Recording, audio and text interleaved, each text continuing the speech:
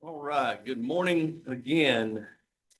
Good to see everyone. Thanks for taking the time to be with us today. We'll get started by calling the meeting to order. This is docket number 44280. Georgia Power Company's 2022 rate case stipulation. We'll start. We're going to start. We've got a number of public witnesses here today, and then just respect their time, and we're going to go ahead and move on to that portion. So I will get started by going down the list. And if there's anyone that is here that did not sign up on the sheet, so that I know to call on you, see Miss Tanner over here, Miss Sally with her hand up, and she'll get you added. All right, first up on the list is Katie Duvall, followed by Michael Smith. Good morning. Good morning, commissioners. Y'all hear me all right? My name is Katie Duvall, and I serve as Senior Director of Government Affairs at the Georgia Chamber of Commerce. Thank you for the opportunity to speak this morning in support of the proposed agreement in Georgia Power's rate case, specifically the decision to freeze base electric rates for the next 3 years. At the Georgia Chamber, we represent businesses of every size in every region of our state. And no matter the sector, whether it's logistics in Savannah, agriculture in South Georgia, manufacturing in Columbus, or technology in Metro Atlanta, our members have made one thing clear: certainty matters. This rate agreement delivers certainty. At a time when many businesses are grappling with inflation, labor costs, interest rate pressures, and global instability, the ability to plan around stable energy costs is a competitive advantage. By locking in base rates through 2028, this commission is giving Georgia's business community and its consumers a much-needed window of stability. Currently, the average Georgia Power customer pays just over $163 per month before taxes. Freezing that base rate ensures that families and businesses alike can plan ahead without fear of sudden, unpredictable increases.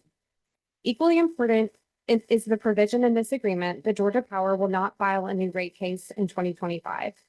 That means this agreement doesn't just stabilize prices, it stabilizes the regulatory environment.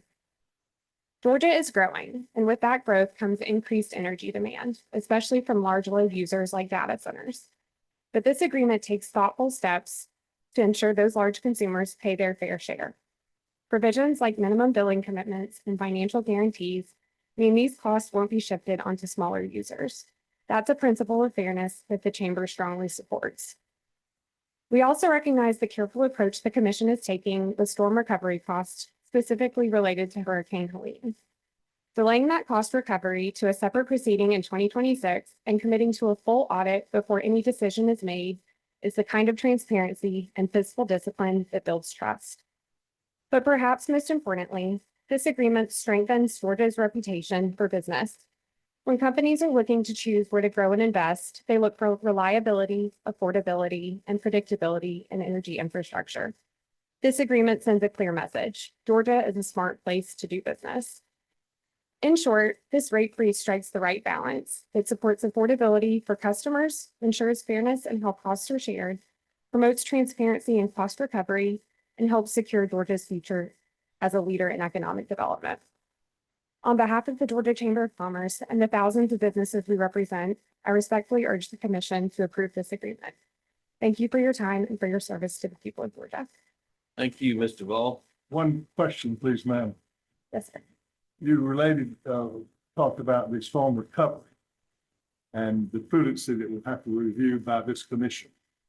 And whatever action is taken by this commission, if it approves an amount for the storm recovery, it is a rate increase. Is that correct? I would err to my Georgia Power friends for an answer on that, but I assume it would be. Well, you're speaking for. Yeah, I am speaking on behalf of them. Yes, sir. And I guess it would be an increase in that fashion. Thank you. Thank you, Mr. Thank Duvall. you. Michael Smith, followed by James Roberts. You can correct me if I'm wrong. I apologize. Mr. Smith. Good morning, Commissioners. My name is Michael Smith. I'm proud to serve as CEO of the Greater Valdosta United Way.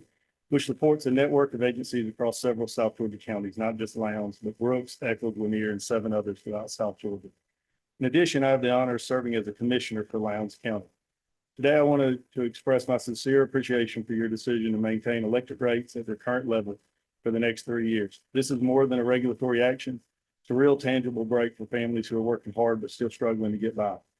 As a commissioner, I hear from constituents about their challenges every day. As a nonprofit leader, I see them up close. Families who are working hard, doing their best, and still falling short.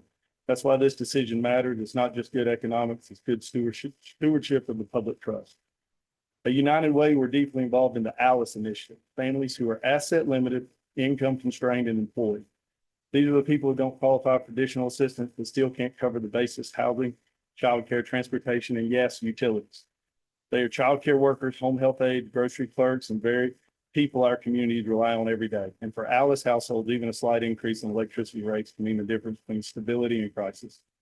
This is why your decision matters so much. It gives families room to breathe. It gives nonprofits like ours the chance to focus less on emergency response and more on helping people move forward and achieve stability. United Way wants families to thrive, not just survive. I want to lift one of the most effective tools we have for helping those in need, Georgia Power's nonprofit portal. This platform enables our partner agencies to log in directly, verify a client's situation, and pay their electric bills on their behalf. I've used many systems across the utility landscape, and I can tell you this is the best portal I've seen. It's efficient, compassionate, and mission aligned. Frankly, I wish more utilities adopted this. This kind of partnership between utilities, nonprofits, and public service is what it takes to create real change. You're not just freezing rates, you're investing in families, you're giving working people a fair shot, because when stability is within reach, opportunity isn't far behind. I've shared with y'all the ALICE report and the 2-pager for Lowndes County and the counties that y'all reside in. You can take the time to look at. That's 2023 data, most recent that we have. Thank y'all. Thank you, Mr. Smith. Thank you for what you do for our Lowndes County as a public official and in the nonprofit world. Keep it going. James Roberts, followed by Chris Lell. I'm having trouble reading this, so just tell me correct me if you don't mind. I appreciate it. Thank you. Good morning, commissioners. My name is Jim Robert. I'm the Assistant Director of Operations at Polar Beverage in Fitzgerald, Georgia. I appreciate the opportunity to speak to you today. Pull that microphone just a little bit closer to you. Yes, sir. All right. I'm here to express strong support for the agreement to hold electric rates flat for the year for the next 3 years. A little bit about Polar Beverage. It's a 140-year-old family-owned company. The Fitzgerald facility is a vital part of our operation in the Southeast. We've invested in the plant, in our community, and we're proud to provide good paying jobs to local residents and folks who, live here, pay taxes here, and shop here. Why this rate freeze matters to Polar Beverage. For businesses like ours, predictability is everything. When a stable energy rate allows us to plan ahead and invest in the future in what new business to bring in Fitzgerald. It also allows us to expand our production capabilities with adding equipment and staffing. And it allows the creation of other jobs as well, local trucking companies, and right down the chain. Why the freeze? So we appreciate the partnership as well with what we currently have with Georgia Power. We've always valued our relationship with Georgia Power and in the broader state as well, leadership. The reliability of our electrical service and responsiveness to the local support teams also makes a difference every day. And exactly the including a situation, Georgia Power got our plant up and running, where we'll be able to provide water, shelter, and maintenance support to all the linesmen and volunteers and crews that came in South Georgia that helped get us back up and running. And we're at Polar Beverage, we're proud to call Georgia home, and we look forward to growing this community in partnership with the state. Thank you. Thank you, sir. Thank you for making the drive from Fitzgerald, land of the free range chickens. All right, Chris Lill. Good morning. Followed by James Day Gregory. I know I butchered that one, so sorry. Good morning, Commissioners. Chris Lilly I'm not only a residential customer, I represent the small town of Bethlehem, about 50 miles northeast of Where that is? downtown. And I'm also a certified energy manager working with a large commercial real estate company, overseeing a portfolio of several million square feet across the state of Georgia. Vast majority of our buildings, customers we represent, which range from industrial to data centers to the office world. Over the past few years, we've seen substantial rate increases. When we talk, if you're going up 20+% in a lot of the places, that has the potential to erode millions of dollars in asset value to each of the facilities that are there. Along with, switch back to the customer side, when you're looking at an income that's very low per se in the entire area, more rural parts of Georgia. When you have large increases that we've experienced over the past several years, it's very impactful. I'm very supportive of freezing the base rates at this time. Full understanding that the Hurricane Helene issue will come up in the near future, while not considered a rate change, there's a net impact to the bills. With Georgia Power's careful consideration in the commission as well, when the fuel case starts to come off and as those are applied together, we have the opportunity for stability in Georgia, which leads to more predictability for residential customers and the commercial customers alike. Stability is very beneficial for everybody in that aspect. Thank you very much. Thank you, Mr. Lilly. All right, next.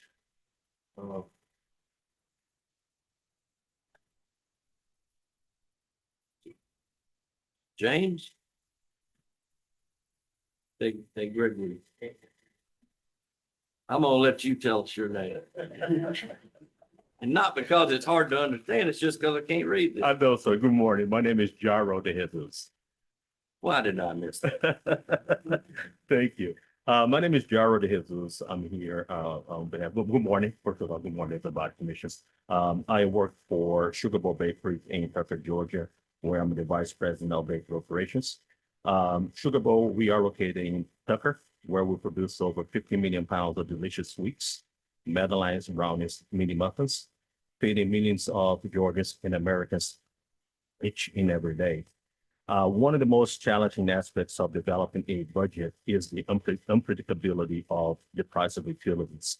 With this proposal from Georgia Power to have a fixed rate, it's going to allow us to have a better means to control and better means to have a more effective budgeting process. Some organizations utilize utilities as a variable cost. Most organizations use them as a fixed cost. We use them as a fixed cost, in where the price of utilities is the second higher cost that we have in our budget. By having a fixed rate, it's going to allow us to have some more streamlined expenditures for all the year. We can have better control of our monies. We're able to have better projects that will allow us to have some utilities consumption reductions, such as looking at soft start motors and things in the nature, and we'll have some better benefits overall for us. In the past few years, the price of inflation and some of the volatilities internationally has impacted overall P&L, and we're looking at this as a great opportunity for us to have a more stable predictability of our costs and operation of our facilities. So thank you much for your time and for the support this fixed price. Thank you, Mr. De Jesus. Appreciate your time. Tim Ballo, followed by Aaron LaPala.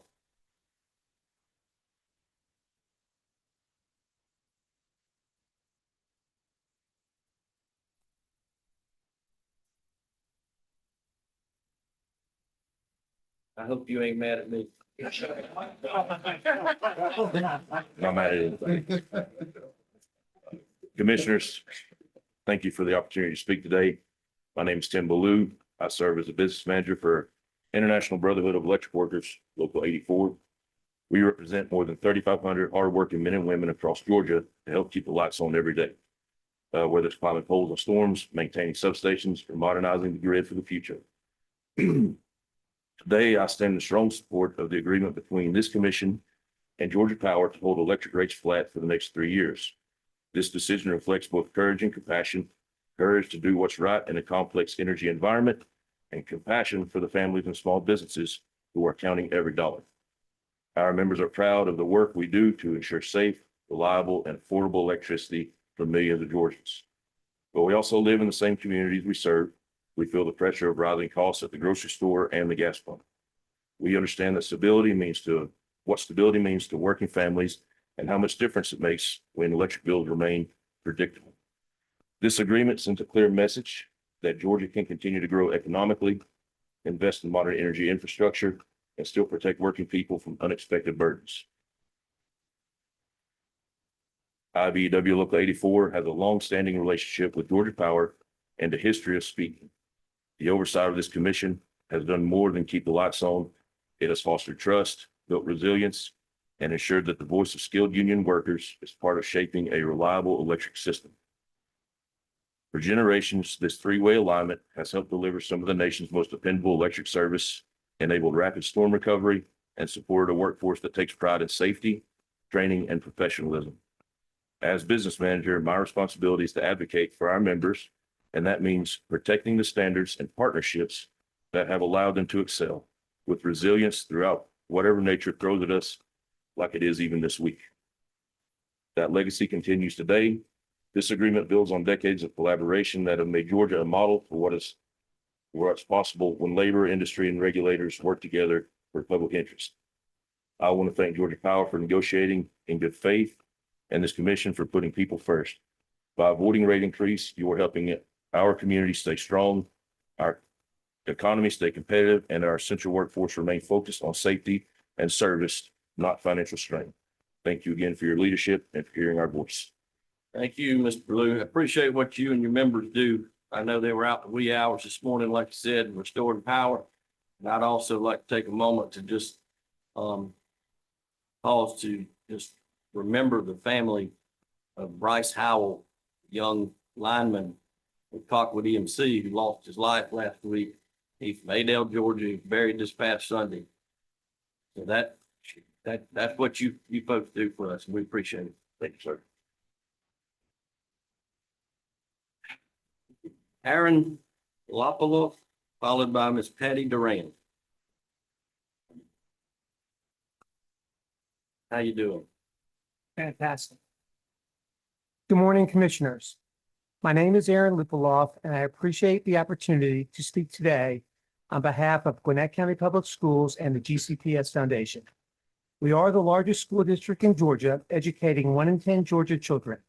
We serve over 185,000 students in 142 schools, and yes, we are the 4th largest employer in Metro Atlanta with over 25,000 employees.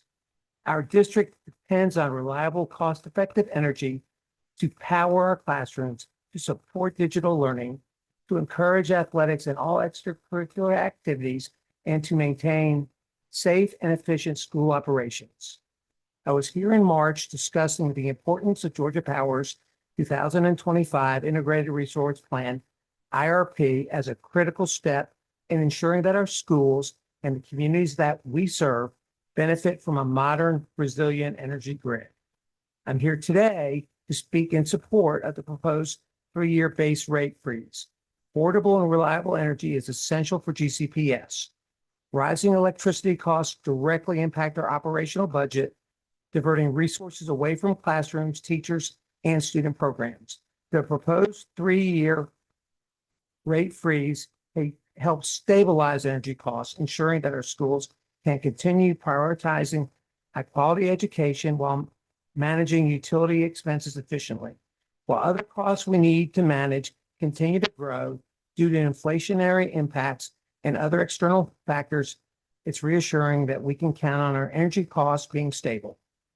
Do you mind if I roll up my sleeves for 30 seconds to talk dollars? Today, I am proud to say that GCPS has a AAA bond rating. By the way, the U.S. government is AA rated. GCPS will come to financial markets sometime over the next 3 years because of our growth improvements, etc. If we were to get downgraded just 1 notch, and yes, that could happen if energy costs were not stable, a 1% increase in interest costs on a $500 million bond deal would cost us over $5 million a year. Or think about it, we would maybe have to cut over 50 teachers a year. Thank you to the commission and Georgia Power for your 3-year rate freeze. On behalf of Gwinnett County students, teachers, and families, I want to thank you for your time and consideration of our state's future and the energy it needs to support it.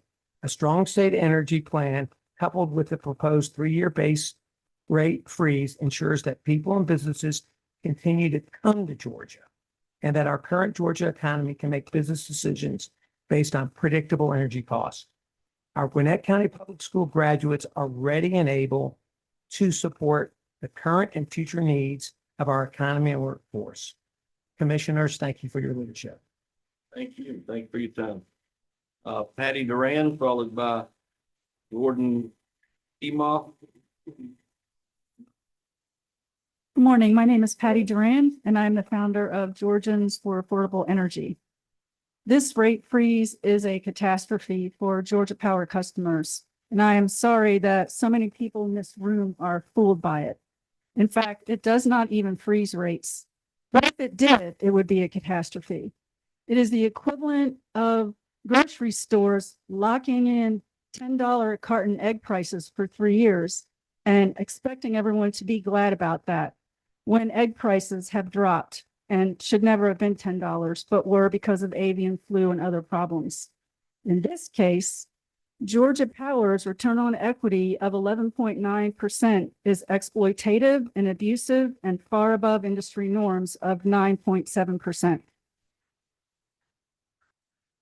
And that difference, that delta of over 2%, delivers almost $740 million a year in excess profits for Georgia Power between what a utility earning a normal ROE in utility norms and what Georgia Power gets for the same sales. $740 million a year times 3 is over $2 billion in excess profits. The ROE was going to be job 1 in this fall's rate case, but that has been canceled. So now that cannot be lowered. And furthermore, Georgia Power is hiding the costs of this massive fossil fuel expansion that's underway.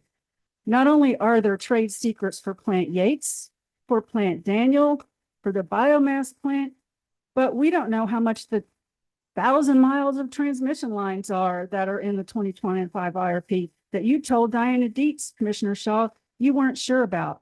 It's right there on a 1-page PDF that Georgia Power has on their website, had you looked, if you don't want to read a 900-page IRP filing, which I hope that you would because that's your job.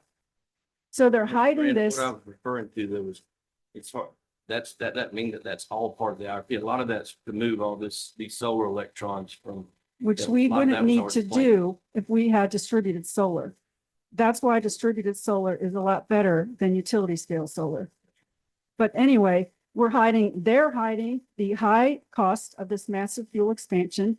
During the 2025 IRP, we're constantly told we can't learn costs because this isn't a rate case. We'll find it out in the rate case. Only now there's not a rate case for 3 years. And let's be clear, the rate freeze, so-called, that isn't a rate freeze because Hurricane Helene costs will raise rates, resource procurement will raise rates, fossil fuel surcharges will raise rates, but ignoring all that, the rate freeze hides the costs of this massive fossil fuel expansion underway for 3 years. It freezes rates, so-called, but does not freeze spending. So instead of getting to know what we're going to be paying for, not them, because we're required to pay for what they spend it for 3 years, unfettered, unexamined, unscrutinized. And then we find out in 2028 what they've decided to spend that we're repaying. That's immoral, it's unethical, and it's inappropriate. And then lastly, Commissioner Shaw, are you going to answer the request that you recuse yourself along with Commissioner Echols and McDonald for celebrating the rate freeze in violation of PSC rules, that you remain neutral before proceedings are heard? We'll be getting to housekeeping matters very soon. Okay. Thank you, Mr. Rand. Mr. Gordon? Oh, okay, thank you. Great. Andrew Lands, followed by Neil Sardana. Thank you, Commissioners. Good morning. It's nice to be here. I was here a year or so ago. As many of you know, Commissioner Tim especially, I'm a veteran of 24 years. I have a master's degree in sustainable solutions from Arizona State, a place that has at least 60 megawatt hours, 60 megawatts of photovoltaic. We need to use the sun and the wind for windy places like the mountains for our energy. If you follow, first of all, I want to thank Docket Power actually for the 25 megawatt battery they have incentive for residential and commercial. That is a great thing. Let's make it 1,000 megawatt hours. Maybe it'll get there. Tony Seba, if you haven't heard of him, I would highly advise looking at him. He studies disruption. He went back to Gutenberg, who in Germany, near East Germany, in 1600 or thereabouts, invented the printing press. Before that, to copy a book, one had to hand copy it. And most of this stuff back then with Martin Luther, I believe, was Bibles. How long would it take to hand copy a Bible? And how long before you had carpet? That is how disruptions come to us. Cattle, and I think there's a pun intended with the Chinese company making batteries, it says they will soon have battery storage for $10 a kilowatt hour. In 2009, it was $1,400. We are racing extinction. That is a great movie. It's free on YouTube. The trailer is also on YouTube. I would highly advise watching. It's rated PG-ish. There's no blood, sex, or language. So for kids can watch it. They won't know some things, but it's just a powerful movie. It touches on everything we should be doing. Eating plants, not burning fossil fuels, getting electric vehicles. I don't think we're going to make it. I looked this morning sitting there, and we're at 431 parts per million of CO2. What should we be at? Closer to 350. We're going the wrong direction. I don't think we're going to make it. I hope we do. I might be gone. Most of us in this room might be gone, but I have kids who are now young adults. They may have kids. And I can't fathom to look at them or any kid and know what we are doing to the earth. Commissioner Pridemore, paid to be here. Please tell me how I can be paid to be here, because I will come much more often. I've been here a year or two. I would love to be paid to be here. No one here is being paid to be here except for the staff who's already on the job. I assure you, the alt-right and the radical lies that they have are out of control. You just told a child here about a year ago, don't worry, dear child, everything will be all right. You spoke an hour ago about the heat wave. Sir, let's please try not to just get that. Okay. I appreciate your If passion. the sea but rises 2 or 3 feet, what will that do to South Florida? What will that do to Brunswick? What will that do to Savannah, Charleston? We go on the whole coast. We're safe from sea level rise up here. However, if Miami and South Florida and Tampa all go, we're going to have a lot of new neighbors. We think there's homeless people begging and stuff now. Wait for those people, some of which might have to walk up here. It'll take them a while. It's not going to be pretty. Anyone who speaks truth to power, the alt-right makes fun of. It's just some radical, crazy, whatever. It's science. We are racing extinction. Every EV, every battery, every solar panel, every wind turbine that gets installed makes the next ones cheaper. Every time you drill a well, you just made it harder and more expensive to get. This is the future. Solar, wind for the mountains, the coast, the Great Plains, battery storage is coming. Thank you for the power again for that incentive. Hopefully it grows. I can't see how anybody would oppose that particular Sierra Club. Nobody. What the power wants, oftentimes the power gets. In this case, I applaud that particular thing. Thank you so much for your time. And thank you, Commissioner Tim and Commissioner Bubba, for your eagerness for solar. I really appreciate that. Thanks, sir. Neil Sardana.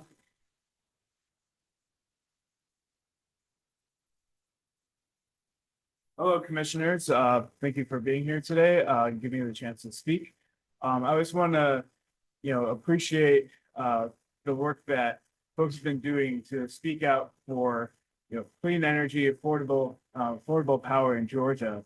And, we know just over the past week, we've been dealing with, the weather, climate health that's been, unleashed by, the burning of fossil fuels. So, I hope that everyone is staying safe, staying cool, and keeping their families safe, because we know those who are unhoused, those who have unsecure energy, those who are not able to cool their home, their lives are going to be at risk. And we've already heard reports of people who've died from this most recent heat wave across the nation. And And unfortunately, Georgia Power is a major contributor to that. And we've also seen the hurricanes that have hit our state that destroyed Asheville. Georgia Power was also a contributor to that. But who's ending up paying the costs? It is us, the customers. It is us, our families in Georgia and residents across the state, across the nation. And then, we come here now to explore the potential of a rate freeze, but this is not a rate freeze. I think it's an absolute, it's an absolute deception to call this a rate freeze. We already know that you're planning two bill increases at the beginning of next year. And so essentially what this is, if we're going to call it what it should be called, it's locking in Georgia Power's excessive profits. We know that they have the highest guaranteed profits of any for-profit utility in the nation. This is just locking it in. It's locking in those profits for the next 3 years. It's going to maintain Georgia Power and Southern Company at their record rate of profits, all at our expense. We're the ones paying $300, $400 a month. Especially during the summer, and with this heat crisis, our bills are going to go up and up and up. So I ask for y'all to reconsider this proposal. This is only going to harm families, and it's going to maintain us in a crisis over rates and over our bills for the next 3 years. And we know that you're just going to pass more bills onto us, whether it's from the fuel costs, whether it's from the hurricane damage. Who knows what kind of hurricane damage we're going to experience this fall. Hurricane Helene could seem like a small one compared to what's coming next. We know that other areas on the coast are going to be extremely at risk. Savannah, Tybee Island, those are going to be areas that are going to also experience potential huge risk from the decisions that Georgia Power is making and from what y'all sanctioned for them. So I would ask you to basically stop calling this a rate freeze, because it's absolutely not. And to take a very different course of action, because we need immediate action that actually protects Georgia families, not just kind of deceives us into thinking that you're supporting our need. Thank you. Thanks, sir. Was there anyone else that wanted to comment that had not signed up? Mr. Spivey, I see you back there. You didn't sign up. All right now. What we're going to do now, was there anybody else that had signed that wanted to speak? All right, we'll go to housekeeping matters, and I know y'all are going to need a couple minutes to get your witnesses ready, but we'll go ahead and take up housekeeping matter. Chairman, do you want to call for appearances, Chairman? Yeah, thank you. For PIA staff, it's Justin Pollock and my colleague Chris Water. All right, Georgia Power Company. Thank you, Chairman Brandon Marzo, Steve Hewison, and Michael Fu on behalf of Georgia Power Company. Americans for Affordable Clean Energy. David Fenlon, Newton Galloway, Jerry Lindell on behalf of these. Georgia Association of Manufacturers. Good morning, Mr. Chairman. Clay Jones on behalf of GAM. Georgia Coalition of Local Governments. Good morning, Commissioner. Ben Sobe with Fox Rothschild on behalf of the Coalition. Georgia Conservation Voters Education Fund. Good morning, all. Juan Estrada for Georgia Conservation Voters Education Fund. Georgia Interfaith Power and Light. Good morning, Bob Sherrier, Jennifer Whitfield, and Amitabh Kamani on behalf of Georgia Interfaith Public. Georgia Solar. Georgia Solar Energy Association, Georgia Solar. Georgia Wand.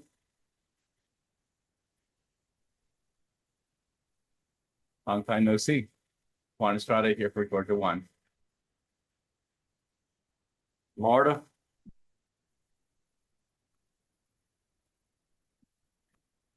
Good morning, Casey Sturm on behalf of MARTA. Sierra Club, Southern Alliance for Clean Energy, and National Resources Defense Council. Good morning, Isabella Ariza on behalf of States Energy and Sierra. Walmart. There you go, Missy.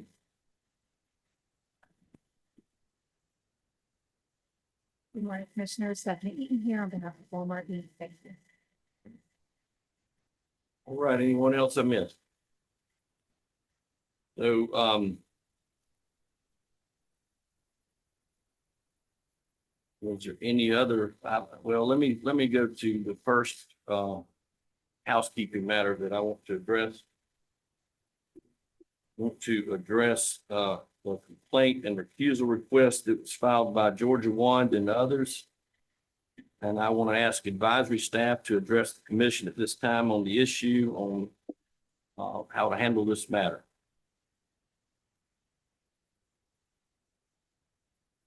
Good morning. The commission only has authority to given to it by the legislature. Neither the commission's own law nor the Administrative Procedure Act, which governs procedure in commission's proceedings, gives the commission or the chairman the authority to order the recusal of one of its members. Therefore, the commission lacks the authority to order the recusal of its members. However, individual commissioners do have the ability to voluntarily recuse themselves if they determine that it is appropriate to do so. Advisory staff's recommendation is that the commissioners that are the subject of the recusal request review the allegations in the complaint to decide whether voluntary recusal is appropriate. In advisory staff's opinion, stating that a rate freeze would be, quote, good for Georgians, unquote, which is what the chairman and Commissioner Eccles are alleged to have done in the complaint, is not grounds for recusal. Also, Commissioner McDonald neither mentioned a rate freeze nor the stipulation. It is advisory staff's opinion that there are no grounds for recusal here either. Advisory staff further believes that it is worth noting that the complaint omitted some relevant comments that the chair made while mentioning the rate freeze. Importantly, he stated, quote, "We're going to have, as always, an open and transparent process of hearing this agreement. We're going to have a chance over the next few weeks to meet with all the stakeholders if anyone has concerns about this agreement. We're going to sit down as we learn more about it ourselves and have that kind of normal open dialogue that we have at the PSC," unquote. All right, well, thank you. Thank you. So I'll just go ahead and say, I do not think that, my comments were grounds for recusing. So I will not be recusing myself. And I will refer to Commissioner McDonald and Commissioner Eccles as far as that same goes.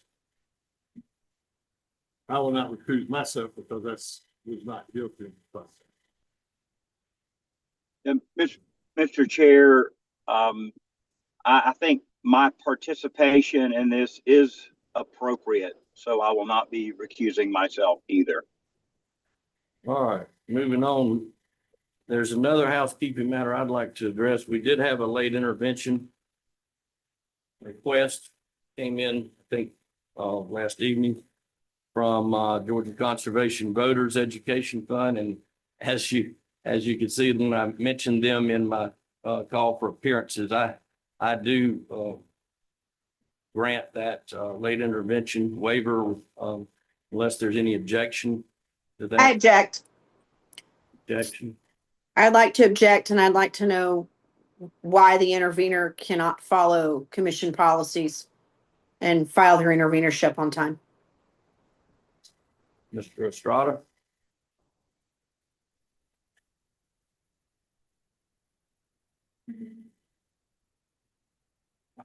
Would you repeat your objection, Commissioner? I tentatively object because I would like to know why they couldn't file their intervenership on time. This Georgia Public Service Commission has some of the loosest intervenership rules in the country. And I want to know why you couldn't follow the rules. Well, it's not really, well, I suppose it might be a matter of not following rules, but it's not something that we do intentionally. That's something that we did intentionally. From my understanding, this whole extension process, or whatever we want to call it, is fairly unorthodox. The deadlines were, I guess, mixed. Some might even argue that it does deprive some parties of due process generally, because I believe there is the deadline to submit direct testimony was due well before the deadline to file a petition to intervene. And I'm not saying that this is something that was done on purpose, but there are some procedural, I believe, anomalies that may have thrown some confusion into the mix. We made very good effort, a very good faith effort to show up so that we could present our positions. And I think we're not prejudicing anyone by being here. So we would ask the commissioners to approve our intervention. May I ask you before I have questions for staff on this matter? You are representing both Georgia Conservation voters and Georgia Want in this case. Are both of these interveners filing evidence in this case? So when you say evidence, do you mean direct testimony that was due a few weeks back? That's the closest thing that we have to evidence here. So we do intend on presenting evidence in the form of cross-examination of the staff, but I'm not quite, I don't believe we have. That's not evidence. Your intervenership providing witnesses or evidence to the case, is it going to be different because you're representing both parties? Oh, you mean like from Georgia One to? Georgia Conservation voters, the late Yes. filer. Yes, ma'am, they're separate. So it's separate cross, but you're not filing witnesses or direct testimony in the case, correct? No direct witnesses at this time, from my understanding. From either of the entities that you're representing under separate intervenership applications. Correct. At this Okay. time, that's my response. Okay, I'd like to ask the staff, the PSC staff.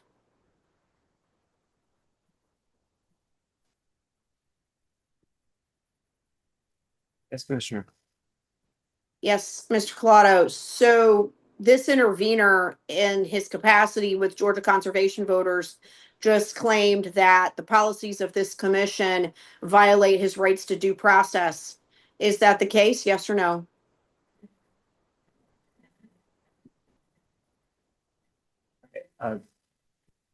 Staff doesn't have a position on whether it'd be appropriate to enter this intervener. Is your question? Can y'all hear him? I can't hear him, but my question is, so this intervener has just stated that the policies of this commission violate his due process. Do the policies of this commission violate his due process?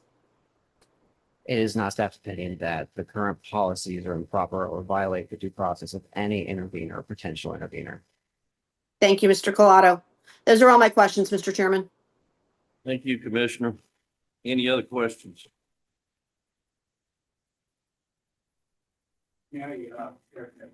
Sure. So respectfully, so I don't think it was, I didn't say it's violating our due process. I said it was unorthodox, and some might say that it would violate due process. So just wanted to clarify that.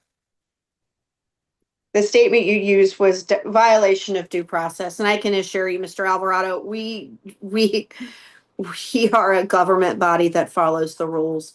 And I hope that in the future, whichever intervener that you're going to represent in a case, that you too will follow the rules, file your intervenership on time. Whether, you know, it was a stunt that you guys wanted to do at the last minute because you said that you did it on purpose. But it directly negates from the commissioner's ability to listen to intervener's testimony or intervener's cross and be able to make decisions off that. So some of us, we all put a lot of work into these cases. We read a great deal. And so the more that you can be on time and follow the commission's rules, the more likely that the viewership or the point of view of your clients might be considered.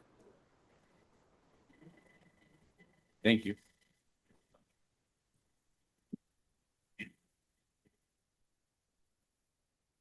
Mr. Estrada, you're fairly new down here, aren't you? Yes, sir. I'm normally used to doing trial work with state and superior courts. Well, I'll tell you what, some people say I'm a nice guy. You know, basically the standard is good cause, and do you have good reason? So I'm going to rule, and I'm going to give you that benefit of the doubt that you maybe just had to get refreshed on some of the rules down here a little better, and I'm going to grant your late intervention.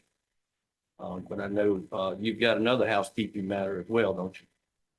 Yes, so I'm gonna make an oral motion to have one, so Georgia Conservation Voters wants to have a separate person other than myself do the cross-examination of any of the parties today. We don't, but we believe that we want to put up Mark Spivey to do the cross-examination. We believe that he's going to perform his cross-examination in a way that's not going to impede the process or and allow us to get our point across effectively. So I'm just asking for the motion to have Mark Spivey come up here and do the cross-examination in lieu of myself. Well, so I'm looking at your application for leave to intervene came in last night. I don't see Mr. Spivey on here. All I see is your name and you're the counsel, right? That is correct. Okay, are you prepared to offer cross as counsel for this intervener? Yes, sir. Okay, so I'm gonna deny your request to change the person to offer cross if they're not even listed. We've got an appearance list for everybody. Everybody's name is listed that's participating, so I'll just tell you, you can be prepared to offer the cross for this interview. Fair enough. Thank you. All right, thank you. Yeah.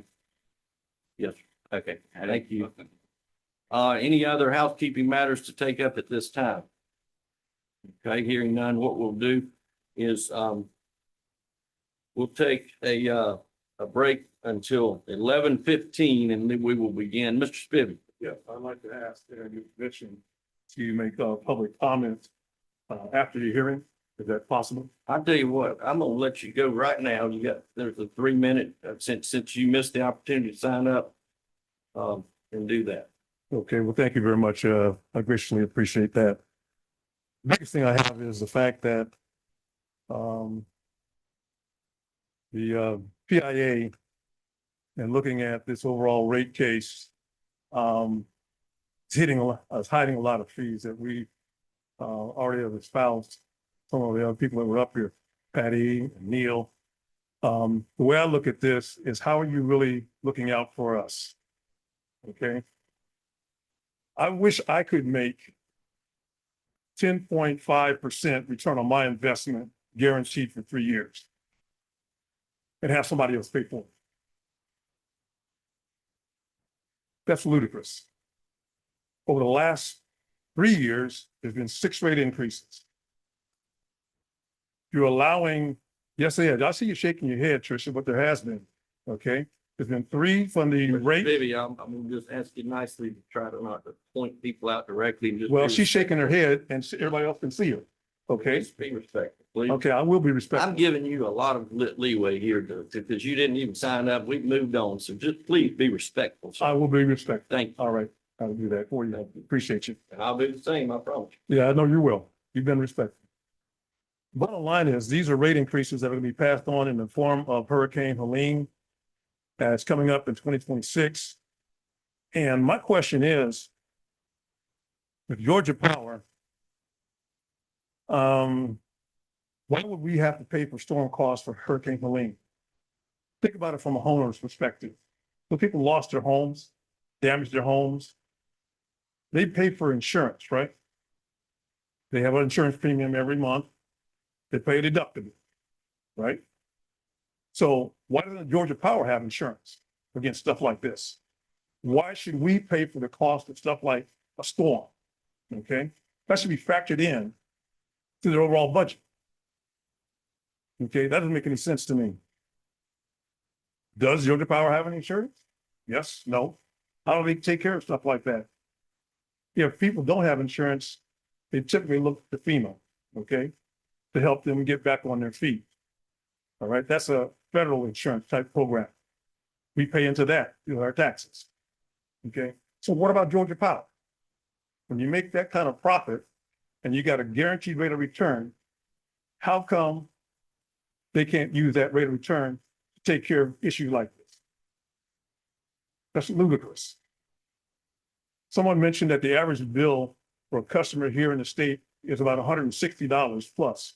Excuse me, let me say that again. I think it was $130. I may have misquoted that. But $130, that's a lot for a lot of people each month. Okay?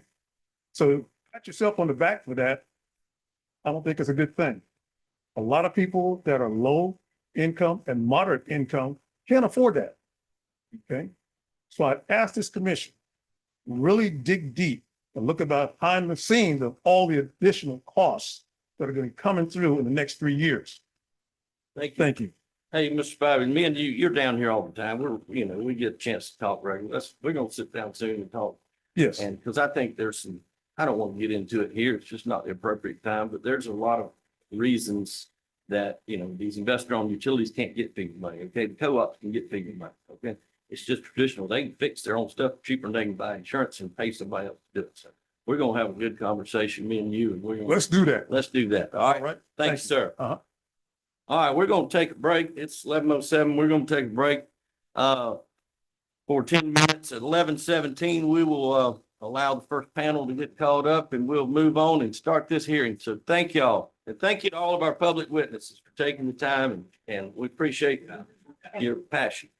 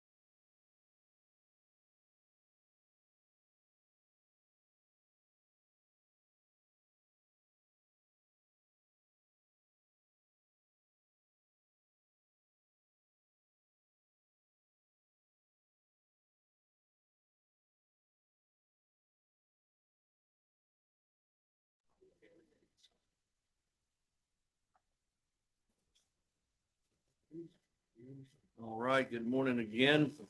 We will pick up where we left off with docket number 44280. We've gone through the call for appearances. You've got your witness panel ready? Yeah. All right, go ahead and swear them in, please. I would like to call the witness panel, Mr. Thomas Bond, Mr. Stephen Rutger, Mr. Aaron Abramovitz, and Mr. Matthew Berrigan. Gentlemen, if you could please raise your right hands. Do you swear or affirm that the testimony and evidence that you are about to give shall be the truth, the whole truth, and nothing but the truth under pain and penalty of perjury? Yes. Yes. I have a couple of questions first for staff witnesses, Mr. Bond and Mr. Rutger. Mr. Bond, if you could please state your full name and business position for the record. It's Thomas Bond. I'm Director of Utilities at the Georgia Public Service Commission. Speak up a little bit, blow that mic a little closer to you, Mr. Bond. Thomas Bond, I'm Director of Utilities at the Georgia Public Service Commission. Mr. Rutger, same question. Stephen Rutger, I'm an analyst for the Georgia Public Service Commission. Mr. Bond, let me ask you, did you pre-file or cause to be pre-filed in this proceeding 16 pages of testimony in question and answer format on May 30th, 2025? Yes. And did you also file or cause to be filed an errata to your testimony in this docket on June 20th, 2025? Yes. And if I were to ask you the same questions as contained in your pre-filed testimony, would your responses be the same, including the corrections contained in the filed errata? Yes, they would. And Mr. Bond, I believe you also filed a copy of your resume or CV marked as Exhibit 1 along with your pre-filed testimony. Is that correct? That's correct. And was that an exhibit or a document that you prepared yourself? Yes, it was. And Mr. Rucker, I believe you also filed a copy of your resume or CV marked as Exhibit 2 along with your pre-filed testimony. Is that right? That's correct. And was that a document that you prepared yourself? Yes, it was.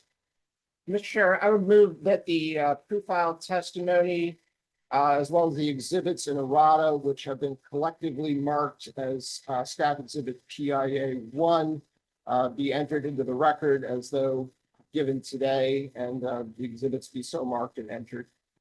So, Mark.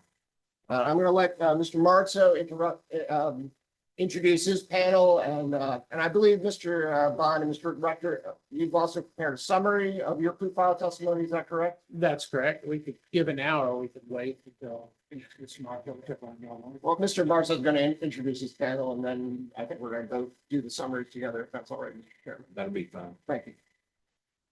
Thank you, Mr. Chairman. Brandon Mars, I'm with Georgia Power Company.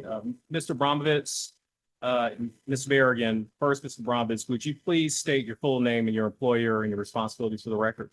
Yes, Aaron Abramovitz, work for Georgia Power Company as their Chief Financial Officer and Treasurer. Okay. And Mr. Berrigan, would you please do the same? Matthew Berrigan, I work for Georgia Power Company and I'm the Assistant Comptroller. Mr. Abramovitz, on May 19th, 2025 this year, did Georgia Power file jointly with PIA staff the joint petition of Georgia Power Company and the public interest advocacy staff for approval of the stipulation to extend the alternate rate plan? Yes, we did. And did the joint petition include the stipulation to extend the alternate rate plan along with Exhibit A? It did. Was Exhibit A filed in both a trade secret and a public disclosure format? Yes. Chairman Shaw, for the record, I would like to identify the joint petition along with Exhibit A as PIA Georgia Power GPC Exhibit 1 PD and PIA GPC Exhibit 1 TS for public disclosure and for trade secret. Mark. All parties who've executed confidentiality agreements have been given access to the trade secret versions. I also ask, Chairman, that PIA GPC Exhibit 1 PD and Exhibit 1 TS be moved into the record subject to cross-examination. So more. I would also note for the record that on June 23rd, the company filed an update in the docket indicating that the Utility Management Services and Georgia Association of Manufacturers have executed the stipulation. Okay. Mr. Abramovitz, on May 30th of this year, did you pre-file or cause to pre-file 13 pages of direct testimony in question and answer format? Yes. At the time, did you also pre-file 2 exhibits, MSB 1 and MSB 2, in both a trade secret and a public disclosure format? Yes. Or were those exhibits prepared under your supervision and direction? Yes, they were. Are there any corrections you need to make to your pre-filed testimony or to those exhibits? No. If I were to ask you the same questions today on our oath, would your answers be the same as set forth in your pre-filed direct testimony? Yes, they would. Okay.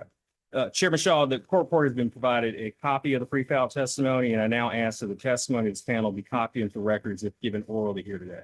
Good Lord.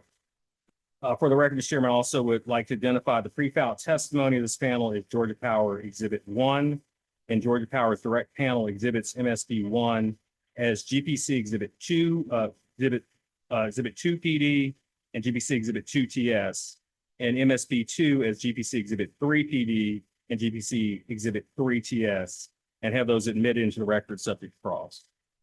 Good Lord. Okay. Thank you. I believe we'd like to have the staff panel summarize first. Chairman, I would ask the staff panel to be allowed to summarize their testimony. Go ahead. On May 19th, staff and Georgia Power jointly filed a proposed stipulation to extend the alternative rate plan approved by the commission in 2022 rate case for 3 additional years. That would be 26, 27, and 28. Base rates would be frozen at their current level for the duration of the extension, with the exception of under-recovered storm costs, which is primarily related to Hurricane Helene. These would be considered in a separate proceeding to be filed in 2026. The overarching purpose of the stipulation is to provide ratepayers with stable base rates for the next 3 years. Ratepayers have endured a number of rate increases over the last several years. The 2022 rate case ordered that the company file its next base rate case July 1, 2025, and staff has been concerned that rates could increase again for ratepayers. With this stipulation, the commission has the opportunity to provide customers with a respite from potential further rate increases, with the exception of the storm damage costs. In regards to the storm damage proceeding next year, the company would only be allowed to recover costs that it shows to be reasonable and prudent and that were above those costs that were embedded in rates. The company would be required to file testimony and documentation to support its request, and the commission would have a hearing on this request. Earlier this year, the commission approved an outside auditor to audit those storm under recoveries, and results of those audits or that audit would be part of staff's case in that storm damage proceeding. At current base rate levels, even setting the under recovered storm damage costs aside, the company forecasted that its ROE would be substantially below the set point ROE of 10.5 in each of the 3 years of the proposed extension period.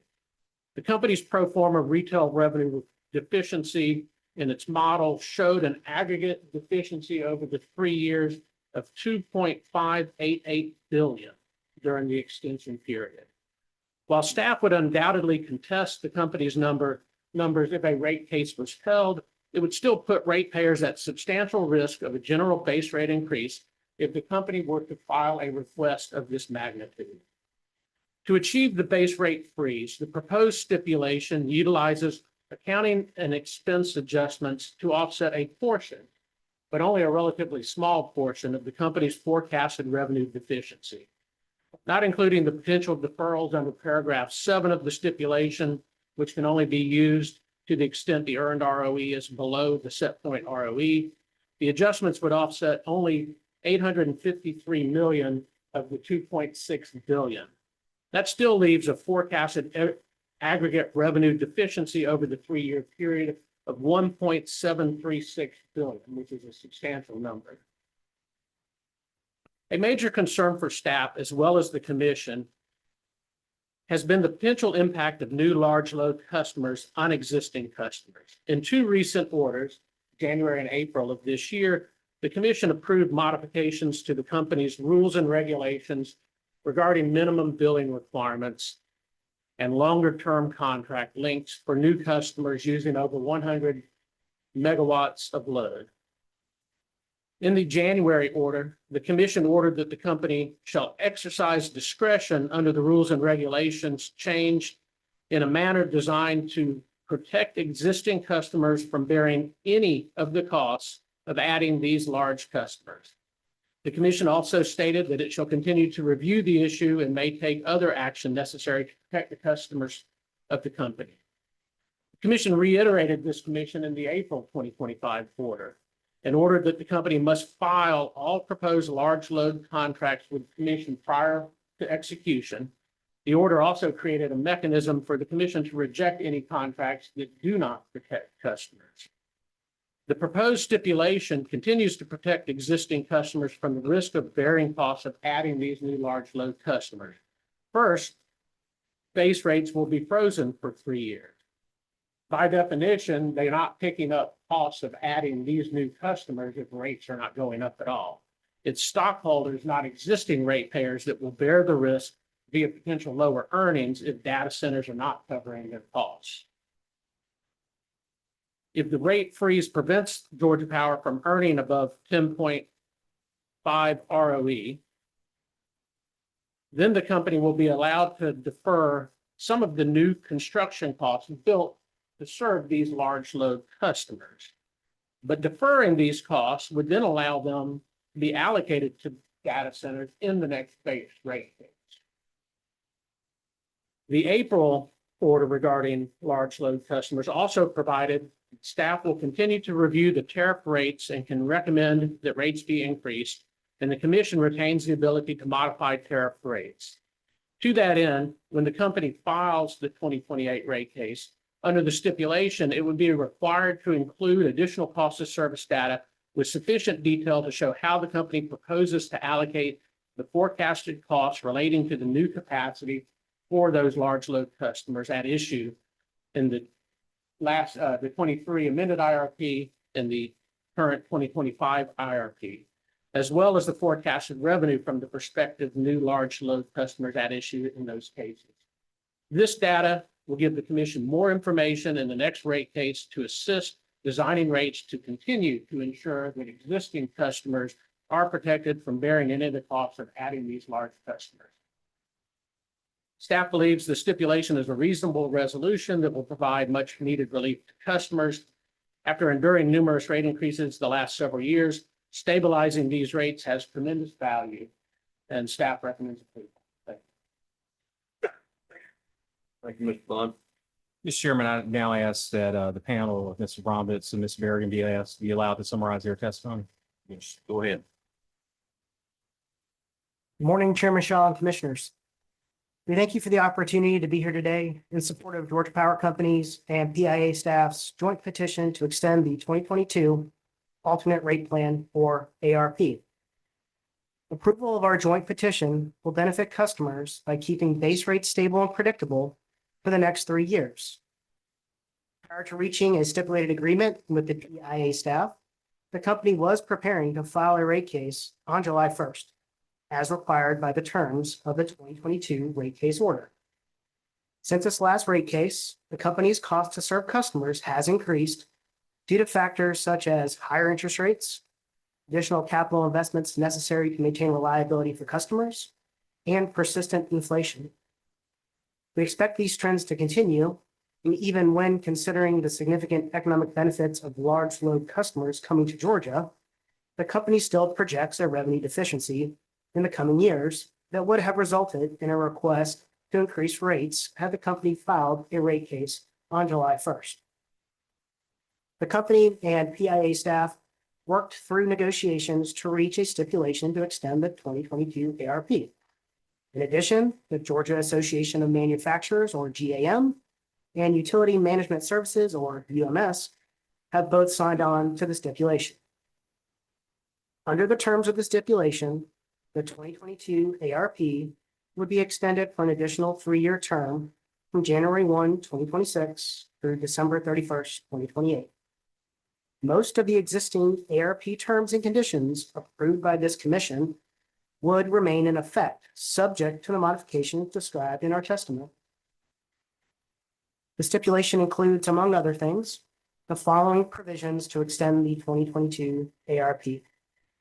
First, there will be no adjustment to base rates for the next 3 years, provided that any under-recovered storm costs incurred through December 31st, 2025 will be considered in a separate commission proceeding in 2026. Second, activities and programs that were approved in the 2022 ARP will continue during the extension period. Third, various tax credits and benefits will be used both now and into the future to help reduce the company's cost to serve its customers. Finally, various expense adjustments will be used to lower the company's cost to serve during the extension period and beyond. The stipulation will keep rates stable and predictable by ensuring that base rates will not be adjusted for the next 3 years, with the limited exception of the under-recovered storm cost balance. The company and PAA staff agree that the company should be allowed to recover its reasonable and prudent under-recovered storm damage costs resulting for storms such as Hurricane Helene, which, as we all know, had an unprecedented and a devastating impact across our service territory.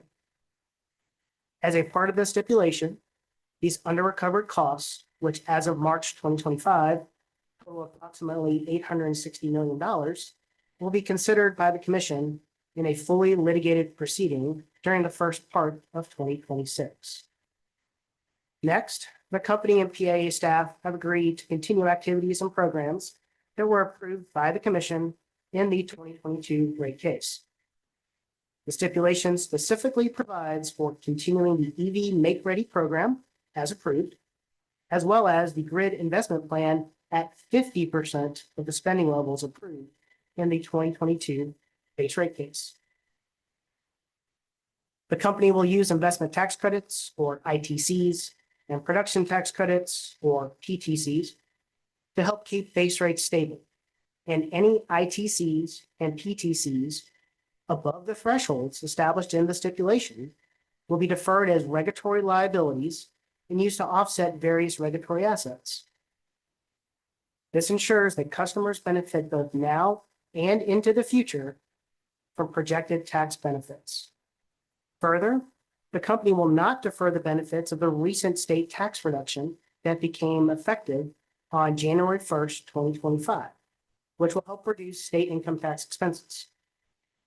Any future state or federal tax rate reductions will be deferred as regulatory liabilities to benefit customers in the next base rate case.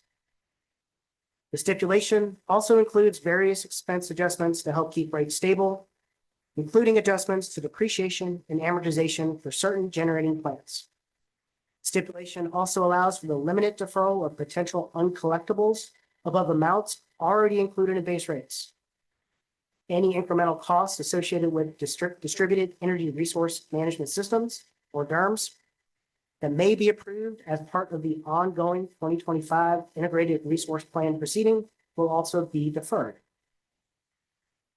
In the future, Georgia Power may request deferrals of certain pre-construction and associated financing costs of capacity resources in upcoming proceedings, which will help ensure we can make the necessary investments to support Georgia's extraordinary economic development, timely serve load growth, and that we're also ensuring that existing customers will benefit from new large load customers. Lastly, the stipulation provides for the use of certain expense deferrals should the company's earnings fall below the 2022 rate case return on equity set point. Before I conclude our summation, I would like to address the potential for rate changes next year. As I mentioned earlier, the stipulation provides for a fully litigated proceeding during the first part of next year to address the company's under-recovered storm cost balance. Recall that the company is also required to file its fuel cost recovery, or FCR, case by February 28, 2026. Taking FCR and storm cost recovery together, based on our current projections, we would expect no change in overall rates, and perhaps even a decrease in rates next year. At Georgia Power, customers are at the center of everything we do. We are committed to providing our customers with clean, safe, reliable, and affordable electric service.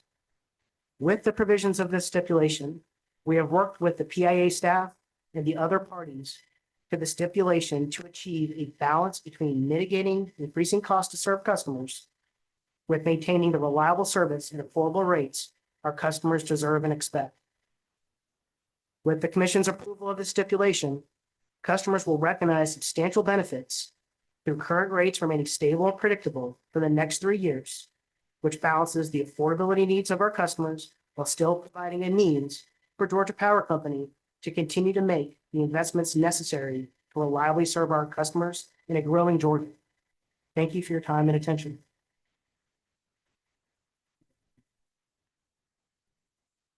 Chairman, I believe Mr. Martso and I are in agreement that the panel is now available for questions. Commissioners? You spoke on two different issues that I want to ask you about. Number one, in reference to the 2022 rate case. And at that time, it said that you would file another rate case in 25, correct?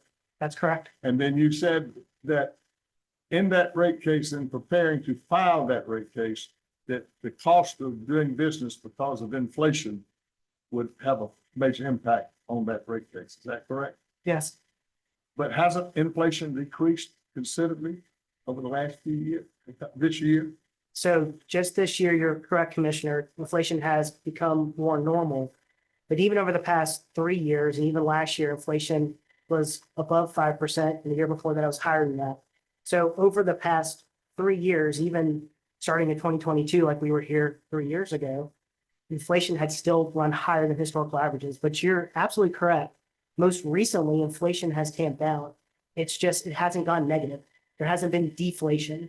So cost of serving and cost of procuring materials and labor has remained higher than it otherwise would have been or projected. I mean, we've heard testimony in the RFP about cost of product coming down over the last 5 months. So do you take these into consideration looking forward? And I'll leave that, but go back to storm balance recovery now. You're speaking that will take place before this commission in 26, correct? Yes, Commissioner. How much has the company out of pocket put in the storm damage recovery when you're looking at just the rate pay of taking care of? So Out of your profits. out of profits, that I'm not sure of. I will say any cost that we spent that shouldn't be charged to customers will not be asked for recovery. We have strong processes and procedures to ensure that we don't ask for recovery of costs. They're unrelated to serving our customers in storm restoration or shouldn't be charged back to customers. What I would say is any kind of costs related to helping our own employees, whether it was getting a tarp up on their roofs, so they get out to restore service and empower. Anything we did internally from employee assistance, none of those dollars will be requested for recovery from customers. Off the top of my head, I don't remember how much that is. But when the company comes in and requests recovery of costs, Mr. Commissioner, it is because it is part of our cost of service and we need to recover those costs because we spent those costs under the auspice of serving our customers.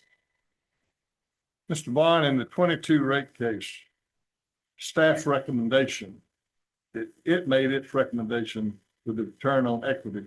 Do you recall what that staff recommendation was in 22 rate case? Well, in the 22 rate case, there was a stipulation. That came after the staff Yeah. report. Oh, I'm sorry. I can't recall the staff return on equity. It was below 10.5. That's the point that I wanted to make, it was below 10.5. And the stipulation moved the band instead of a one point, which we normally had over the years, above and below the ROE for the band, it moved it up to 11.9. Is that correct? Well, the stipulation itself left it to the commissioners to set the band. Correct. But it was in that stipulation that it. But the band that was set from 9.5 to 11.9. Okay. I get more of that as we get on a little bit later. Thank you. Maybe for context, and I know you just asked Mr. Bond a question about what the staff recommended in the 2022 rate case. And I know we've heard a lot of public comment this morning about the set point ROE, and both of us referenced it in our testimony. The average return on equity being requested by investor-owned utilities across the country in rate cases going on right now is over 10.6%, so 10.62%. That's what's being requested. That's the request. Yep, that's the request that's. That's not the average that's out there right now. You're correct. That's not the average that's out there right now, but it is an indication that the cost of capital to invest in utility infrastructure is increasing. I can't recall what the average request was back in 2022, but I don't think it was 10.6. I think it was lower. So just the general cost of capital to finance utility investment has gone up. To your point, another context is the range of requests can be as low as 9.3 and as high as 13%. But the average request is 10.62. Like I said, again, we talked about inflation, cost of money, cost of borrowing, cost of capital has gone up over the past 2 years. So that is something that we should all take into consideration. The other thing I'll add is, even in the rate case in 2022, the set point of our rates was 10.5%. That's a set point. That is not a guarantee. The company still has to perform. The company still has to manage its costs. The company still must spend reasonably and prudently to even achieve a 10.5%. Our rates set at 10.5, yes, but it's not a guarantee of the company is always guaranteed a profit of 10.5%. So I heard a little bit of that in public comment this morning, and I know Commissioner McDonald asked that question of me before. Just wanted to kind of give that call. But also, when you're talking about the 10.5 is the ROE, but when you consider the band at 11.9, what is the true ROE at that time? So the true ROE is whatever we earn between 9.5% and 11.9%. Right. And as you know, as a commissioner, the value of that ROE band is it incentivizes the company to be as efficient, as effective with the spending as possible. So that when we actually come in for a full rate case, we can pass those efficiencies through lower cost of service back onto our customers. I agree with you, and I compliment the company because that's what the commission established that for with the band. And you go above the band, then the company gets rewarded for that, but also the customer gets rewarded when it goes above at a greater degree, correct? Yes, Mr. Commissioner. But in the last 3 years, with your cost of inflation, your cost of doing business, what have your profits done over the last 3 years? So I think our highest achieved return over the past 3 years in this rate case window has been 11.4%. So we haven't actually achieved over the. But your profits over the last 3 years exceeds $5 billion. So our net income as a company has grown. We are serving a growing state and we are investing more infrastructure in this state. And we earn a return on our investment. So net income would grow based on the amount of investment that we're making. So that would tell me that I can understand why we'll freeze that for the next 3 years because it's pretty good. That is one of the factors in keeping rates stable and predictable for the next 3 years. That's correct, Mr. Commissioner. Thank you. Any other questions? All right. I guess the stipulating parties reserve their time for redirect. We'll move on with Americans for Affordable Clean Energy. Chairman, I have a very brief call. Maybe get this microphone if you don't speak to it, sir. Mr. Chairman, I have a very short cross regarding rebuttal testimony filed by Georgia Power's panel. I can go ahead and ask those questions now. Well, won't we have that panel later? Yeah, so the rebuttal panel is coming back later, and I'd ask that we take in at that appropriate time because they've not presented on their rebuttal, so they ask the questions about it. Yeah, we'll have another chance to cross on the rebuttal testimony specifically. Understood. Thank you, Mr. Yeah, Chair. thank you. So no cross for this panel then. All right, Georgia Association of Manufacturers. Georgia Coalition of Local Governments. Come on up.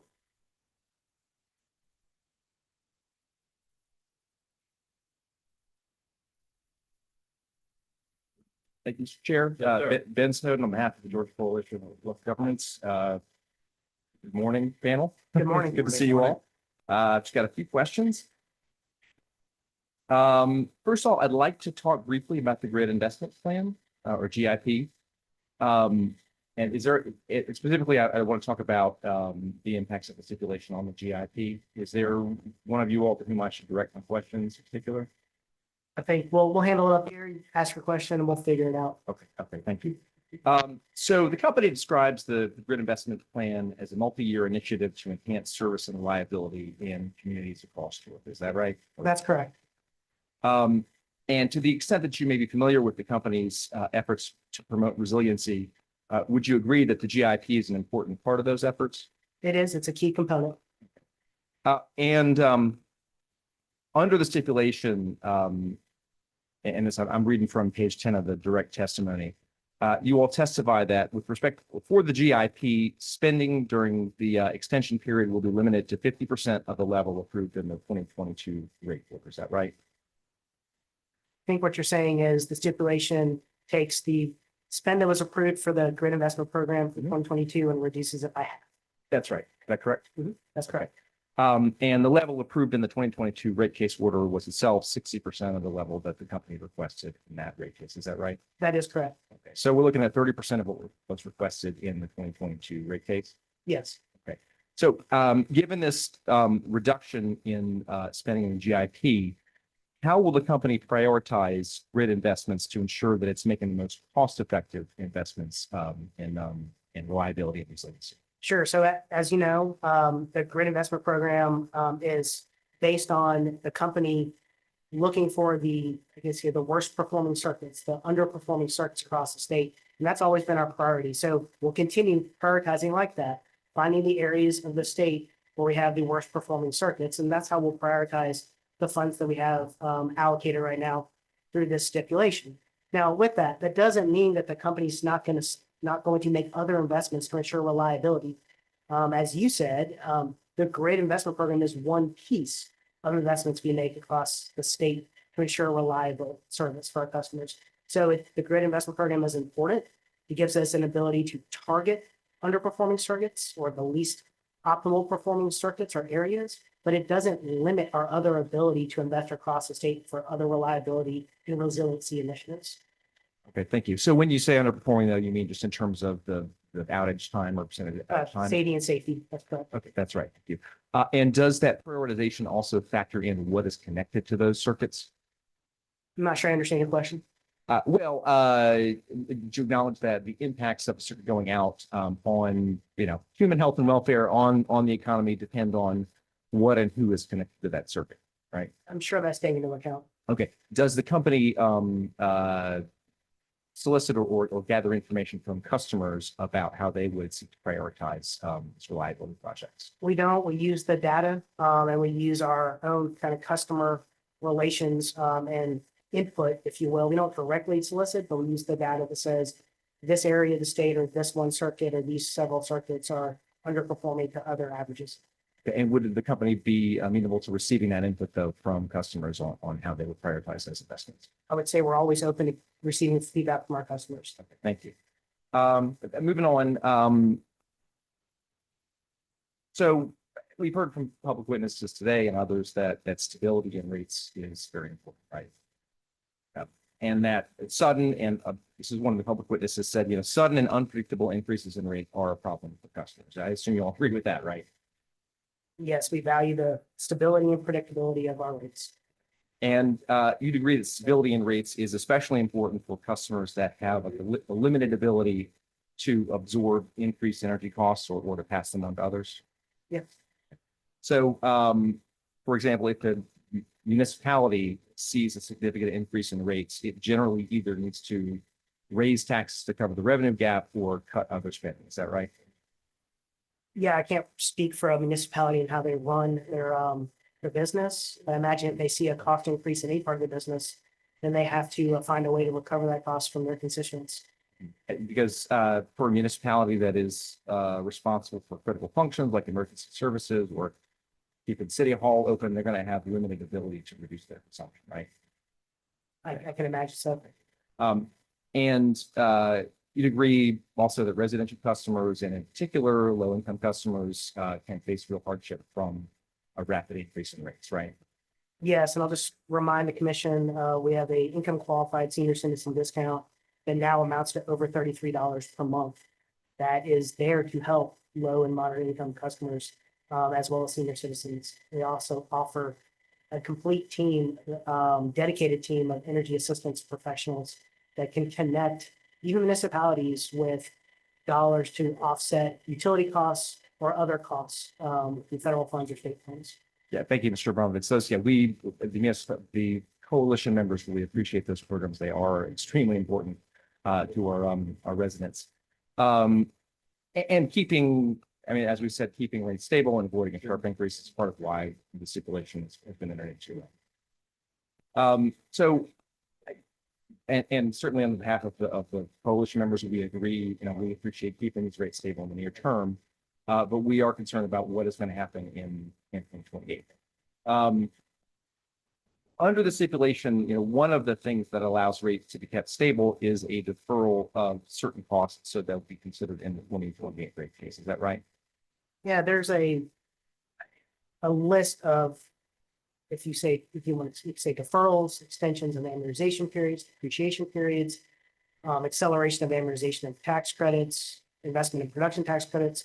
What I can say is, and I can obviously Mr. Bond and Mr. Rucker can weigh in here, the staff and the company took great care to ensure that if the company needs to file a rate case in 2028, there wasn't what people are calling an IOU. And we weren't just kicking the can down the road. Based on what we know today, a lot of the adjustments we've made as a part of the stipulation will benefit customers well past the next 3 years and into 28, 29, and 2030. And so that was part of the overarching principle that the company and staff worked to make sure that we weren't just setting up a large IOU in the future.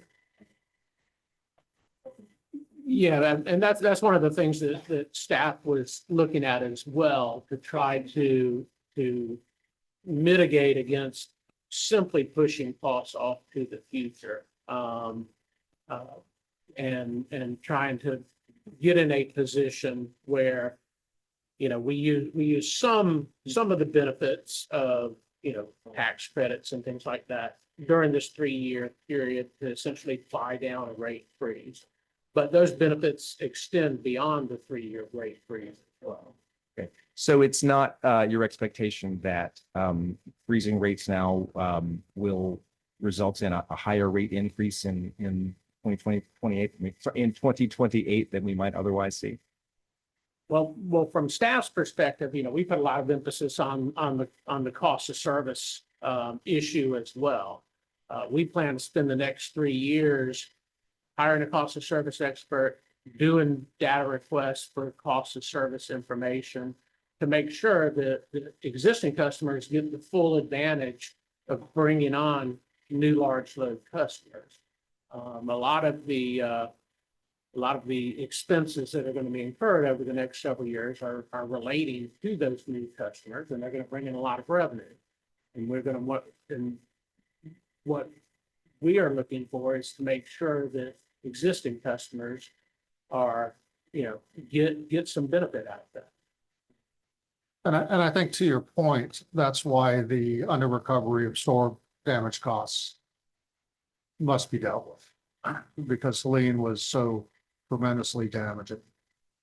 If we had included that in the stipulation, then yes, we would be kicking it down the road. But the balance is well over $800 million. It has to be dealt with now. Otherwise, the company's balance sheet is simply going to grow. And it's a pay me later as opposed to pay me now. But we're hoping, and the trend in terms of fuel cost is that it's been going down. We are in a under recovered position with respect to fuel costs, but it's being eroded quite effectively with the lowering of fuel costs and the changing of the tariff. So we're not really, that's the other big item on their balance sheet that we feel comfortable will not flip again and end up with we've got to pay that or deal with that in the 2028 rate case. Okay, thank you, Mr. Ruger. And we do appreciate the staff's attention to the cost of service over this next 3-year period very much. With respect to the fuel costs, your expectation that this cost will go down, is that primarily driven by an expectation that natural gas prices will go down? Well, I mean, but I'm sure it's more complicated than that. yeah, I'm not a fuel expert. All I know is what I see and what I've seen through the balance, excuse me, of the under recovery. It has been trending downward and it's been doing so consistently for a very long time. So the intent of changing that mechanism is was to reduce the under recovery. It's having the effect that we expect. And the company can add to this, but we believe that downward trend will continue.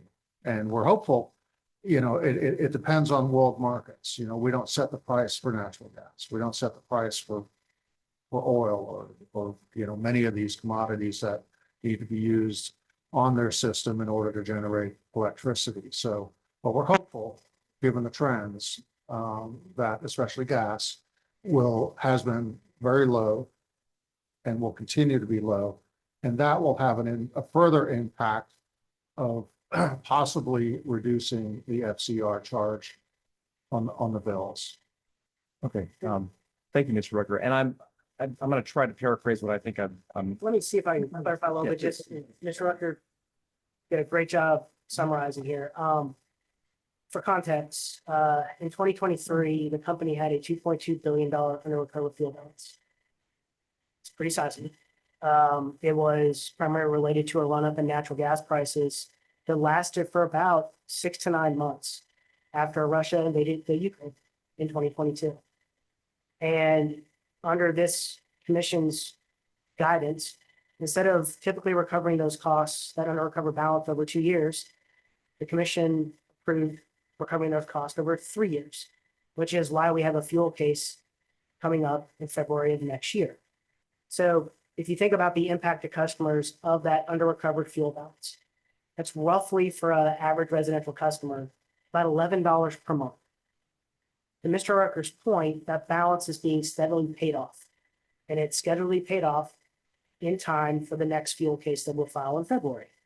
That is part of the ability, when I said earlier in our summation, that even if you take Hurricane Helene costs and all the other storm costs of Enzo, Idalia, all the other storms we've had over the past 3 years, and that balance of $860 million, which will likely probably increase this year because there are storms. We've seen storms. In fact, we had some this morning and last night.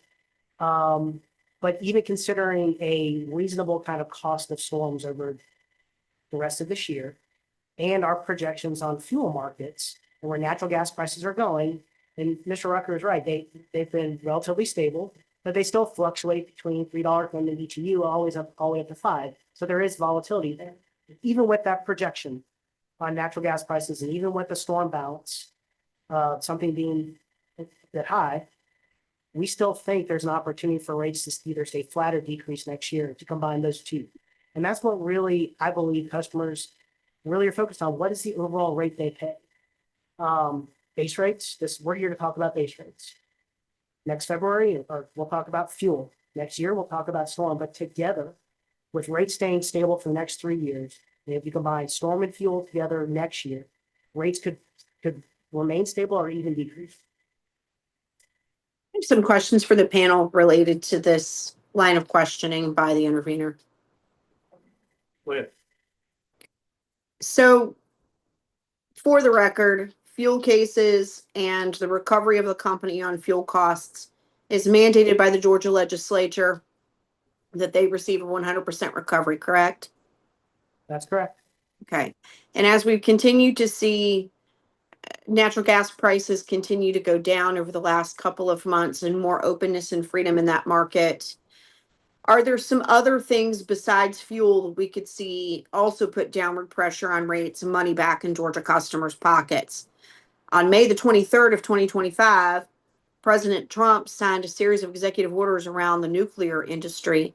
Georgia, as we know, is the home of the largest clean energy nuclear plant in the country. We've done that work without waiting on the federal government and done it ourselves. Is it possible to see some relief over the next 12 to 18 months to put some downward pressure on rates through actions by this administration related to nuclear? Commissioner Pridemore, that's possible, considering the executive orders that exist or any future executive orders. Anything that would lower our cost of service, especially in our nuclear fleet, we would ensure that customers see the benefit of that. Okay. We've talked about storm damage and storm recovery. FP&L, Florida Power and Light in Florida. They know this well, especially where hurricanes are considered. They have been dealing with larger, more catastrophic hurricanes over the years than even Georgia has, even though we're seeing an uptick in that weather activity here. Florida Power and Light has filed an ROE of 11.9%, and they're currently operating under a 10.8% ROE with a 60% equity ratio. Of that, there's $11.52 monthly increase coming to customer bills in 26 and an $18.50 increase on top of that coming in 2027. Florida Power and Light also operates in a state that has a full recovery tariff with named hurricanes placed on customer bills that they receive. Duke, TECO, and the other investor and utilities in Florida receive. Talk me through the panel, and anyone can speak to this.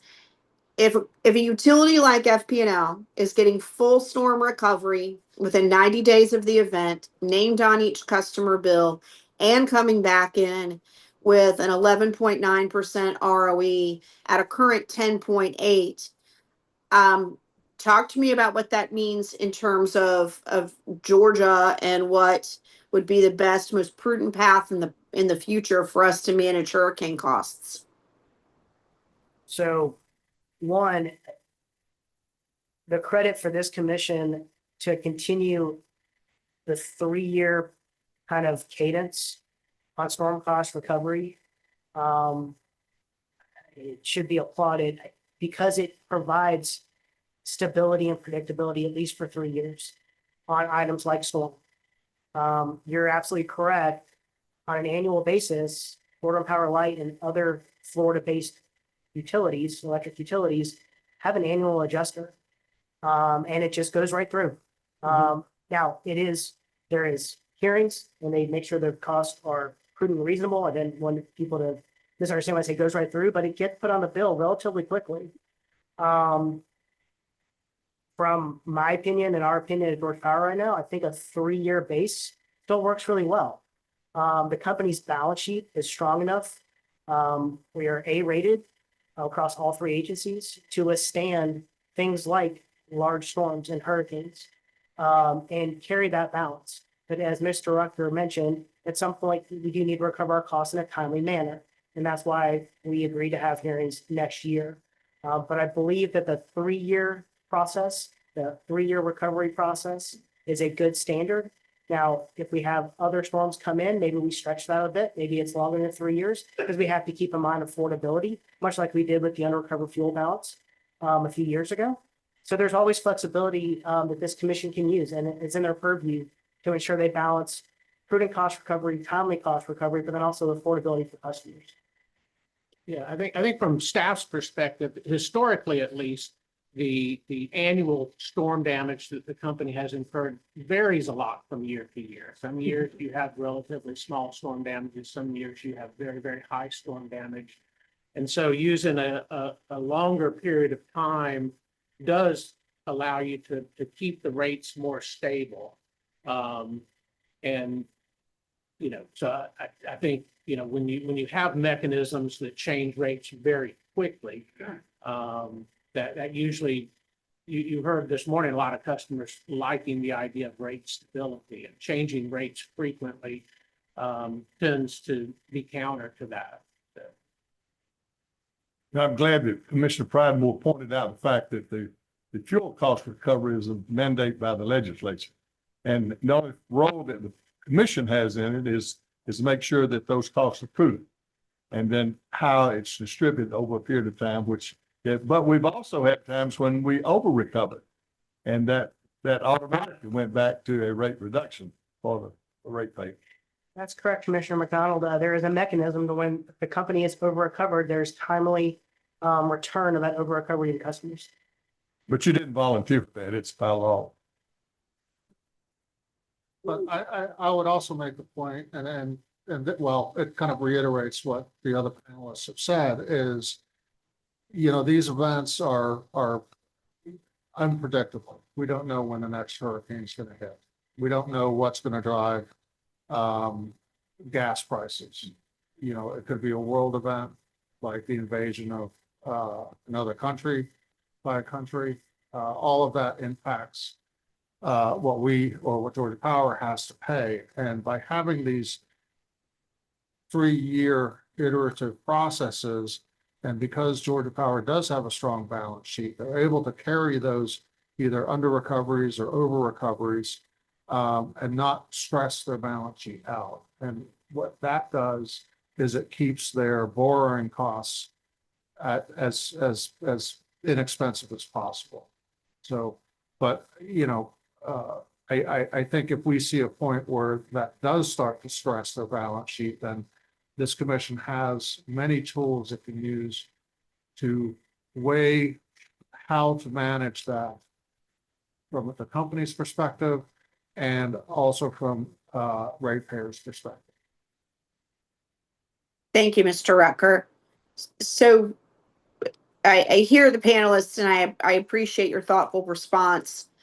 Where FPNL is seeking a 22% increase and more than a full set point increase in their 22% increase in customer bills and a full point plus increase in their ROE, that's in addition to receiving 100% full cost recovery on hurricanes and storm damage.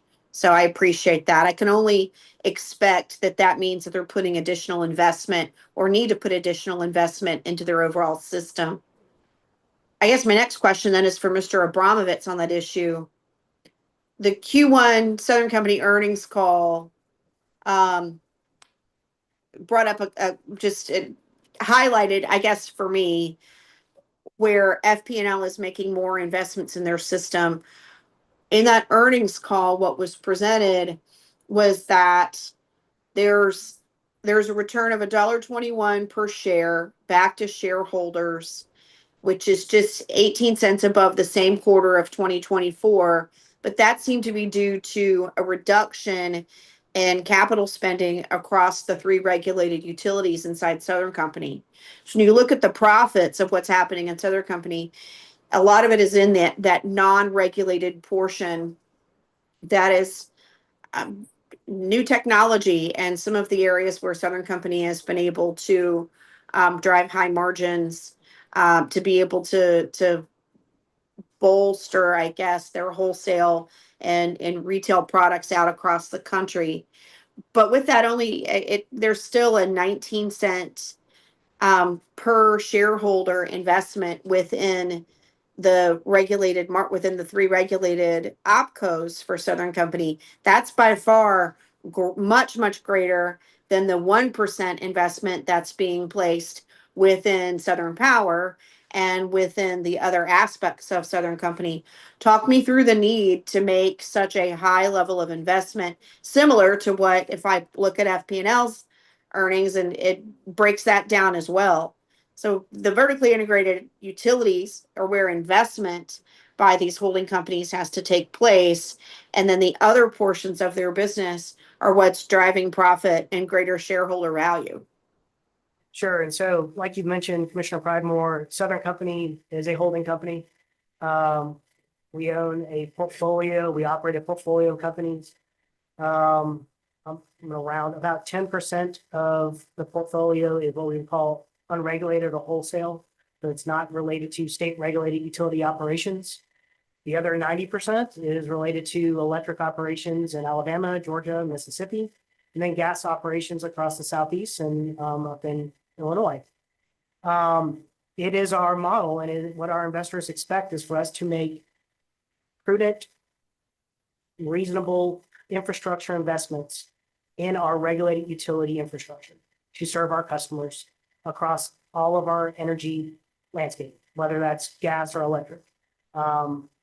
Today I'm here with Georgia Power Company, so we'll talk electric. We take great pride, and our investors expect us to make prudent decisions to invest in the infrastructure to serve our customers and to grow our service territories and participate in growing our service territories. So when we invest in things like Vogtle 3 and 4, when we invest in new transmission assets, when we invest in plant Yates 8 through 10, or 1,000 megawatts of battery energy storage unit to serve a growing Georgia, that is exactly what our investors expect. But they also expect us to, one, not only do they expect us to earn a return on that, but they expect us to manage affordability and put customers first.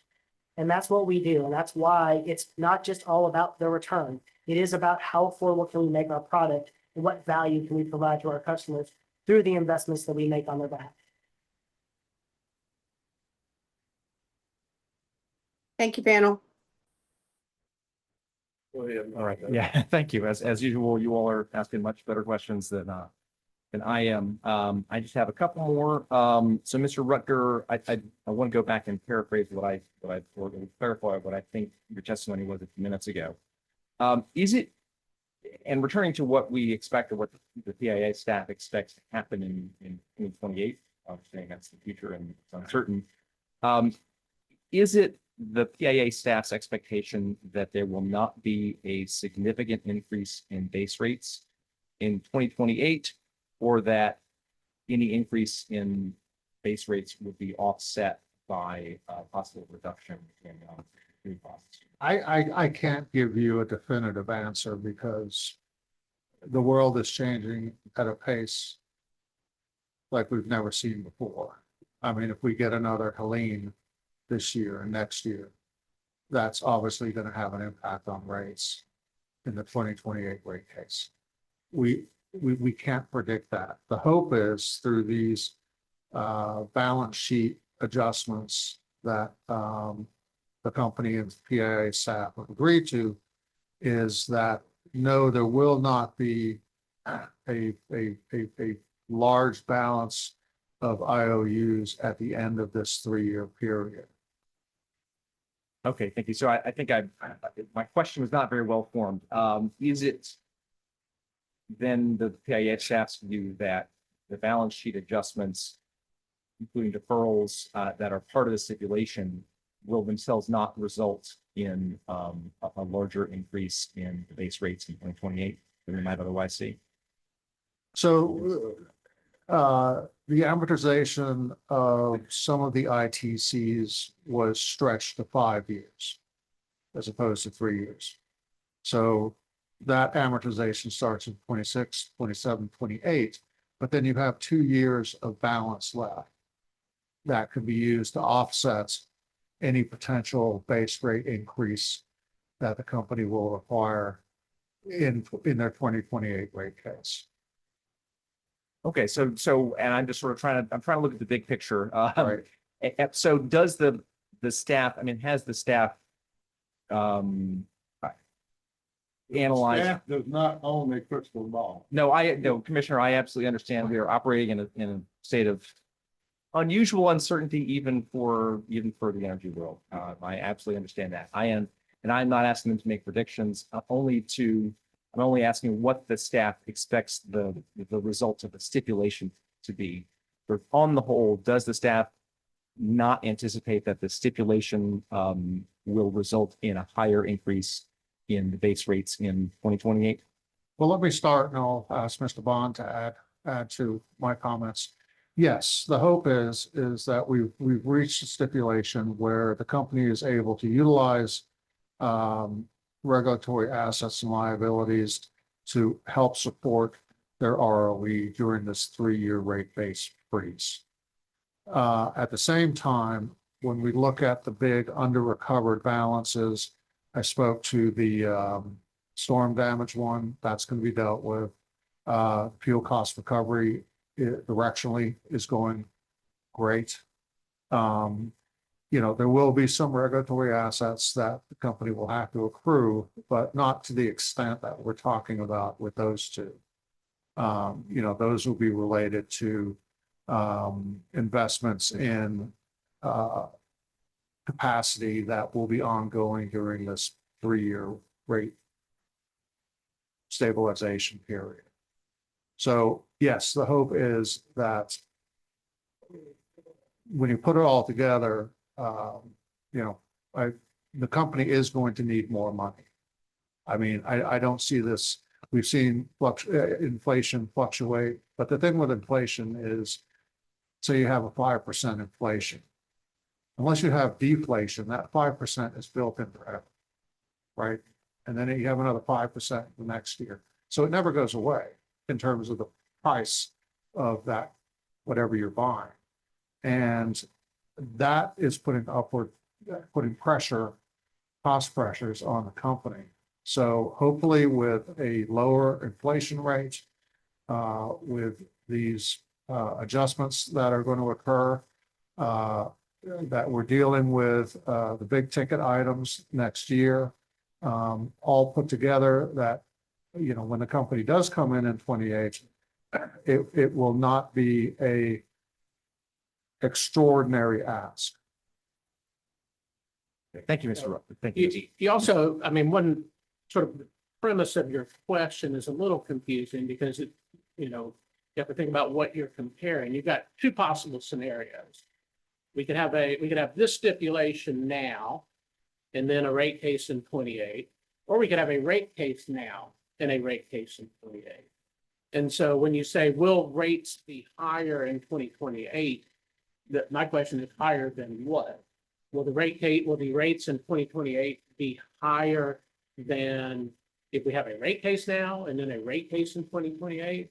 I mean, the one thing that seems very likely is we have a rate case now, rates for the next 3 years will be higher. And sort of in the aggregate, these 3 years and the next 3 years, I think that's really what we want to compare is, you know, what will ratepayers pay for the next 3 years under this proposal and the 3 years after that in the next rate case, or what will they pay under a rate increase now and another rate increase in 2028. And I think ratepayers would be better off with this stipulation. And then there may be a rate increase in 2028, but at least there wouldn't have been one for these 3 years. Yes, I thank you, Mr. Bond. And I understand that we're not challenging the stipulation, and understand that there's a trade-off between not having a rate increase now and potentially a larger one. We're just trying to sort of, again, express our concern about the possibility of a very large rate increase at the end of the stipulation period and its potential impact, especially on customers that have limited ability to deal with sharp increases in rate. But I think if you had a rate case now, the company in their rate case would probably be proposing to use some of the ITCs, the lower revenue requirement, and still ask for rate increase. That doesn't mean that they would get it, though. No. It doesn't, but your decision has to be fact. I understand that, but I mean, this is speculative, that if they did that, if they filed, this is what they would be filing. But it's also that they don't necessarily have a guarantee that that's what they would get. That's correct. And I believe staff said in our testimony, if the company filed a rate case, we would be contesting their $2.6 billion over the next 3 years. But that's a pretty big number. And you'd be rolling the dice that you could come up with an evidence-based decision that would get rid of the entire $2.6 billion. Hasn't happened before. It's not bad to play with the hand you've been dealt, though, is it? Yeah. No, it's not. Sometimes. Thank you for that, Mr. Bond. Just one follow-up question, Mr. Abramovitz. I want to return very briefly to the questions I had earlier about the grid investment plan. You mentioned that the company is relying on data about underperforming circuits to prioritize investments. Has the company prepared analyses or reports of the relative performance of circuits for purposes of prioritizing working with the GIP?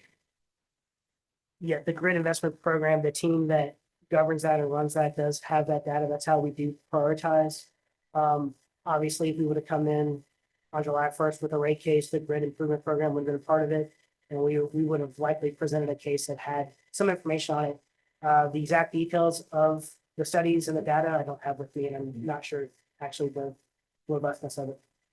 Yeah, thank you, Mr. Abramovitz. Chair Shaw, the coalition would like to make a hearing request for any such reports on prioritization of grid investments under the GIP. We have a, we have. Speak up a little bit. Yes, I'm sorry. And this is in reference, we have a pending hearing request that was made by my colleague, Mr. Smart, in the IRP case about resiliency analyses or reports or analyses that the company has conducted. And I understand the company may not have connected the dots. I would view those reports about under the GIP or analyses as being potentially responsive to that. So I'm just, I'd like to make a hearing request that is focused on any reports, current reports that the company has prepared internally on prioritization of work on circuits for resiliency purposes. Is that clear, or have I Yeah, I need made a to- mess of things? Just clarification, so I do know there's a pending hearing request that the coalition made in the IRP. If we're just trying to affirm that that hearing request is something that we're looking into, we'll accept what we're looking into in response to it. I would say that the panel or the expert witnesses that are in the program were in that case when IRP day. To the extent they've responded to questions, those questions are actually responded to. But we'll look and if that's a renewal of the same hearing request, I guess it's appropriate to the extent we'll look at it in the IRP as well. So you want the IRP and not for this case, or do you want? We'd like it for both, actually. So we'll look, the same answer will apply both places. We'll follow up. So it is a renewal of the same request, but you're requesting it a second time. It's a different document. Almost, we made a broader request in the IRP docket. This is a very specific request in response to what Mr. Abramovitz had said about the company having, done some analysis. And I understand he may not know exactly what reports are available in what form. But Mr. Abramovitz indicated the company has done some analysis of prioritization of work on specific circuits for resiliency purposes. So I would limit my request in this docket to that specific or to reports meeting that description. All right, request is noted. Thanks, sir. Those are all my questions. Thank you all very much. Thank you. Well, we're kind of pushing up on lunchtime. As much we'd like to, we want to get this done today. I don't know about y'all, but I'm just gonna tell you. I'm assuming that Mr. Estrada, you got crossed for this panel? Yeah.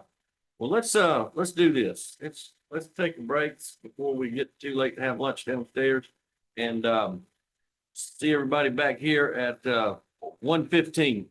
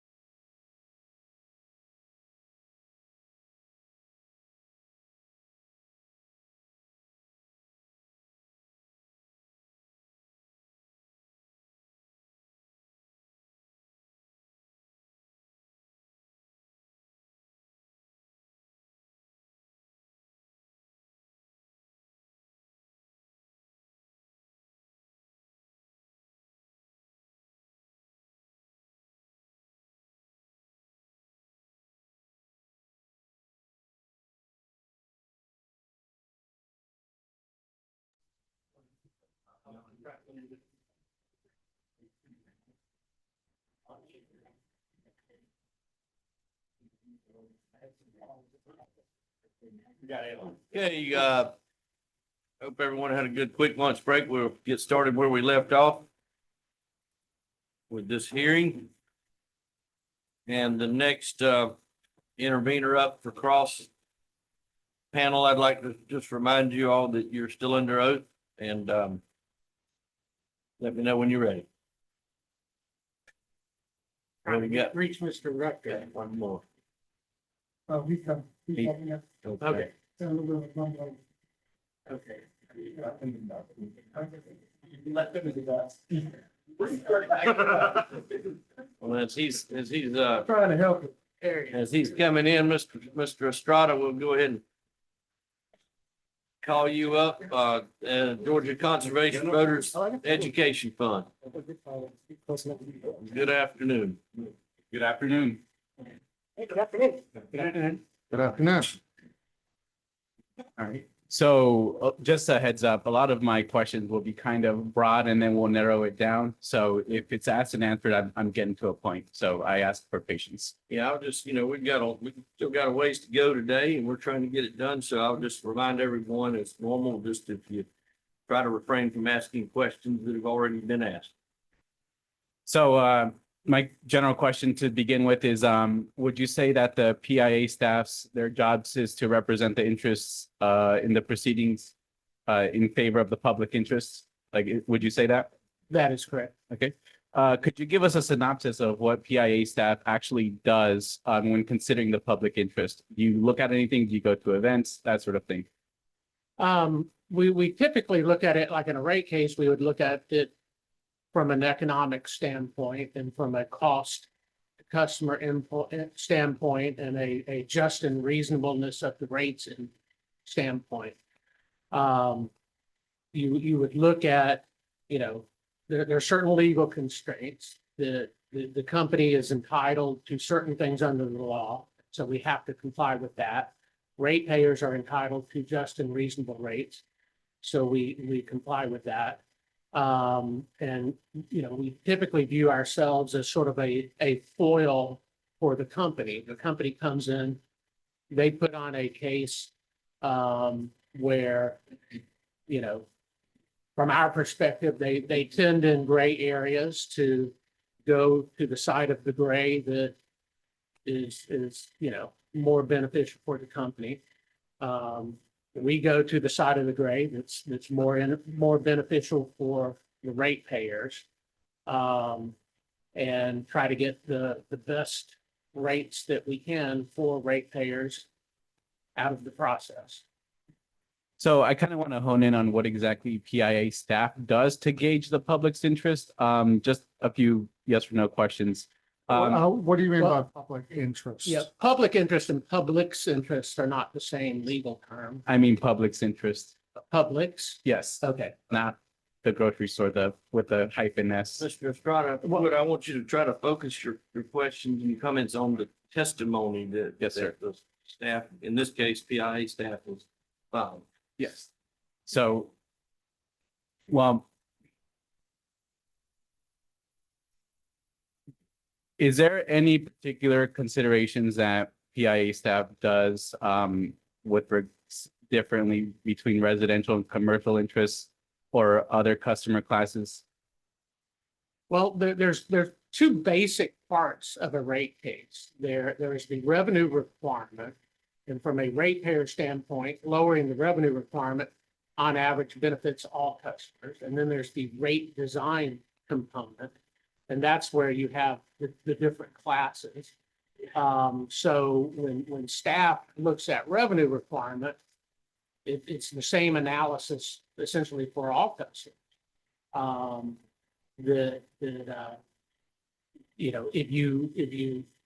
rate, think of it as, the revenue requirement is the pie, the size of the pie, and the rate design is how you cut the pie up between the different rate classes. The smaller the pie on average, the lower the rates are for customers generally. And then when you get to the rate design standpoint, you look for a balanced approach in figuring out how do you slice up that pie to the different classes of customers. So it is fair to say that the PIA does consider minimal cost to the consumer in bills, correct?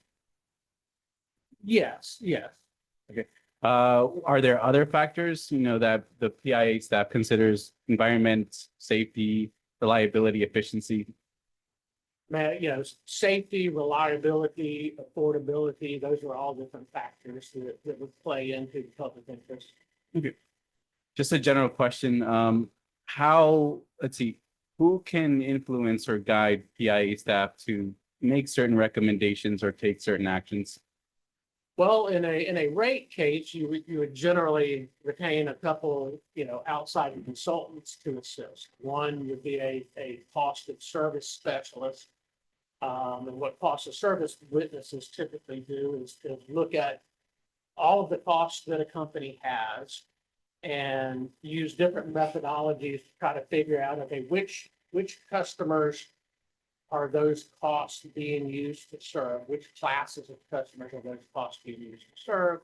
Cost of service expert would also look at the revenues coming in from the different classes and seeing how those revenues compared to the cost of serving those customers. And that's one thing that is typically looked at in a rate case to try to figure out, are customers paying an appropriate percentage of the cost of serving them.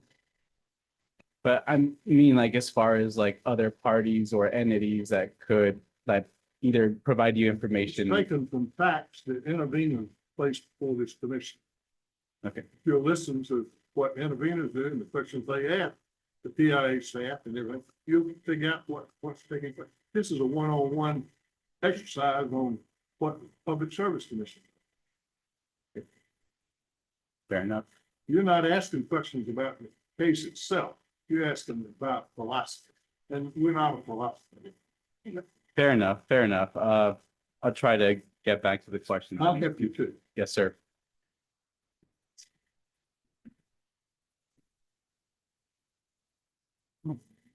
Does Georgia Power have the ability to influence and lobby PIA staff members for their positions or any actions as far as this rate case goes? Do they have the ability to lobby us? Yeah. They have the ability to talk to us just like anybody else does. I don't know if that's lobbying or not. Yeah, I think you have to be more precise in your language because lobbying can mean anything. Do we talk with the company? Yes. Do they influence our ultimate decision making? No. We come up with that on our own. So I want to get to the stipulation itself. On page 1, line 9 of the stipulation, it states that Georgia Power remains committed to providing customers with reliable and affordable electric service. How exactly does Georgia define the term affordability? Or the PIA staff?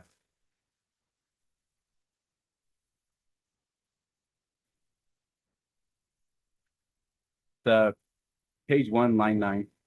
Line 9. Yes. No, just I don't see the word affordable. yeah. I mean, the stipulation's doesn't have line numbers, but What I'm referring to is the second paragraph on page 1, where it starts the first sentence of that paragraph.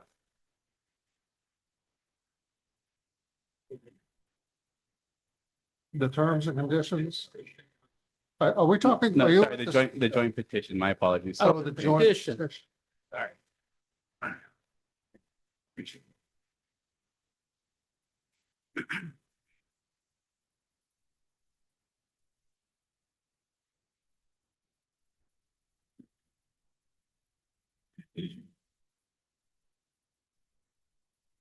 We're probably gonna need you to ask a question again. Yes, so the question is, they say that well, what measures and metrics does Georgia Power and PIA staff use to determine how affordable the utilities services are to the customers? So referencing that tidbit there, how exactly do you guys determine that? I mean, generally, I mean, the legal standard you would use is just and reasonable. And part of just and reasonable is, how much it costs ratepayers to use it. Part of just and reasonable is the legal requirement that we have to provide the company with a reasonable opportunity to earn a return on its investment and a return of its investment and recovery of their operating expenses. So when you're looking at affordability, you're trying to what is the lowest reasonable rate that you can give customers while still complying with the law of giving the company those things that it's got a right to give. Does it consider the number of shutoffs at all? Like, as far as, like, does it consider the number of consumers that have been shut off as far as like affordability goes? Like, X amount of folks get shut off, there's a higher percentage, it might not be affordable. Do you guys think about that at all, or? We do. That's one of the reasons we wanted a stipulation that didn't raise rates other than the storm damage for the next 3 years. Is ratepayers, have had a number of rate increases over the last several years. And, rather than having a rate case where we ran the risk of having another rate increase, we were able to negotiate a stipulation where we don't have to have that rate. Yeah, and we also, on a regular basis, the company submits their bad debts report. So we get a sense of what's happening in terms of. Yes, sir. I just have a brief suggestion that, the attorney is asking about a statement that seems directed toward power, but then the question seems to be directed toward staff. If you could specify whether he's asking the company or the staff, I think that might be helpful on the phone. Yeah, and again, I'll just remind you, I mean, this is a hearing on the stipulation that's been filed. So I'm trying to stick to, the case itself rather than just a 101 section on rate making policy. So I am here to represent the interest of GCV, and I'll try my best to. GCV, Georgia Conservation Voters Education Fund. So I'll try my best to kind of meet both interests, and I appreciate your participation or guidance. Thank you. So we're going back again. I'm asking for PIA staff understanding of what affordable means. So not Georgia Power, but you guys are familiar with this petition. So I think if you were to ask each member of staff what affordable is, they'd probably give you a different answer. I mean, it's affordable relative to what? Is it affordable relative to the rates that are charged in New York? I'd say yes, very affordable. Is it affordable relative to the cost of electricity is relative to the state situated in the southeast? I would say yes, the rates are affordable. But obviously to some people, because of economic reasons or whatever, any amount is not affordable. But we don't represent a single class or group of customers. We represent all ratepayers, from industrials to residential and everything in between. And when we put on a rate case, it's from that perspective. We don't focus on any particular area unless we see that somebody might be gaining an advantage or might have a detriment based on how the costs flow to their tariffs.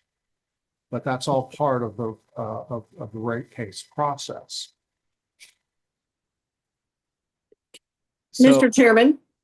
Yes. Well, Mr. Estrada is asking philosophical questions involving affordability. I can't speak for PIA staff. I can only speak for this commissioner. Let me give you a flavor of what's not affordable.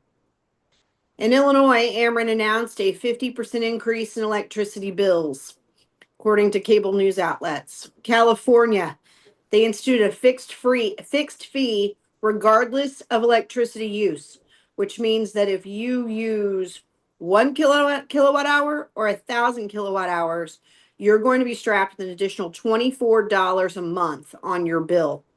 The District of Columbia, the energy spot market price was so high yesterday that it was at $5 a kilowatt hour, which would cost a Tesla $500 to get a full charge.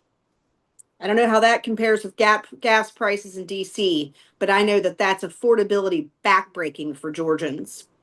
In all of PJM, they've seen a rate increase on their states mandatory as of June 1 of 2025, regardless of this week's exceeding capacity alert standards that have gone out. I could go on and on about California, Oregon, Colorado, many states. But at the end of the day, amongst the nation and the Southeast, we still operate rates within the Georgia Power foothold as mandated by this commission that are 15% below the national average.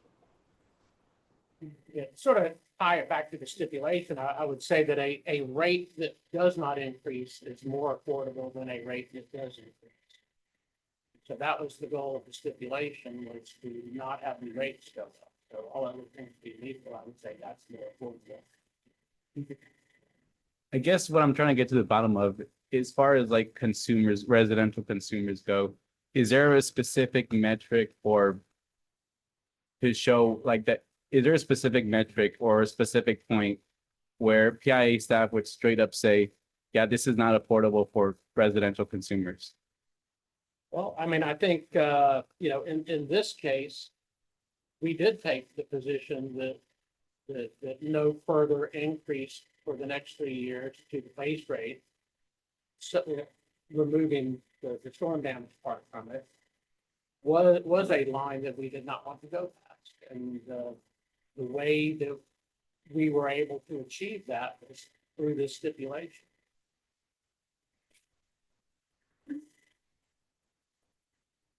So I'm also trying to get to the bottom of whether or not there is some sort of measure for, I guess, is there a specific metric that you would straight up say, no, this is unaffordable? Like, I know you mentioned that it was in the stipulation, it considers that, but is there a specific metric, line, percentage? I mean, there's not a set dollar amount that I could point to say this is objectively, this is the demarcation point between affordable and unaffordable. And part of that is, you've got certain costs that we are required by law to let the company recover. And all costs that the company is allowed to recover are going to have to be paid by somebody. And all customers will come in and say at some point, they think their rates are too high. And so, it's hard when you've got, 30 different tariffs to say, here's the dollar demarcation point for all 30 different tariffs that Georgia Power has for where, that's the exact number where it's no longer affordable. I mean, at the end of the day, affordability varies from customer to customer. Some customers, are going to be able to afford, increases much easier than other customers. So it's hard to have just one number that's affordable. Does Georgia Power have or to your understanding, does Georgia Power have an explicit goal to maintain service for 100% of its customers? Is that a thing at all? Could you repeat the question? Yeah. Does Georgia Power have any sort of explicit goal that it's expressed to you, either through these proceedings or otherwise, to maintain service for 100% of its customers, or any percentage for that matter? I mean, they certainly have a goal to have customers and have a reliable system, but beyond that, I'm not really following the question. Well, it's more so like, so what I'm trying to get to the bottom of is more so, does Georgia Power find any percentage of their customers losing service as a failure or unacceptable, or anything to that degree. Mr. Chairman, I'm a first object. If you're gonna ask a question about what Georgia Power thinks or feels, there are panelists, one, that are here that can answer Georgia Power questions. Also, there's a legal obligation to serve. It's actually in the law. So if council have read the law, you know what Georgia Power's obligations are as an operative provider in the state and what they're required to do under the law. So I would just point out, if you're gonna ask questions specifically about what Georgia Power thinks, then you go to Georgia Power. Well, Mr. Estrada, yeah, I think you gotta pay a little more attention to who's proper party. You got two parties here. I know that can get a little confusing. It's joint stipulation. But you've asked PIA staff a lot of questions. Now you're starting to ask questions of the way. And I do think that Mr. Martha is correct. There's a lot of this that's just normal regulatory law, norms that, and I gave you some benefit earlier, with the late intervention, and I acknowledge that you're sort of new at this, so giving you some leeway, but I can't keep letting you just go down a rabbit hole. And I mean, we've got a testimony here and a sworn panel. Ask them the questions about what they're sworn to talk about.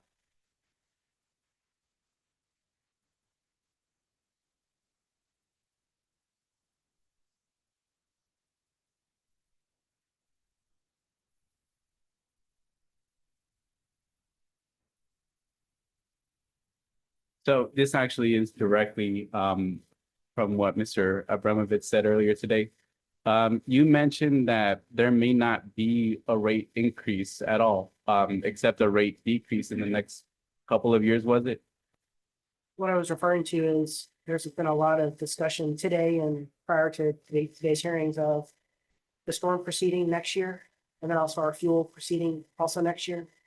And what we talked about earlier today was if you take both those proceedings together, based on our current projections, and Mr. Rucker hit this really well earlier, a lot of things could change. But based on our current projections, there's a possibility that rates won't change or rates could go down next year in 2026 as a result of both the storm and fuel proceedings together. Are you saying you'd already answered that question earlier today? Yes, Commissioner. Thank you very much. I'm going to amen Commissioner Pridemore's objection to your being here if you don't get it going. I want my staff to understand what they've got about. I want Georgia Power to understand. And I hope you get the message from the chairman and others that you're going down the wrong rabbit hole.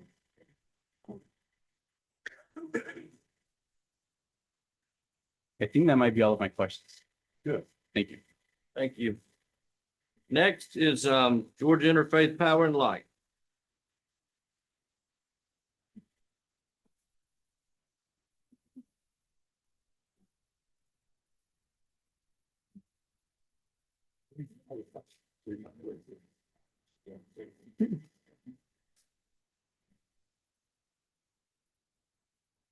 Afternoon, Sherry. Afternoon, Mr. Chairman, Commissioners, panel. My name is Bob Sherrier, and I'm here on behalf of Georgia Interfaith Power and Light. Good afternoon. Good afternoon. I admit I might have to skip this first page because I wanted to talk first about the downward pressure that was in the 2023 IRP update, where this commission ordered Georgia Power to ensure $2.89 of downward pressure on residential bills through the next 3 years. But I'm seeing now that it's not actually referred to in Georgia Power's testimony until the rebuttal. Is that right? We did address in our rebuttal based on witness testimony in the proceeding. So I guess I will ask you about that later today.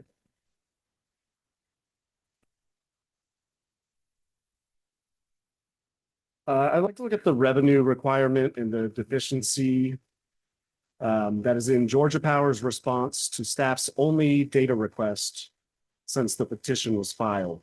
Mr. Chair, may Mr. Kamani approach? Sure.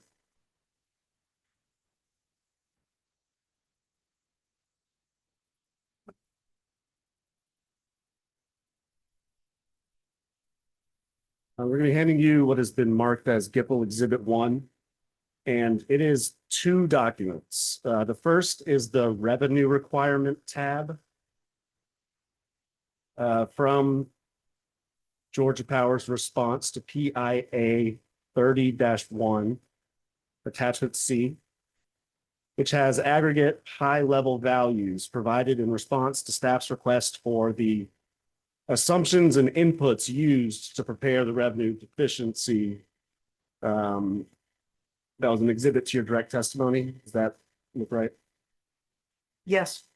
And in this spreadsheet, the attachment C, you applied some of the provisions in the stipulation to that deficiency that you mentioned in your opening summary. Sorry, can you ask that question again? In this spreadsheet, PSC or 30C, you applied some of the adjustments from the stipulation to your revenue deficiency. That's fully filed with your testimony as exhibit 2.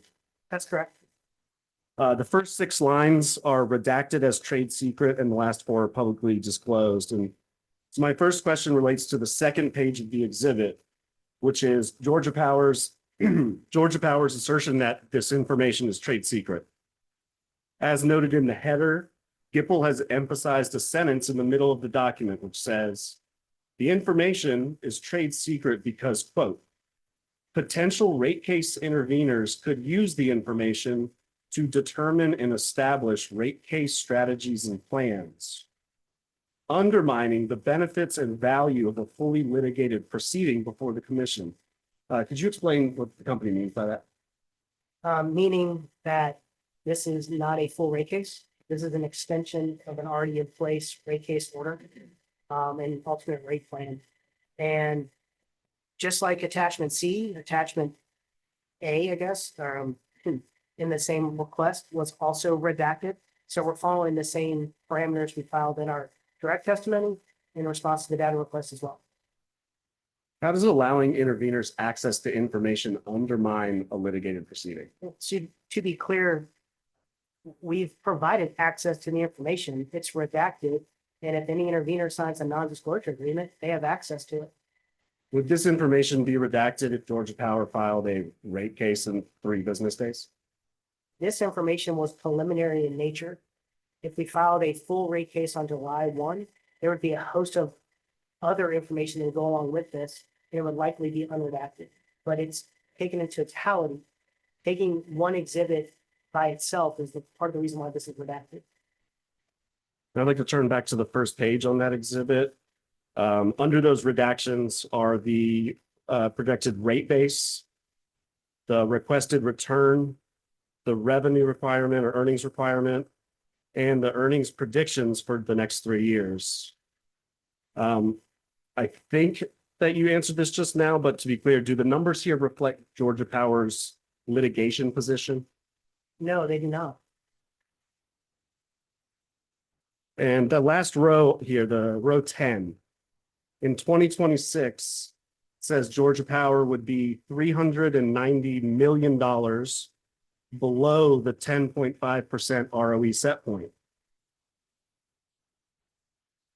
That below the bottom of the earnings band too? Why aren't we just going to be back here next year for a rate case?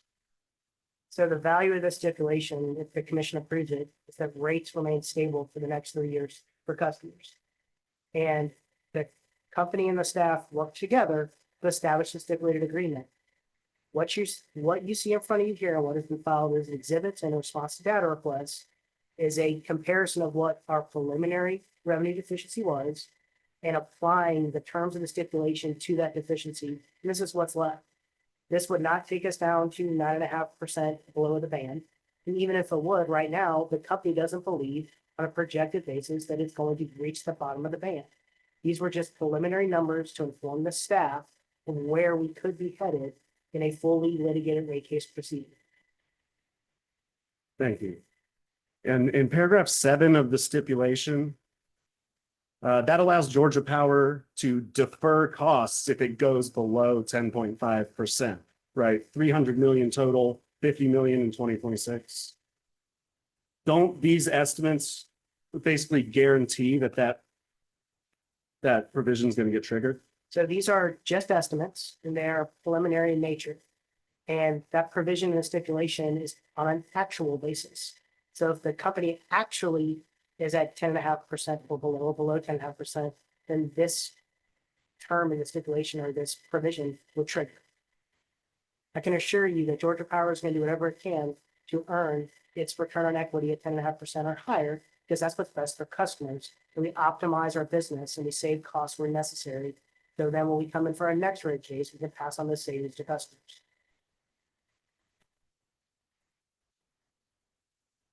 So if Georgia Power earns above 10.5%.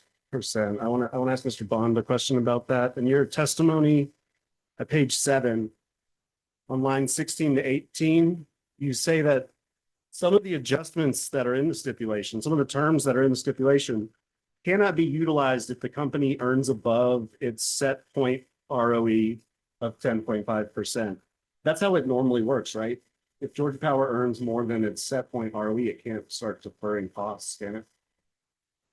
You'd have to point me to something in the 2022 rate case stipulation that provides that, because I'm not familiar with that. Yeah, and deferrals have to be approved by the commission. So the company can't unilaterally just defer simply because they want to save it for a rainy day. There has to be either an implied or explicit permission to defer an expense. So if an expense item is larger than they expected, which would drive the ROE down, that's going to be on the company vis-a-vis what was filed in the rate case. In history, there have been some abnormal or extreme circumstances where the company has come to this commission and request deferral of costs. COVID is probably the most recent. But again, like Mr. Rucker said, we have to ask for permission to defer those costs. If for some reason the company makes a decision to defer a cost and the staff disagrees through the annual surveillance report process, the staff can voice that objection to the commission. But I'm not aware of any automatic provision in the 22 stipulation that said if the company, somehow, a deferral is triggered at 10.5. I don't recall ever seeing anything like that. I can move on. Thank you all for that. That did clarify for me, but I was asking. But under this stipulation, Georgia Power can defer costs if it goes below 10.5% ROE. Right. I mean, staff viewed this provision the opposite way. The company cannot defer these costs if it does go above 10.5. In other words, the company was saying, gee, our revenue deficiency is so big, we're not going to earn a lot. And we were like, okay, well, instead of just giving you an adjustment that you can use even if you're earning 11%, you can only use this adjustment if you're below 10.5. Right. Which, goes to, Commissioner McDonald's, concern that, sometimes the company earns, in the 11s. Well, if they're earning in the 11s, they can't take this adjustment. Yeah, and that's what I was asking. That's how it normally works, right? If they're within the band or above 10.5, Georgia Power can't defer costs. Normal. So the deferment of the cost is to support the ROE. And the provision in paragraph 7, I believe, of the stipulation addresses a series of investments that if the company finds itself earning below the 10.5, they can defer those costs up to 10.5, but cannot exceed the 10.5. It's similar, from our standpoint, it's similar to the mechanism the commission used, I believe it's back in 2009, where when we had the Great Recession, the commission allowed some deferrals to get the company up to a certain ROE to avoid having to do a rate case. Because at that time, the automatic rate case provision had been triggered. It was in the middle of the Great Recession, and nobody wanted a rate case then. Commissioners didn't want it, Georgia Power didn't want it, customers certainly didn't want And so that was sort of the inspiration for this provision. It's a safety mechanism that can only be used if the company's earnings are below a certain. Would staff or Georgia Power support including a similar agreement to defer revenues for future years if Georgia Power earns above 10.5?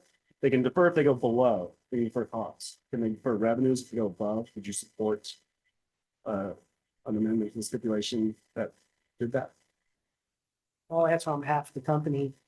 In the stipulation, we've agreed to keep the earnings band 9.5% to 11.9%. I mean, the nature of stipulations is you get some of what you've asked for and you don't get some of what you asked for.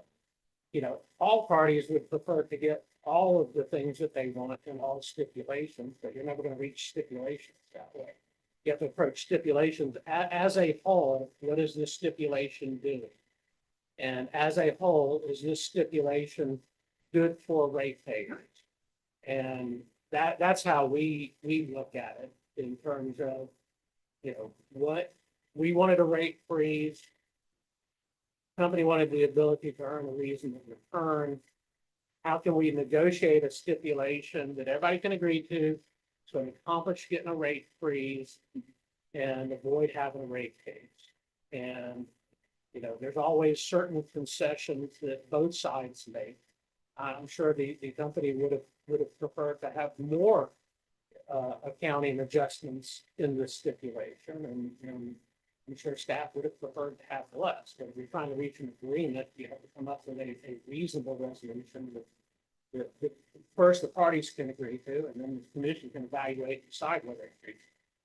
And I think as Mr. Bond and I, this panel testified to earlier today, as you just said, Mr. Bond, taken in totality, there is a list of items that are being adjusted through the stipulation that provide customer benefit and lower cost of service beyond the next 3 years. So it accomplishes exactly what you just asked. Thank you. I do want to look a little closer at part of that, the rate base and the revenue requirements. Georgia Power's redacted them in the public filings here. So I have some additional exhibits to ask about. Mr. Chair, may Mr. Kamani approach me? Sure.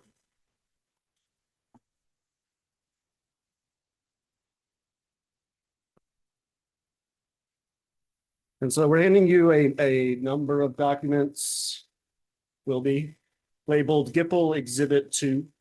And in the interest of efficiency, we've also collected numbers from the documents in Exhibit 2 into a summary sheet. This sheet also includes the trade secret information that was redacted on the first exhibit. We're also handing you a few documents that are labeled GIPL Exhibit 3, and I'll get to those in a moment.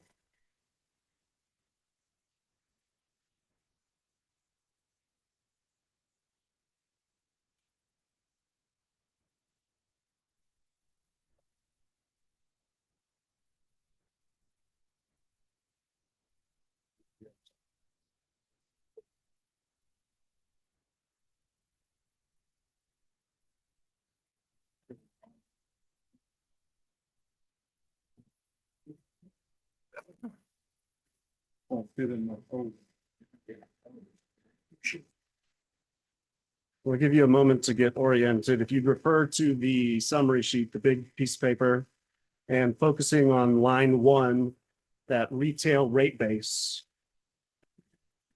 This shows rate base estimates from 2014 to 2028. On the left there, those are the rate base estimates in the 2013 rate case filing. The top row. And since the 2013 ARP got extended, the next 3, 27, 18, and 19 are from annual surveillance reviews. Those are followed by the 2019 and 2022 rate case filings and the 2023 and 2024 ASRs. And then finally, on the far right, it's highlighted in trade secret, is from PIA 31, attachment C. Is it? Yes. I realize this is a summary. Is this going to be a second exhibit? The exhibit 2, these were copy pasted from the documents in exhibit 2. This won't be entered into the record. This is just for ease of reference. Yeah. Thank you. Thanks. Is it fair to say?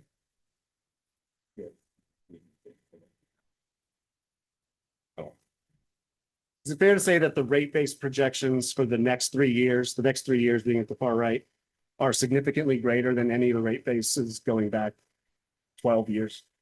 Are you asking me to opine on a trade secret number in comparison to a non-trade secret number? Yeah, whether it's significantly greater. I'm not asking you to reveal the number. There's a reason why we marked it trade secret. Oh, you. Oh, sorry about that. One of staff's witnesses in the IRP, Mr. Newsom, described the rate base increases that are coming as 2 to 3 Vogels, maybe more. Did you hear him testify to that? I did. Does that look about right based on Georgia Power's projections? So let me see if I can answer it this way. And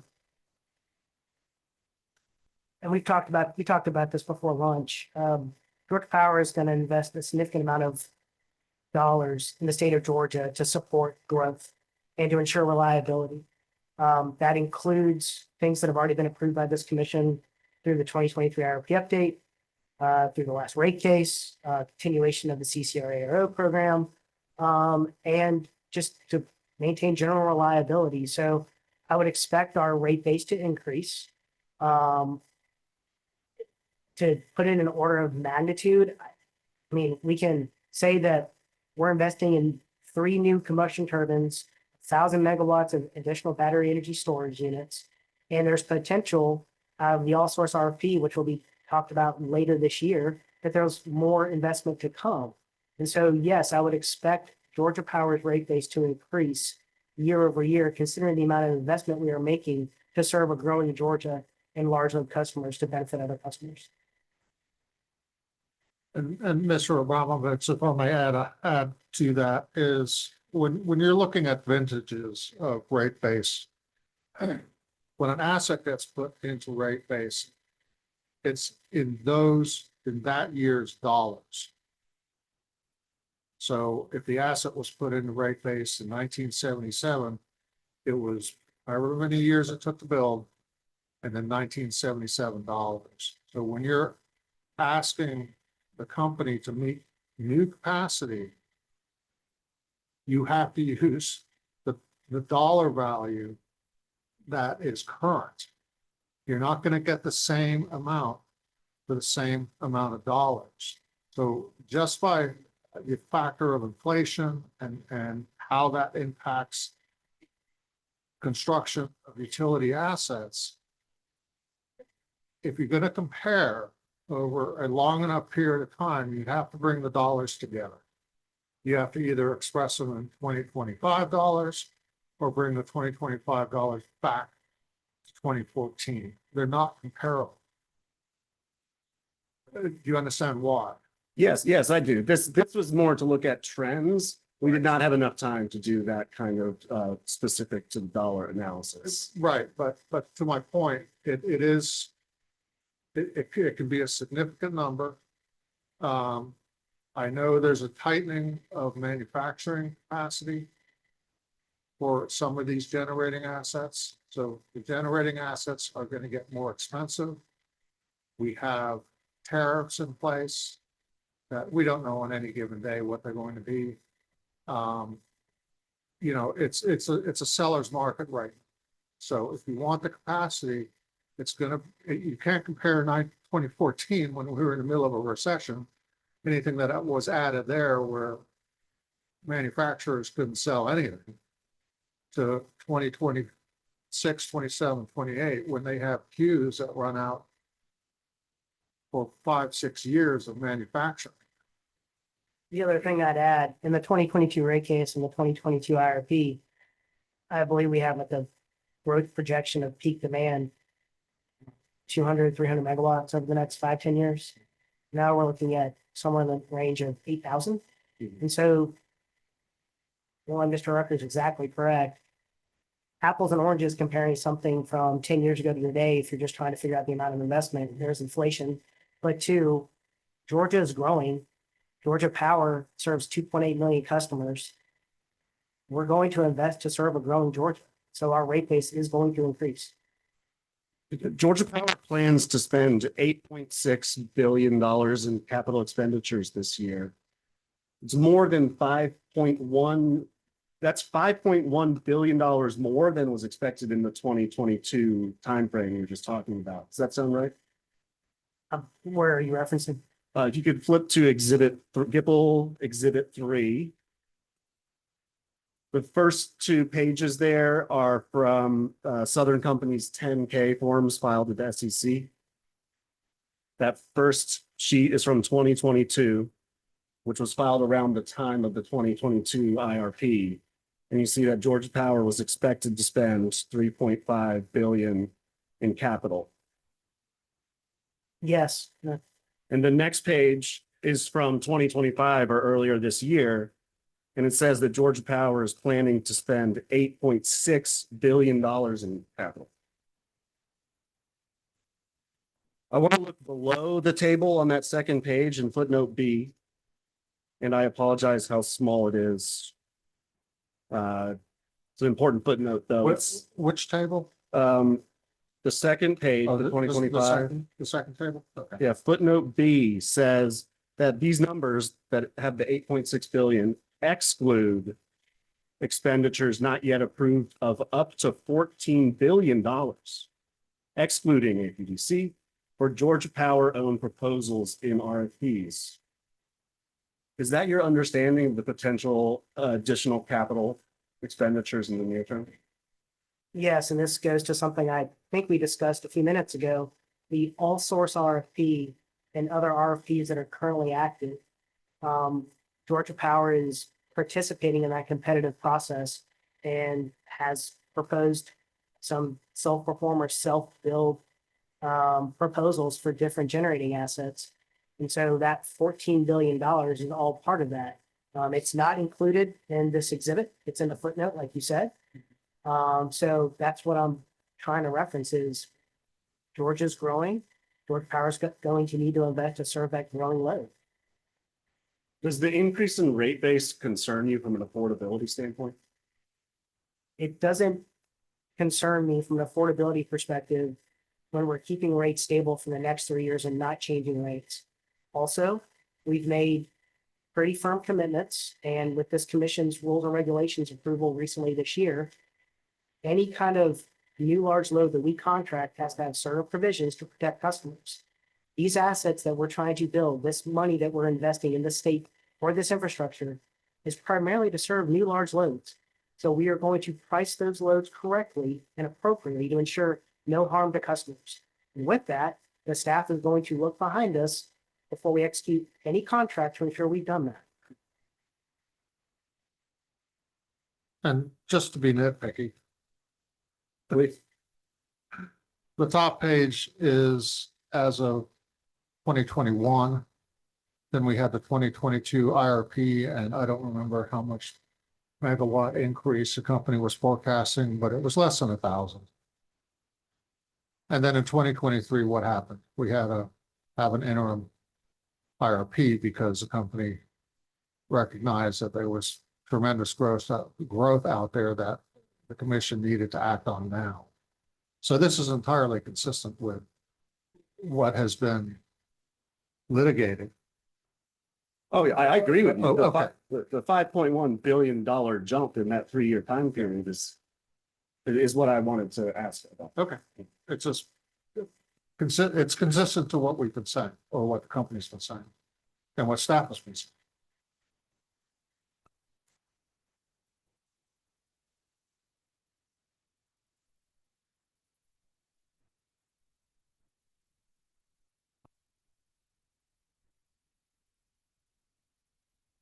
Mr. Romovitz, earlier you talked about some of the cost pressures that were operating in this case. And I want to ask you about a couple of the assumptions that went into your analysis. This would be on page 12 of your testimony. Direct testimony lines 24 to 27. And those were updated depreciation rates, higher interest costs, the impact of continued inflation, the continuation of the grid investment plan, increases in DSM tariffs, among other items. And I want to start with the updated depreciation rates. Is that Vogel? No, Vogel has been approved to be put in rates, and it's including our current rates. Which depreciation schedules changed? So as part of our preparation, and Mr. Berrigan can go into more detail here, but in general, as part of preparation for any rate case that we're going to put on file, we do what we call a depreciation study. And even in 2022, we talked about the depreciation rates that were included in that study. At one point, we were comparing transformers versus masonry work in a 100-year-old hydroelectric facilities. So we do a very thorough, detailed depreciation analysis, and we had a draft of that study that we included in our revenue deficiency number.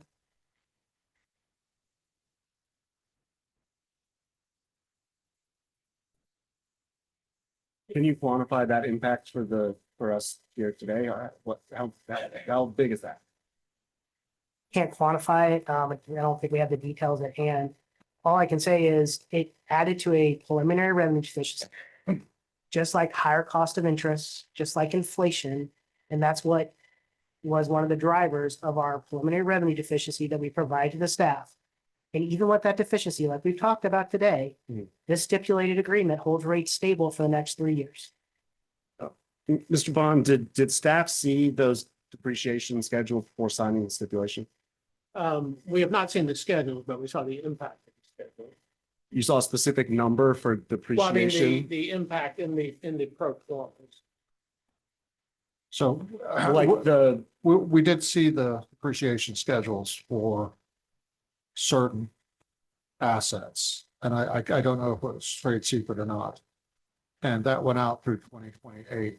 And we saw the proposed change in those schedules, which allowed us to tie it back to the change in income that could be used to support, that the company could use to support its ROE. And I believe, were you given exhibit 2? Yeah.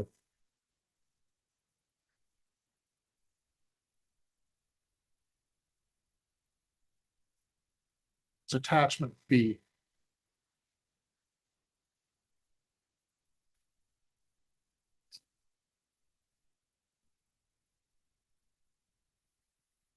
So what we had to do in coming up with a number that was acceptable to both parties is what we didn't have to do was look at the entire base rate, because that's a carryover from the 2022 IRP with a step up for each year. So this year we're in 2025. What we had to focus on were the changes that were going to occur in order for staff and the company to reach a stipulation. The exhibit B that you're referring to, which I think was PF 30-1 attachment B. Yeah. Those depreciation rates in there are not what Mr. Abramovich was describing, is my understanding. No, they're not the study. These are the depreciation rates that focused on those assets that we negotiated to change the rates to support, to basically extend the life. Yeah, and what Mr. Abramovich spoke about was the depreciation study that we do in advance of every rate case, right? We hire a third-party expert to provide it with information about all of our assets, and they go through a study to determine if we need to make a change to the depreciable lives and the depreciation for our assets. That information was preliminary as we started to discuss the stipulation with staff. And that study was never finished. We are not, as Mr. Ronovitz stated, we're not proposing a rate case, and we would only complete that study for purposes of a rate case. And so that information, Mr. Ronovitz is completely correct. Those numbers are included in the preliminary revenue deficiency, but they're not specifically called out or identified anywhere in that exhibit. Thank you. The second upward pressure that you talked about in your testimony, Mr. Bonitz, is the higher interest costs. Did Georgia Power quantify the impact of that? Did we quantify it? Can you give me more specific? The impact of that on your revenue deficiency on the filings in this case? It was a factor in our case, and what I can tell you, and I think it's easy public knowledge, interest rates have increased almost 2%, right? So 200 basis points since the cost of capital for Georgia Power was established in 2022. And Georgia Power turned that into dollar amount that is in your filings? It is included in our preliminary revenue deficiency. Is there a specific line for it? For interest expense on its own? Is there somewhere I can look in your filings and determine what that dollar amount is? Well, I'm assuming you have an NDA signed because you have copies of our confidential exhibits. If you look at the redacted retail rate base and you look at the requested total rate of return, which is cost of equity and debt, you can see that that has increased over the past 3 years. And multiplying that times the rate base will get you a pretty good idea of how much interest costs have increased or are projected to increase. Pretty good. It can be an estimate subject to math. Yeah, and if you want to look at the exact numbers, go to STF TAC, PIA TAC 30, TAC 1, Attachment A. That's where the company provides their forecast of their weighted average cost of capital. Is that the document you're referring to, Mr. Baumwitz, with that math? I was looking at your summary sheet that you had provided us to keep us moving along. Thank you. I'm just saying you have that information. Well, I was asking about a dollar amount on a line, and Mr. Baumwitz said that there's, you can. There is no firm do pretty dollar. good math. There is no dollar amount for interest costs. There's no dollar amount for increased depreciation expense or inflation. Those were simply descriptions of drivers in our revenue deficiency. Thank you. Another upward cost. I don't know if upward cost is the right word. The next thing in the list of increasing costs was the continuation of the grid investment plan. Mr. Bond, didn't staff recommend denial of the entire grid investment plan in 2022? Staff did. And we didn't get denial of the whole thing. Through negotiations, we agreed to a reduction, and through negotiations here, we got an additional reduction. But there are costs that are still associated with it. So they're not going away. Yeah, those costs are redacted in the filings too. Why are those trade secret, the top line estimate of the program? The top line estimate of the grid investment program? Yeah. I'm not sure those are redacted.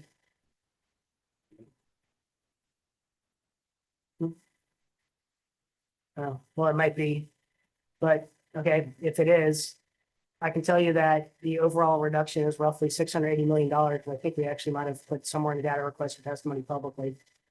But if you go year by year, the reason why we do protect that as trade secret is to ensure that we get the lowest cost available for any kind of equipment that we procured for that program to ensure the lowest cost for customers. Very competitive out there to procure equipment. You also refer to other items that are contributing to upward pressure. What can you describe what those other items are? I think I mentioned it in my testimony. Are you looking for more examples? Well, it was like and other items in your testimony. We serve 2.8 million customers across the state of Georgia. There's a lot of different things that will go up in cost and down in cost. Labor costs have gone up. Cost of healthcare has gone up. I think the cost of oil has gone down, so consumables might be less expensive. I think limestone's more expensive now, up at our plant Bowen. I can keep on going if you'd like me to keep, give more examples. Well, are any of those quantified in your filings here? They're part of the overall revenue deficiency, preliminary revenue deficiency that we provide to the staff. In an individual line or just included in the number? As I answered before, including in the total revenue deficiency that we provide in the preliminary nature to the staff. We could look at the first attachment to Georgia Power's direct testimony. Just have a quick question there.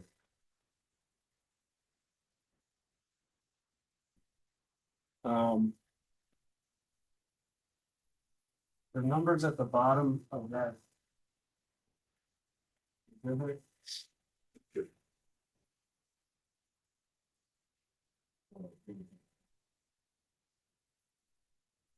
Actually, I apologize. It's attachment A to the petition. The tax, that's the beginning of the tax code, right? Would you mind speaking into the microphone? We're having a hard time following in here. All right, which exhibit do you want us to look at? Attachment A to the petition. It's that one. Well, we got the stipulation.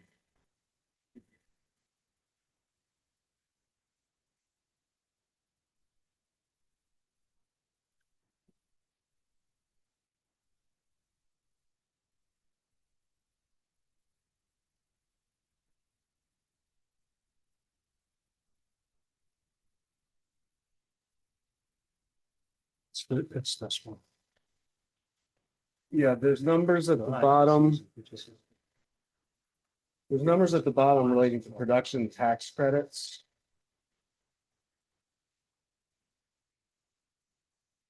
And they're trade secret. I'm not asking for the trade secret numbers to be revealed. It says the top end of the PTC limitation, the bottom end of the PTC limitation.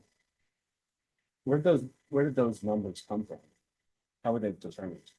So the bottom end is 0.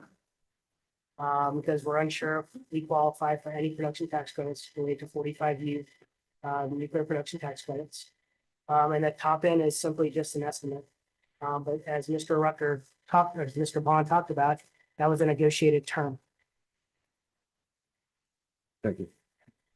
Mr. Chair, may Mr. Kamani approach again? Sure.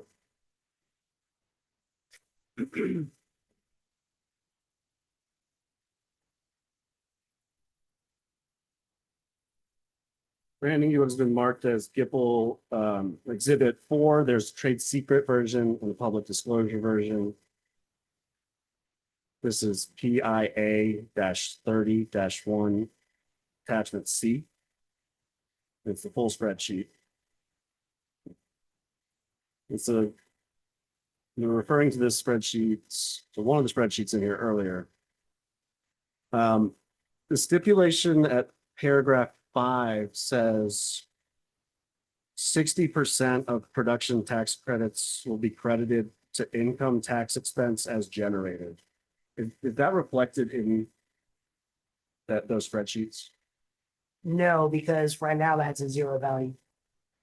If you could flip to page 4 of the exhibit.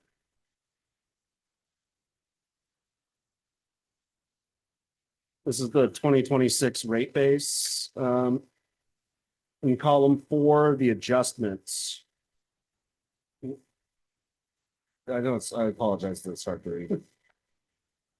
What is in those adjustments? Like what is the basis of those numbers?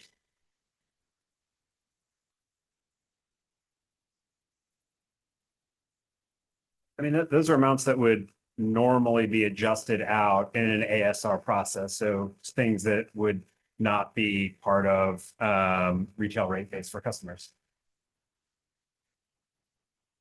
It's no different than the normal ASR that we file on an annual basis. So the purpose of this was to take what staff is used to seeing in the normal ASR, and then to be able to put that in a format that they could easily understand, and then layer in the adjustments. I think it's, you'd mentioned earlier, the quantification of the impacts from the stipulation. Yeah, and so the column 4 adjustments, though, that are in the normal filings, as you described them, there's normally a thing that says what adds up to those numbers, right? There's it's a huge filing, and it does detail out what each of those are. Yes, that's part of the normal filing that we would make annually for the ASR. Okay, thank you. On page 5, I was going to ask the same question about the adjustments there. If you have the same answer, I can. It's the same. It's all detailed out in that filing. Thank you. Are there any significant changes, though, to those between 2026 and 2028? To the adjustments that Georgia Power is making?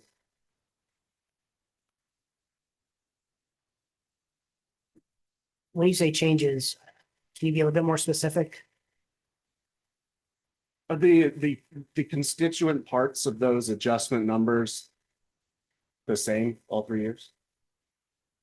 I'm not sure how to ask it because I don't have any of the line items.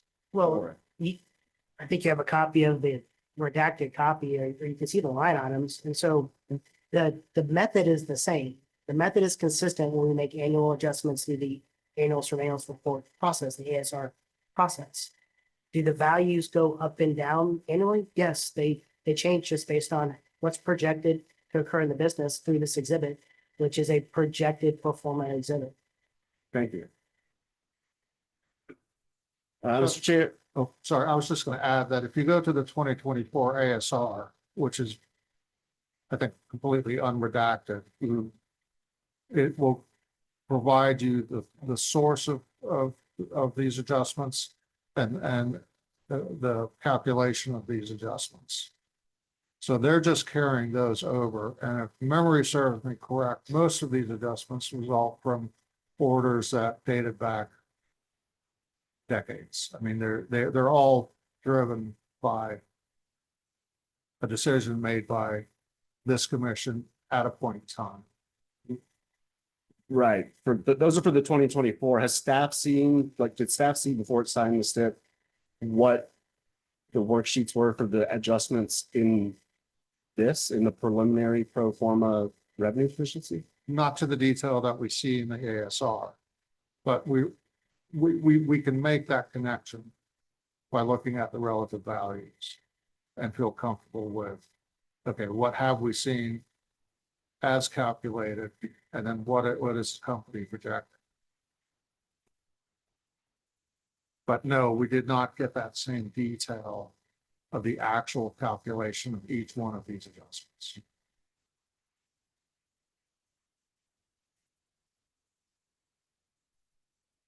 Which would be the same for the pro forma, retail, column 7. I mean, the company, this is their preliminary forecast. So, we had to test the reasonableness of 26, 27, 28 relative to what we know about 24 and what we know about 25. And that's what we did, and what we know about the business, which we're heavily involved in terms of procurements, generation assets, so on and so forth. So we can draw a line. It's not a perfect line, but we know the company is going on, a capacity building period. So to us, the numbers look reasonable. Thank you. Mr. Chair, Mr. Kamani approach again, and I hope this will be my last two. Yes, sir. We're being good in the park industry.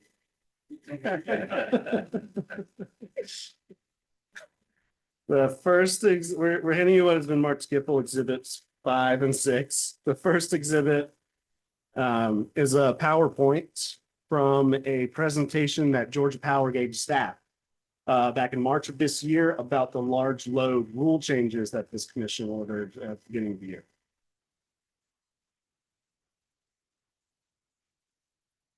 This PowerPoint wasn't filed in any docket. We first heard about it during the April committee meeting. And we asked for it on April 14th.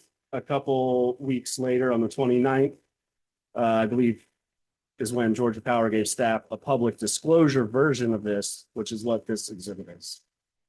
If you could flip to the third slide that's titled Base Revenue Requirements for Large Loads Assumptions.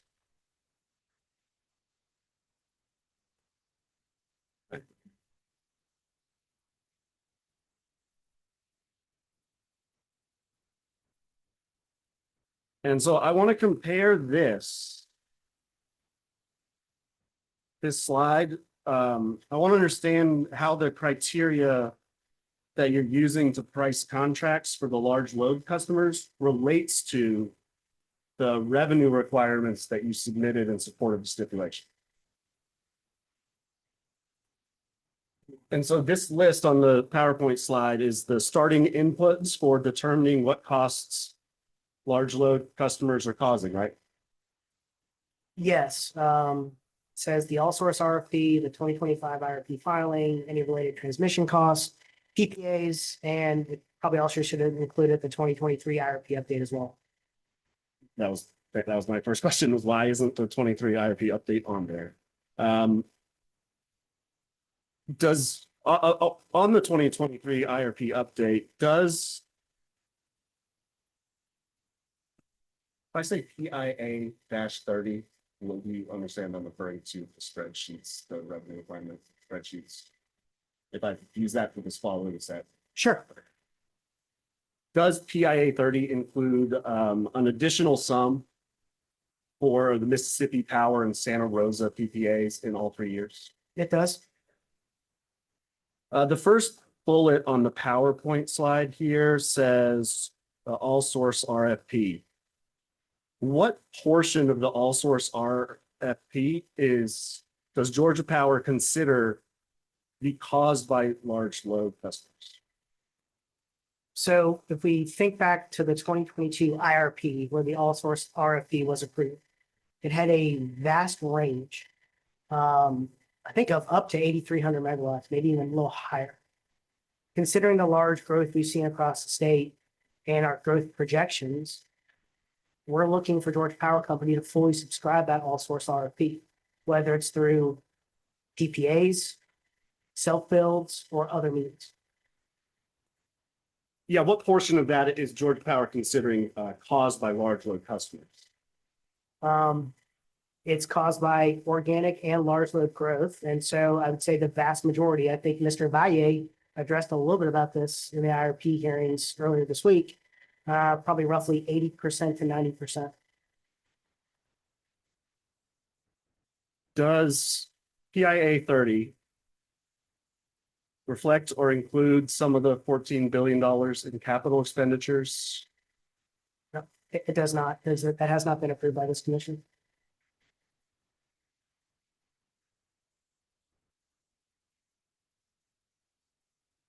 Okay, looking back at the PowerPoint, the 2025 IRP filing. I was gonna ask what portion of that is caused by the large loads, but you're saying So, Mr. Valle's Let me answer. correct that answer a little bit. It includes a proxy for serving that load. It doesn't include exactly what's going to be selected out of the RFP. So what we do as a proxy, when we see new load coming here, we need to serve that load. We typically have a PPA of a peaker or something, or usually the marginal generating unit. We take that cost, we say that's going to be the cost to serve that. So we put a proxy in there. What I can tell you is that the all source RFP talks to more about units that come online at the end of 28 and 29, 29, 30, 30, 31. And so for the next 3 years, a lot of those costs aren't even part of this discussion today.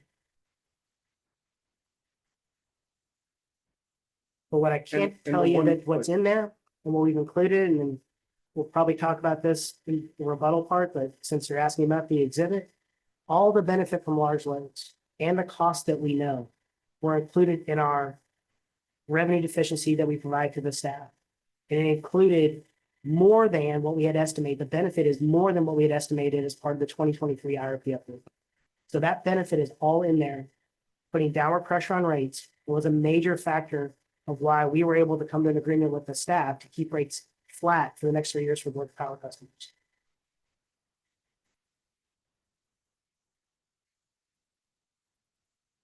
So in your revenue projection, the PF 30 numbers, the filing is for this case. There are costs that are pending in the 2025 IRP are included in there. There is a small amount of costs that are pending, but whenever we have a generation need that we see, we have to put a proxy of what it costs so that we can provide appropriate projections to the staff and this commission about what it's going to cost to serve that load. But many of those assets, and actually nothing in the 2025 IRP has been approved because that decision is not till July 15th. And the all-source RFP hasn't even started yet for certification. None of those assets have been approved, but we still must put a proxy in there. And there is a small amount of cost that was part of our revenue deficiency that we provide to the staff for the next 3 years. Staff saw what the math behind that proxy number before signing the stipulation. I think what staff did was review the overall numbers and proportionately it looked like a reasonable proxy. Yeah, so when you think of how you account for long-lived assets, GAAP rules and FERC rules are pretty loose about what you capitalize versus expense in the current period. So what Mr. Abramovich is saying is that, take Yates, for example, all of those costs are being capitalized. And just about anything related to that project does not get expensed. It gets built into the cost of the project.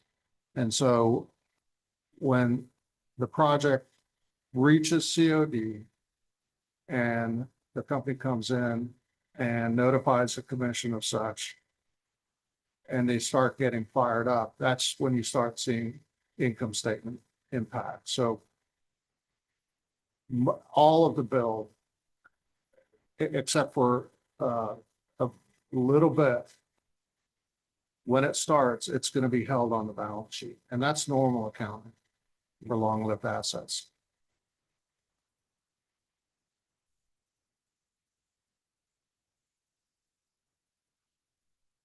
Well, I guess for both the all source RFP and the 2025 IRP, there's some amount of both of those is reflected in the revenue requirements in your filings here. Yes, whatever amount that would have actually hit the expense line and impacted costs or depreciation or things like that. But to Mr. Rucker's point, any kind of investment of an asset that's not going to go into service until the end of 28 or 29 or 2030 isn't included in this. Okay, thank you. On the PPAs, to the extent that there's capacity need in the future on this PowerPoint slide, do you understand that to the proxy price? Yes, it would be the proxy price. And what we're trying to illustrate here on this slide is as we price these new large load customers, part of the rules and regulations update was it allowed for longer contract terms. So 10, 15 years or longer. Prior to the updated rules and regulations, we didn't have the ability to do that. And so if we're going to put in a contract that has a longer term and we see load growth going on beyond what's currently scheduled in the commission for review, whether it's an IRP and RFP, we're going to put a proxy of what is going to cost to serve that incremental load coming from that new large load customer. Thank you, that's very helpful. And when staff reviews the large load customer agreements, well, let me step back, sorry. And what you were just describing, Mr. Romovitz, that is, what portion of the bill is that making up? Is that the minimum bill? Is that the CBL? Is that some other? So it can influence many parts of the agreement for the new large load customer, depending on their ramp rate and when they will actually add marginal load to the system. So it would impact the minimum bill, it may impact the termination payment, could even impact the collateral requirement that we require. Typically right now, new large load customers aren't really being put on a CVL type arrangement, more like a monthly access charge, similar to CVL, but different. But it all goes into the calculus of ensuring that we price these loads correctly, these contracts correctly, so that we adequately protect customers in the future.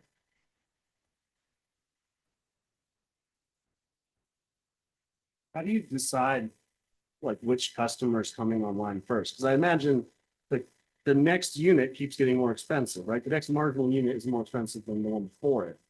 So which new customer gets the first tranche, the cheapest tranche? And then how do you decide? Can I just pose a question to the questioner or the intervener? Go ahead. Mr. Sherrill, you've been around this commission a while now. Have you ever built anything? Have you ever overseen a project that's been built?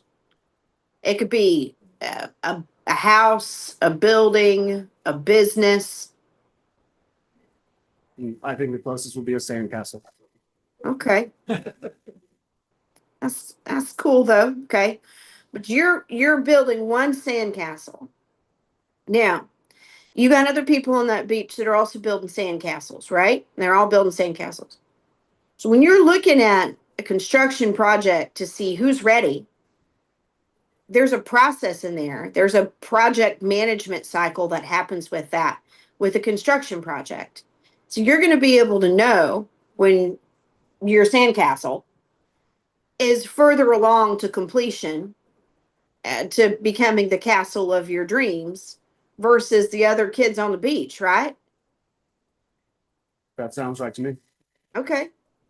So the continued questioning about the large load rule, which was passed in April of 2024, reiterated again in January of 2025, which is not germane on its individual rule merits to the stipulation in this rate case. There's some fundamental knowledge about construction projects and all these projects that are coming online that are going to tell you who's going to get access to service first, because who's involved in the construction projects, who's further along in the process, who's signed their contracts, who's paid their scheduled costs of construction per the rules. I mean, I know that y'all think that there's like something weird, but this is just simple construction project management. I mean, I'll let the witnesses answer you in their own way, but I'm going to answer you in the plain common sense way. Thank you. Yeah, that makes sense. Is that, Mr. Vaughn, is that does that analogy hold? It does hold. And I think the second part of your question was, how do you choose what gets built first, maybe? If each unit of energy gets progressively more expensive, the next marginal unit, and you're contracting with multiple folks at once, in negotiations with multiple facilities at once, who's getting the cheapest first tranche? So this was probably covered a bit in the 25 IRP in direct and rebuttal, possibly. Let me help. Please. Commissioner Pridemore and I discussed Q&A earlier today about the fact that Georgia Power is a vertically integrated utility. And so we're not an IPP. We don't operate in an organized market. We also talked about that we have an obligation to serve all of our customers. So we operate Georgia Power as a system. And so we have a load forecast that says that we have over 8,000 megawatts of need over the next 5 to 7 years. And so when we see that, we're like, what do we need to build and put in place? Whether it's people, sandcastles, power plants, transmission lines. What do we need to put in place to serve that load? Not a one-off customer. It's all the customers together, because we have an obligation to serve all of our customers. with reliable and affordable service. And so we serve as a system, so we don't pick and choose who gets access to what asset. The only small exception to that is each one of these large load customers are large, and they'll have local costs and local infrastructure that will be very much specific to them. And for them, when that local infrastructure is built and is specific to them, they pay every dime of that on their own. And it's not charged through a rate. They pay for that up front. So when people ask, are you building gates 8 through 10 for customer Y? Or are you going to operate Macintosh units on the coast for customer Z? That's not the way this works. We are building new infrastructure. We are upgrading existing infrastructure and optimizing existing infrastructure to serve the entire state as it grows. Right, I wasn't asking about playing gates 8 through 10 and who's getting what electron. I mean, like the proxy price that you're talking about. So I'm trying to explain is it's an all-in price of what the incremental cost to serve all the load is year by year of all the assets. So it's an all-in marginal cost. So it's a mix.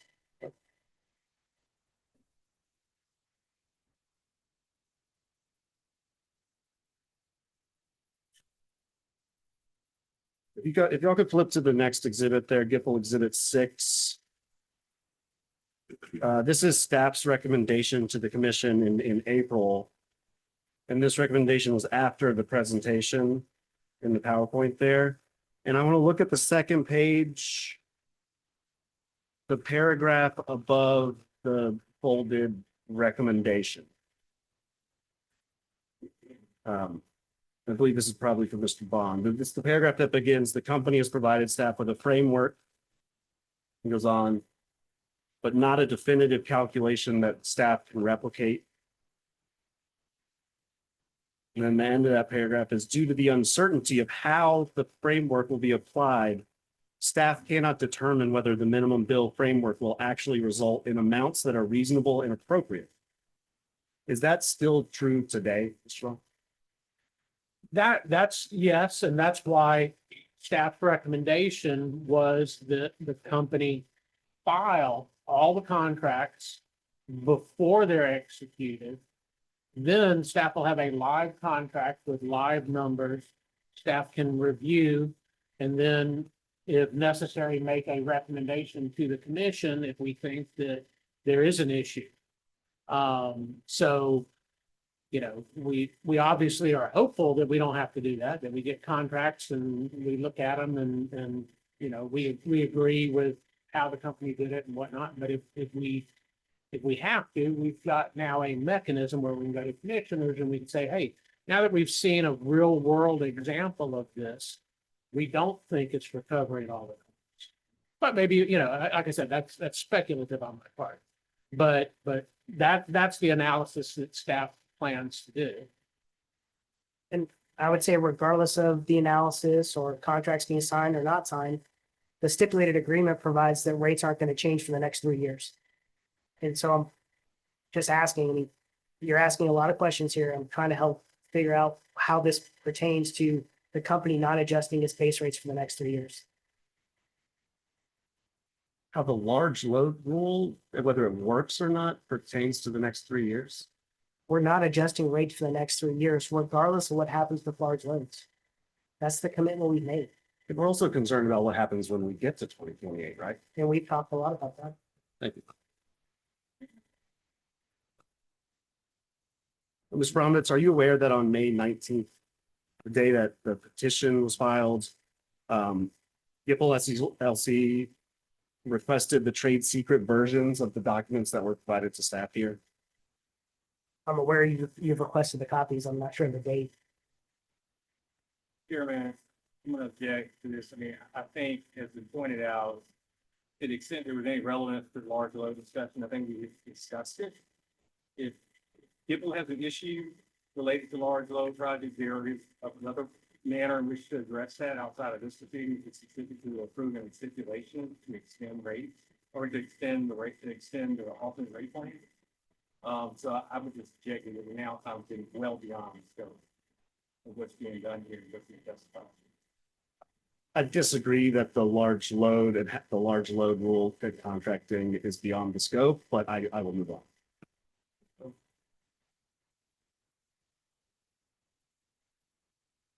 Looking at the stipulation at paragraph 15.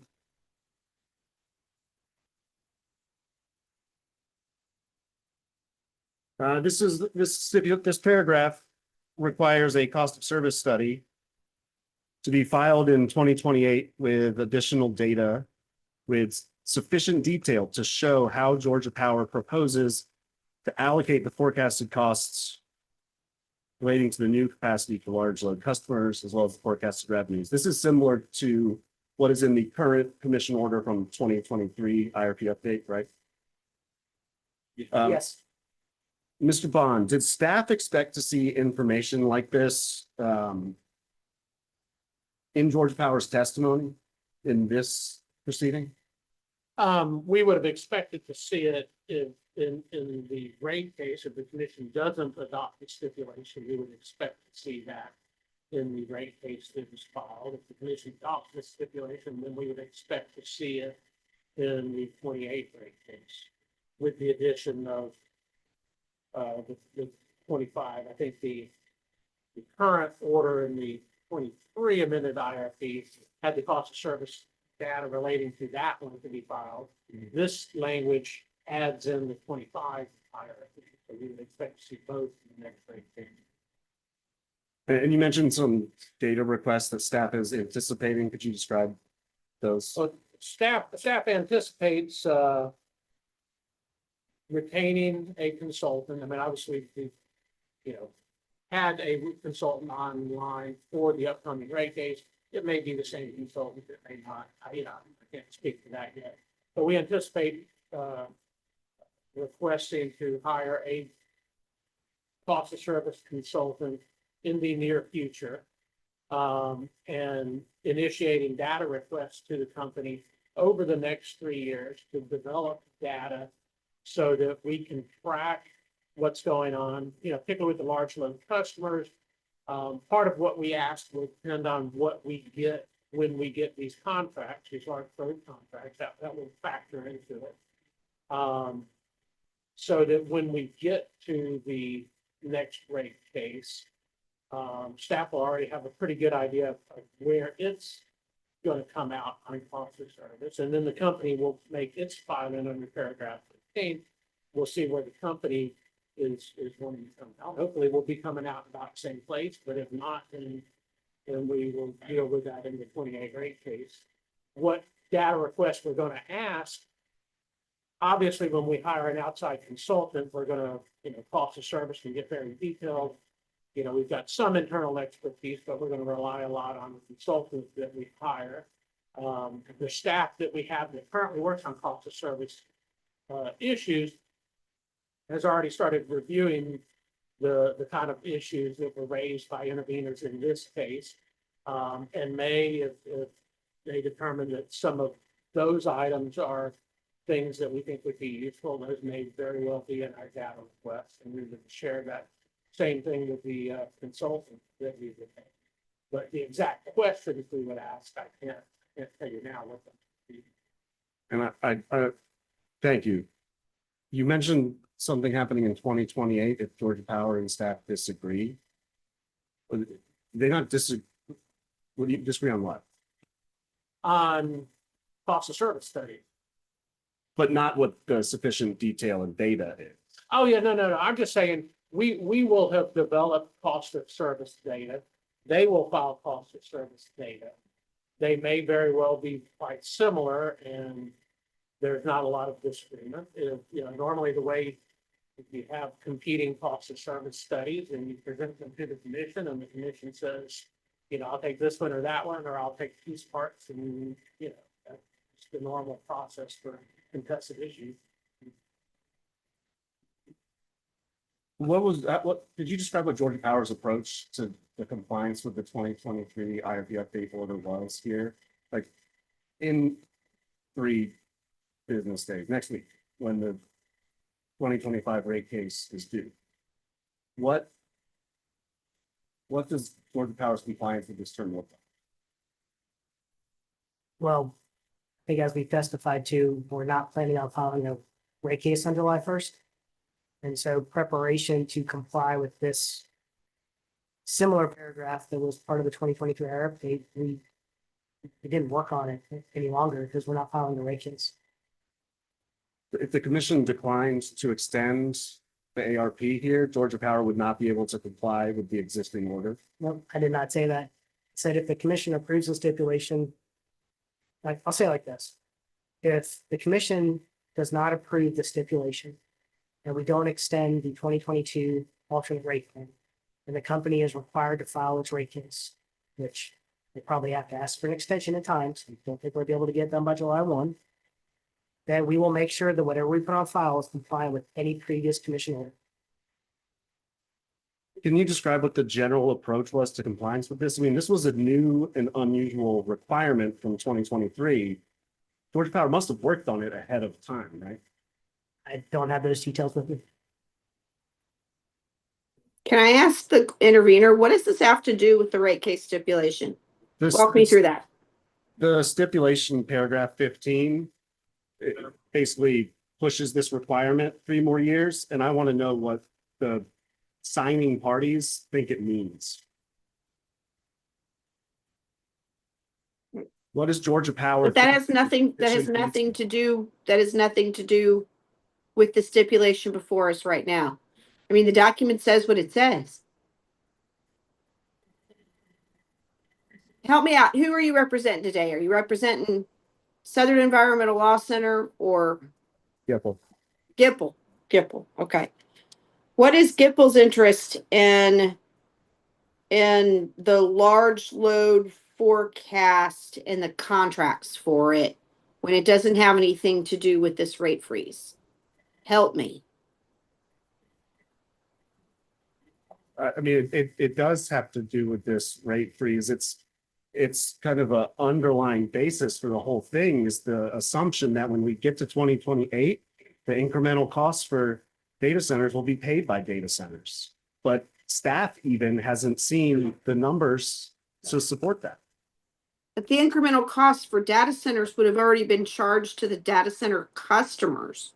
So in the analysis that Mr. Bond has exhaustively explained, and the team of people that will be working to analyze and ensure that those costs are prudent and prudently assigned to those customers, that's a matter for 2028.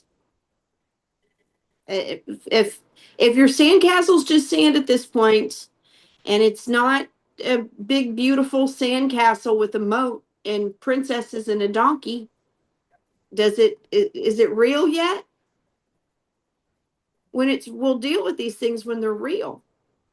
Well, I believe that Georgia Power ran the cost of service study for the rate case that's would start in a couple days. And I want to know how they approached it because this is a big Mr. Chairman, once again, if you look at the PSO by this commission has held the case in abeyance. There was not going to be a filing by virtue of the PSO that was issued on July 1st.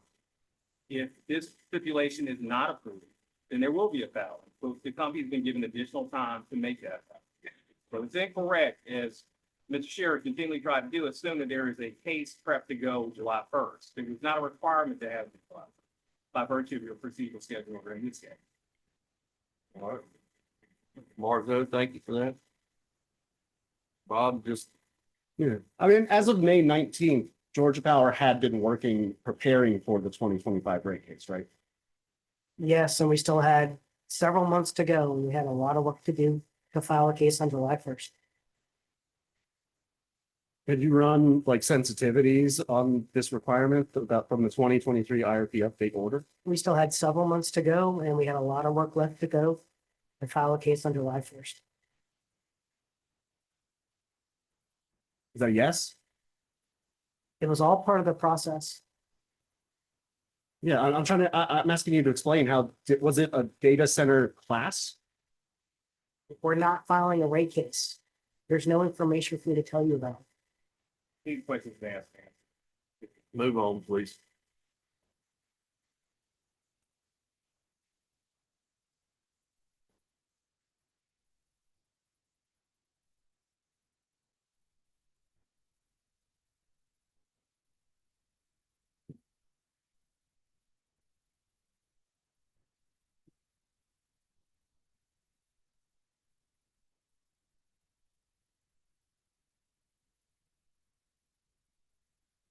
Yeah, I'd like to move on to paragraph 3 of the stipulation. There's an explicit base rate increase here for storm costs. That would automatically increase the amount collected under riders like DSM and ECCR2, right? I'm sorry, can you ask your question again? We were flipping pages. The stipulation of paragraph 3 says the rate increase shall be applied to each traditional base rate on an equal percentage basis next year. That automatically increases the amount collected under riders like DSM and ECCR tariffs. I'm not sure that's accurate. What we're trying to say here is what we've agreed to is that any approved amount for storm cost recovery would be equally allocated across the rate classes, much like Global 3 and 4 was done. Right, when you increase that base rate in the class, wouldn't it make these riders that are based on percentages go up as well? Potentially, but that's also up to the commission's decision as well.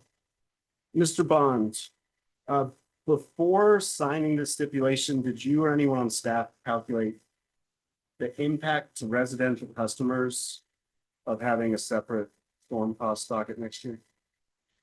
Well, it's hard to calculate a rate impact because there's a lot of variables. The biggest variable is how many years do you spread it over? And that will be, I imagine, one of the big issues in the upcoming case. The paragraph 3 doesn't specify how long it's spread over. And I think the impact on customers is going to be a big factor in deciding how many years you spread it over. So obviously, the longer you spread it over, the smaller the amount. Now, there's limits to how much you want to spread something because we occasionally have big storms, and you've got to spread something really, really far, then you run the risk of starting to have pancaking of storm impact. But that's the kind of issue that will be taken up in that case. Would you agree that it could be an increase of about $6 a month for residential customers if recovery happens over the next 2 years before 2028? I would imagine there's some number of some period of time you could use to amortize it and you could come up with $6. Whether the commission would want to use that period of time to do it is a completely different question. I think, again, that's one of those issues. I mean, 2 years seems pretty short for a recovery like that. So I have a hard time seeing that as being the outcome, but I don't know. I can't speculate.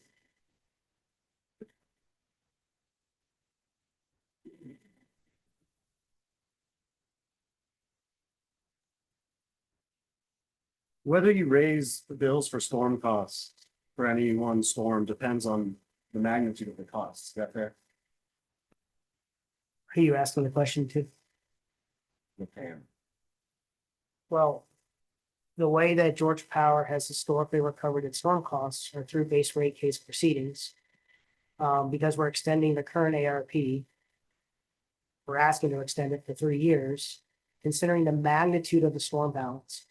And it could have been, instead of one large Helene, which was cost around $730 million, it could have been 4 medium-sized storms that still got us to a large balance.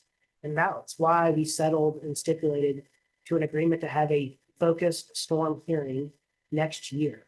And so it's not based on the size of one storm or 5 storms. It's really about the cumulative balance over time. Right. So if it wasn't $800 million, it was just like $1 million, $1 million. We probably wouldn't have another proceeding next year for that. That's a pretty hypothetical question. There's a lot of factors at play here, so I'm not really sure what we would have done. But I will tell you, one of the driving factors here in this stipulated agreement was the size of the balance.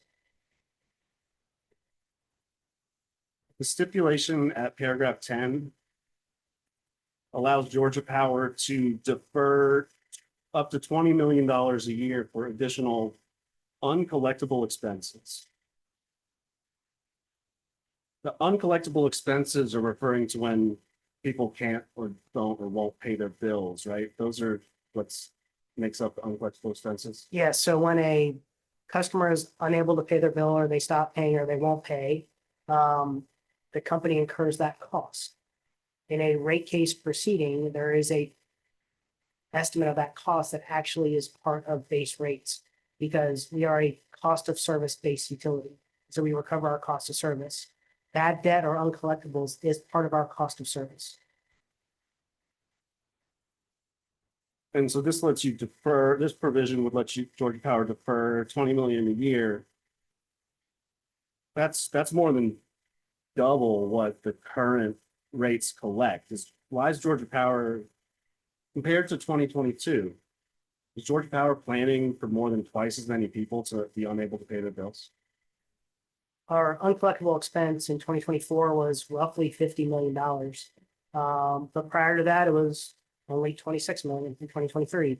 So it can go up and down, but like we talked about a lot today, provisions in the stipulated agreement are just that. It's a stipulated agreement where both sides negotiated to a point. And that's how this amount was determined. That $50 million in 2024 was unusual, right? That included the impacts of Hurricane Helene. There was some Helene, and some of those costs probably won't occur until 2025, considering the payment options and payment plans and disconnect extensions that we've provided for customers during hurricane, after the aftermath of Hurricane Helene. Is it fair to say that current rates that would be extended by this ARP collect about $18 million for this expense? And this deferral is for $20 million?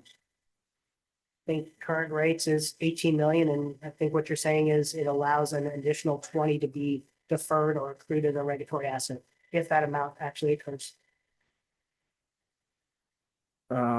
Let's see.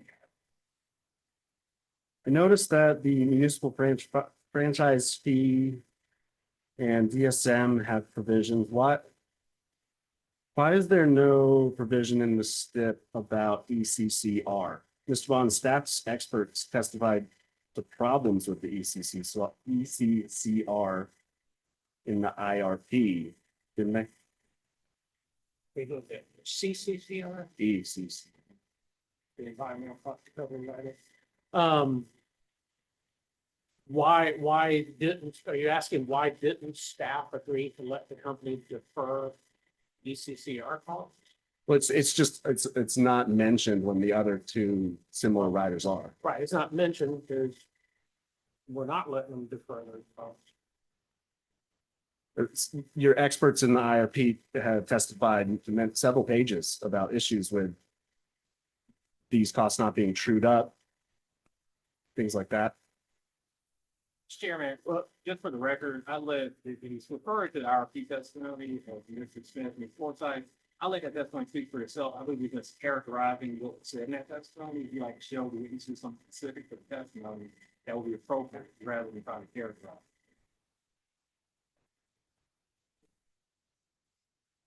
I think you got, you answered my question. On paragraph 7B, the deferral provision that we talked about very beginning. This allows Georgia Power to defer costs if if they go below 10.5%. Can you explain?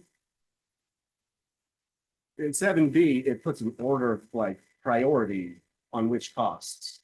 Can you explain how that order of priority was chosen? It says 2023 IRP costs get deferred before 2025, before 2022 IRP costs.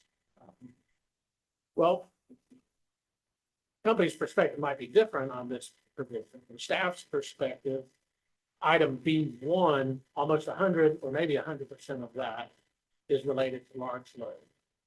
Item B2, most of that is related to large load. And item B3 is predating that large load. From staff's perspective, if the company is under earning during the 3-year period, staff idea was, okay, defer costs relating to the new large load customers, so that the commission has the opportunity in the 28 rate case to allocate those costs to those customers. Thank you. Will cost recovery of these be converted to regulatory assets like starting in 2029? When we get to the 2028 rate case? Well, when we get to the 28 rate case, I assume it will be up to the commissioners to decide how to handle those costs. If that's your question. But this doesn't say what the commission will do with these costs in 2028 rate case. That'll be determined then. Yeah, the company will defer them. And then when we get to the 28 rate case, I would imagine various parties will propose doing various things with them. But from staff standpoint, it was a way to isolate costs related to large load testing. And it only allows the company to earn up to the 10.5, so they can't use these deferrals to exceed the set point ROE.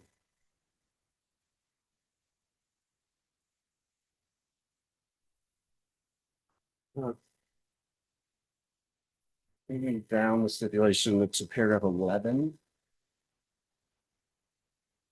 Looking at 11D and E.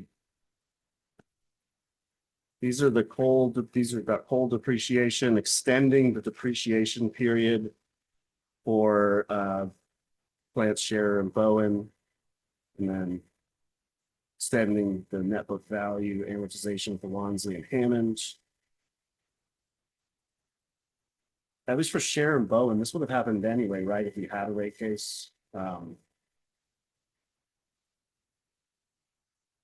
Georgia Power would have filed an updated depreciation schedule that extended those units life. I mean, you'd have to ask them what they were planning to file. I'm not sure that's accurate. What I will say is a lot of the provisions that the company and the staff agreed to in the stipulation use provisions and tools that we've used in the past to mitigate the impact of customer rates. Changes to amortization periods, changes to depreciation periods were used in the 2022 rate case settlement. They were part of the 2019 case order. I mean, it is a common tool that we use to balance the length of depreciation for our assets on our books and affordability for customers. And the effect of that in the next 3 years is that there's less expense for Georgia Power? It lowers our cost of service. That's correct.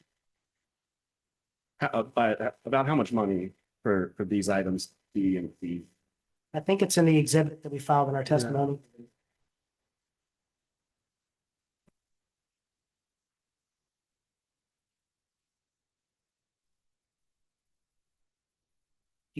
No, I just wanted to know off the top of your head. It is in that exhibit. I just for purposes of the room. Yeah. Um, I mean, yeah, that for Bowen and Share is $88 million in 2026, 96 in 27. that would have been collected for those appreciation and amortization schedules Yes. going forward, but now won't be. So what we're doing is we're pushing out and extending the depreciation expense, as Mr. Romans mentioned, that then lowers the cost. But that does then push that depreciation out over a longer period of time. And so providing a benefit over the next 3 years. And then, as we've talked about with a lot of these provisions, also providing a benefit to customers, in the next rate case after this one also. Right? This is not just a change that will impact the next 3 years. It'll continue on, right? I think we're extending it for out to 13 years. In the long run, though, doesn't it mean that customers will pay more, like nominally, for the coal? It extends the period over which Georgia Power is earning a return. Is your question is that it increases, it keeps rate base on our books longer? Rates are set right now to recover at the current schedule. You're extending those rates, but then that money's not going to pay down the coal units. It's going somewhere else. No, it still counts as depreciation towards that coal unit. It's just over a longer period of time. Right, maybe that extends the carrying costs and all that. So on our books, yes, it would extend the carrying cost, but overall, the economics and the nominal value of this is beneficial for customers because the depreciation reduction is far greater, and this is an estimate, than what the actual carrying cost on the rate. I have an accounting question for Mr. Abramovitz. If the federal government was to step in on any of the coal units and either issue a 202C out of the Energy Department or do it under one of President Trump's April 8th executive orders calling for units to stay up indefinitely, how is depreciation's counted the same, isn't it? I mean, it doesn't benefit the company in any way. It doesn't benefit, explain that to me. There's no incremental benefit to the company here by stretching out the depreciation of a unit or keeping a unit online longer. If anything, that's a more economic choice for the customers if it is truly economic for those units to run longer, which often we find that to be the case, especially with our more modern coal units like Bowen and Shear. The one caveat I would give is there is a return component and a carry cost component of that asset being on the books and not retiring sooner. But that is small in comparison to the economic benefit that's given to customers through more efficient operation, not having to build another generating unit and having these units on the system longer. Thanks.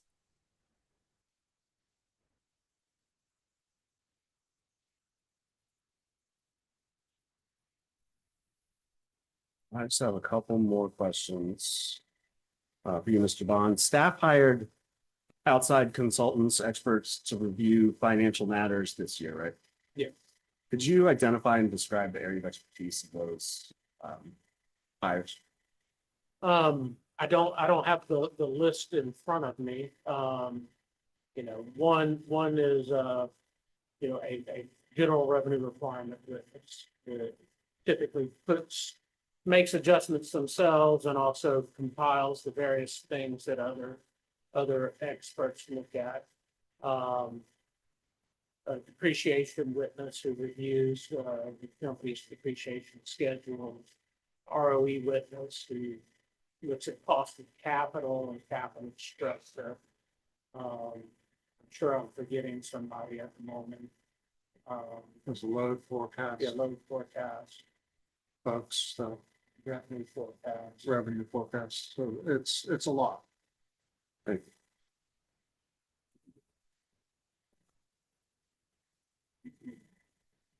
Mr. Bond, on page 6 of your testimony, you note conditions that you say justify the stipulation.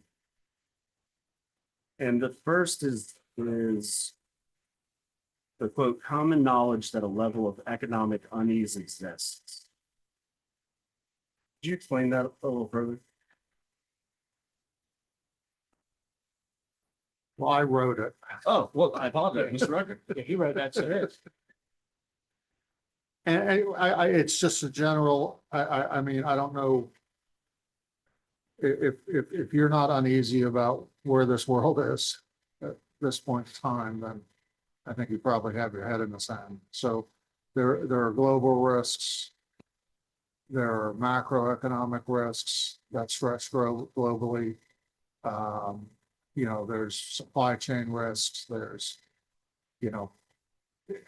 the Iran-Israeli war, if that had somehow mucked up the flow of oil coming from the Strait of Hormuz, I mean, that would have tripled our gas prices. I mean, there's just, people are uneasy. I mean, do you feel comfortable? Well, I just want to know that how staff sees that and its interplay with the stipulation. Well, I think ultimately it speaks to the fact that we want to provide stable and predictable rates for all customers across the board. Residential, the small industrial or small commercial, you know, having that ability for a business to know what its electrical bill will be next year when everything else around them is moving, that's almost priceless. I mean, that's a certainty that they can walk, you know, that they can put into their model in order to make their business work more efficiently. Thank you. Especially, you know, there are a lot of businesses that are heavy users of electricity. You know, steel industry for one. You know, for them to know that they're going to be paying the same price for the next 3 years, I'm sure they're very, very content with that. I would hope so. The other condition there in the testimony is the potential for unprecedented economic growth because of data centers. You say that the stipulation provides all stakeholders an opportunity to evaluate any actual realized growth from these data centers as opposed to attempting to forecast the consequences. So that really speaks to the fact that we don't have a hyperscaler on the system yet. But my understanding is we will pretty soon. So whatever anybody comes up with today, I don't care who it is, it's going to be wrong. No forecast is right.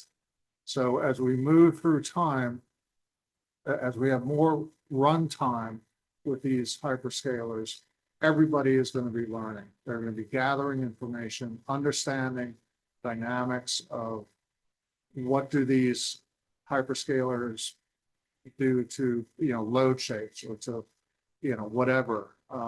So just by allowing this commission to defer a decision that really would have been based solely on forecasts, by keeping rates stable and predictable, which is a benefit to everybody. At the end of this, we're going to have a lot more information with respect to these large data load centers. And we'll have, like Mr. Bond spoke to, you know, we'll have a lot of information with respect to how these contracts work. You know, how all of this right now has not been used. So I suspect there's going to be some, you know, actualization, review, and possibly adjust as we move forward. And I think that's a huge benefit.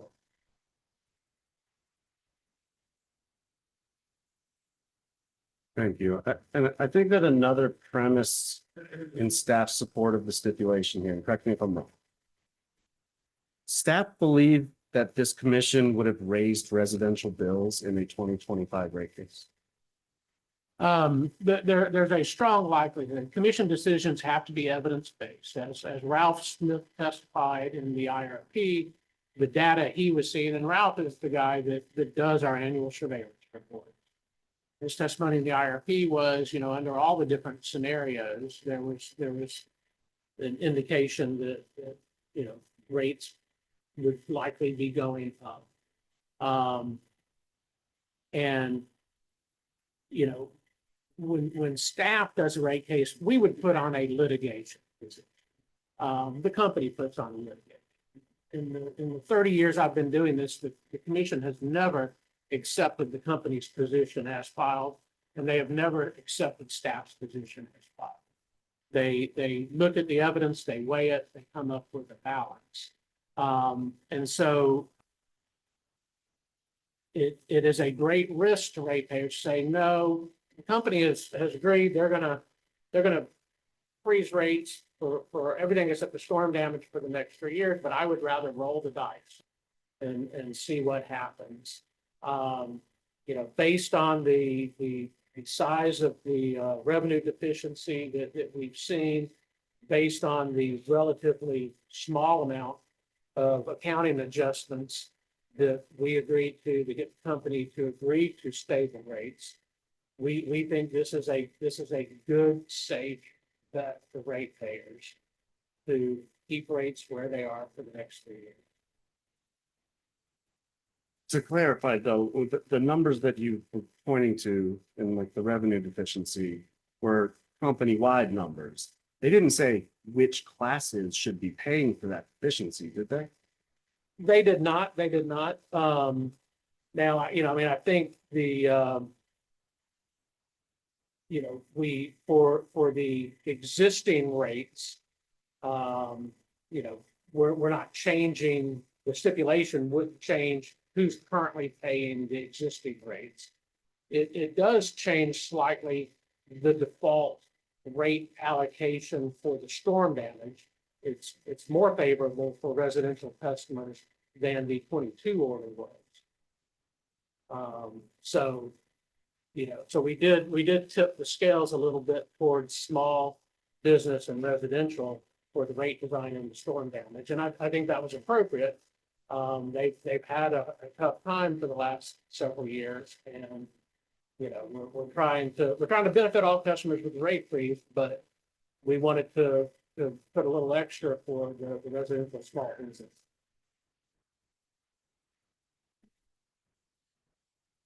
All right, thank you, panel. I'm gonna go sit back down. Mr. Chairman, can I move Gibbles exhibits into the record? So Mark, Thank thank you, Mr. Carrier. I think this is a good time for a little quick break. Let's see everybody back in here at 3:30.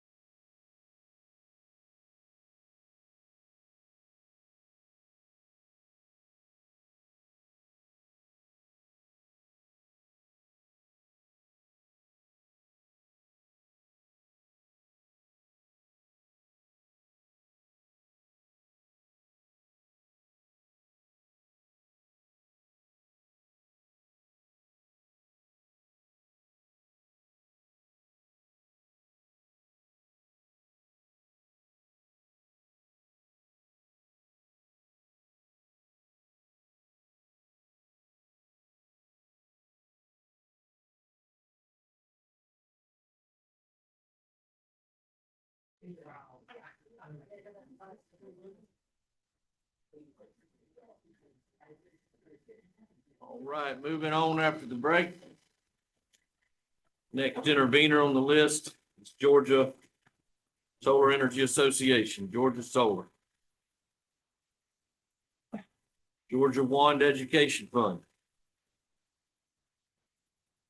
Good afternoon. Good afternoon. Good afternoon. I just have some questions about the return on equity in the plan. Just wanted to confirm a few things. We have, I believe the commission voted for the minimum to be 10.5% and the maximum 11.9%.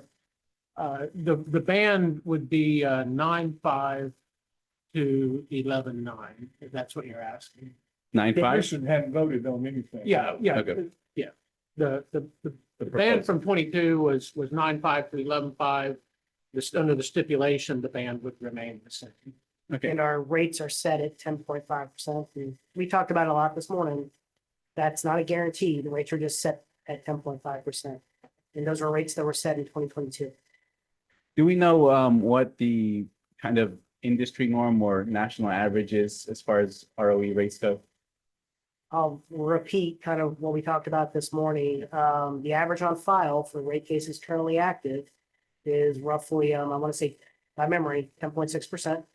The range is 9.3 to almost 13.6% request. On average, Georgia Power's set point is above average, but I would also remind the commission that we do provide above average service and reliability to our customers and above average value. And how much above the average, do you know? I don't know off the top of my head. And just, this might be common knowledge, but just wanted to confirm. The rate case is when these ROE rates are set. Is that correct? Yes, in a rate case, that is when ROE set points and bands are established. So if by missing well, do you anticipate us missing the 2025 rate case or not having a rate case in 2025? Yeah, like we've talked about today, and with this stipulated agreement, the company has agreed not to file its 2025 rate case. As we talked about with the last cross-examiner, if for some reason the commission doesn't approve the stipulation, then the company is going to need to file a 2025 base rate case. But right now, the company doesn't plan on filing one because we have a stipulated agreement with the public interest advocacy staff. So if the commission votes to approve this extension, is it fair to say that we're missing out on an opportunity to reduce ROE rates in 2025? I mean, what I would say is, you know, customers don't pay the ROE. Customers pay the rate. You could have a rate case theoretically that lowered the ROE and increased the rates, and ratepayers would be worse off. So, I mean, rates and ROE are two different things. You know, this stipulation uses the 10.5 as sort of the nominal ROE, but rates are not being set in this stipulation to 10.5. Rates are being frozen, and the rates are what they are. And based on Georgia Power's pro formas with the adjustments from the stipulation, the rates would be generating under the pro formas less than 10.5. It'd be more like 9.5 in the first year and 8.5 in the 2 second years. Hey, and let me add one more thing, and it's because there's been a lot of conversation about the ROE and the ROE set point being out band. Georgia Power has an equity ratio of 56%. That means we are funded with equity of 56%. That means the rest of it is funded with debt or bonds, right? And we talked about earlier today that Georgia Power is A-rated credit. And so when we think about cost of capital, it's not just the return equity, because return equity is a cost of capital. It is a requirement from our equity holder to return that value to them. But we also have a bond component and a debt component. Our weighted average cost of capital is pretty much close to the average across the industry. A little bit over 7%. The highest is 9%.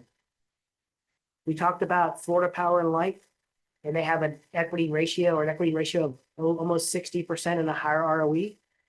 I don't know their number offhand, but I can almost guarantee you their cost of capital is higher than ours.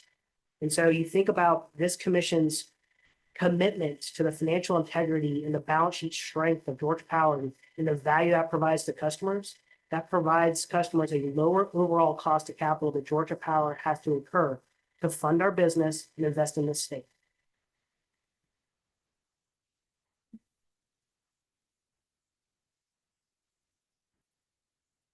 I guess, how much of an impact to consumers' actual rate that they pay, base rate?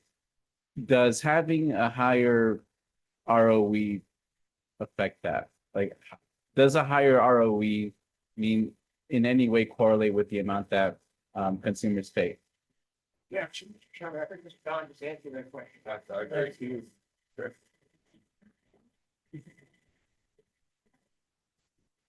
So I want to move on to the storm cost. The storm cost, I believe, have an estimate from Hurricane Helene about $1 billion. Does that sound about right? That's inaccurate. It's $730 million. So with the upcoming storm season coming up naturally around this time of year, would that be added on to the storm cost that's accounted for in this case? And so as we've talked about already today, there is a projected amount of storm costs that we think this year would occur. And if we think about our current storm balance, it's roughly $860 million. That includes a $730 million impact from Hurricane Helene.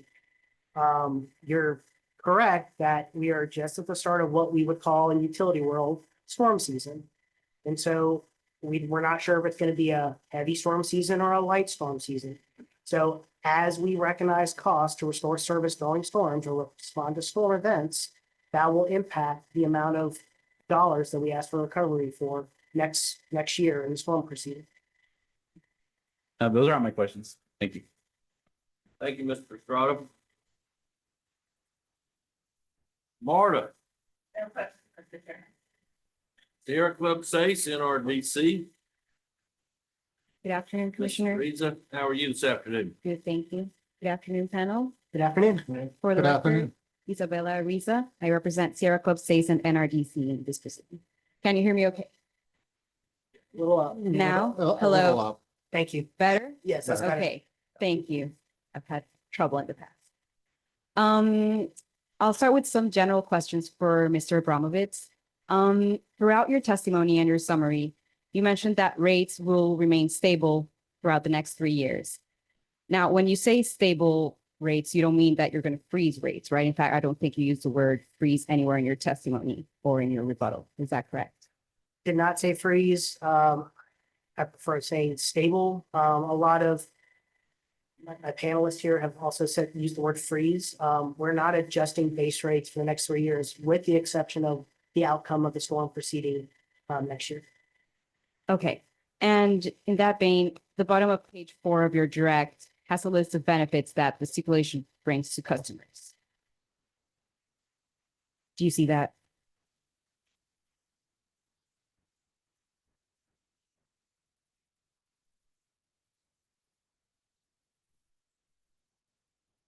Yes. Item 1 indicates that no adjustments will be made, like you just said, except to any under-recovered storm costs. Another exception that you should have listed here is the recovery of certain pre-construction costs that you referred to in the stipulation. Is that not right? Can you restate your question? I didn't follow you. Maybe I should refer you to the stipulation paragraph 5, where you discuss certain pre-construction costs that you'll seek recovery of.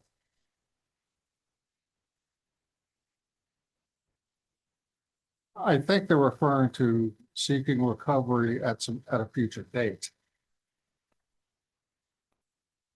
Yeah. not Yeah. next year or the year after. Paragraph 5 in the stipulation is related to investment tax credits and production tax credits. And Hold on a second, please.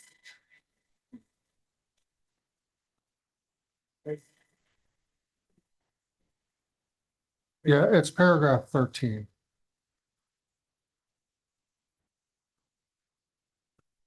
So sorry. Long lead time equipment and scoping and engineering studies, study costs. But those are for capacity additions that are going to happen in the future. What this stipulation provides is, if the commission approves it, the authority for the company to create a regulatory asset for those costs.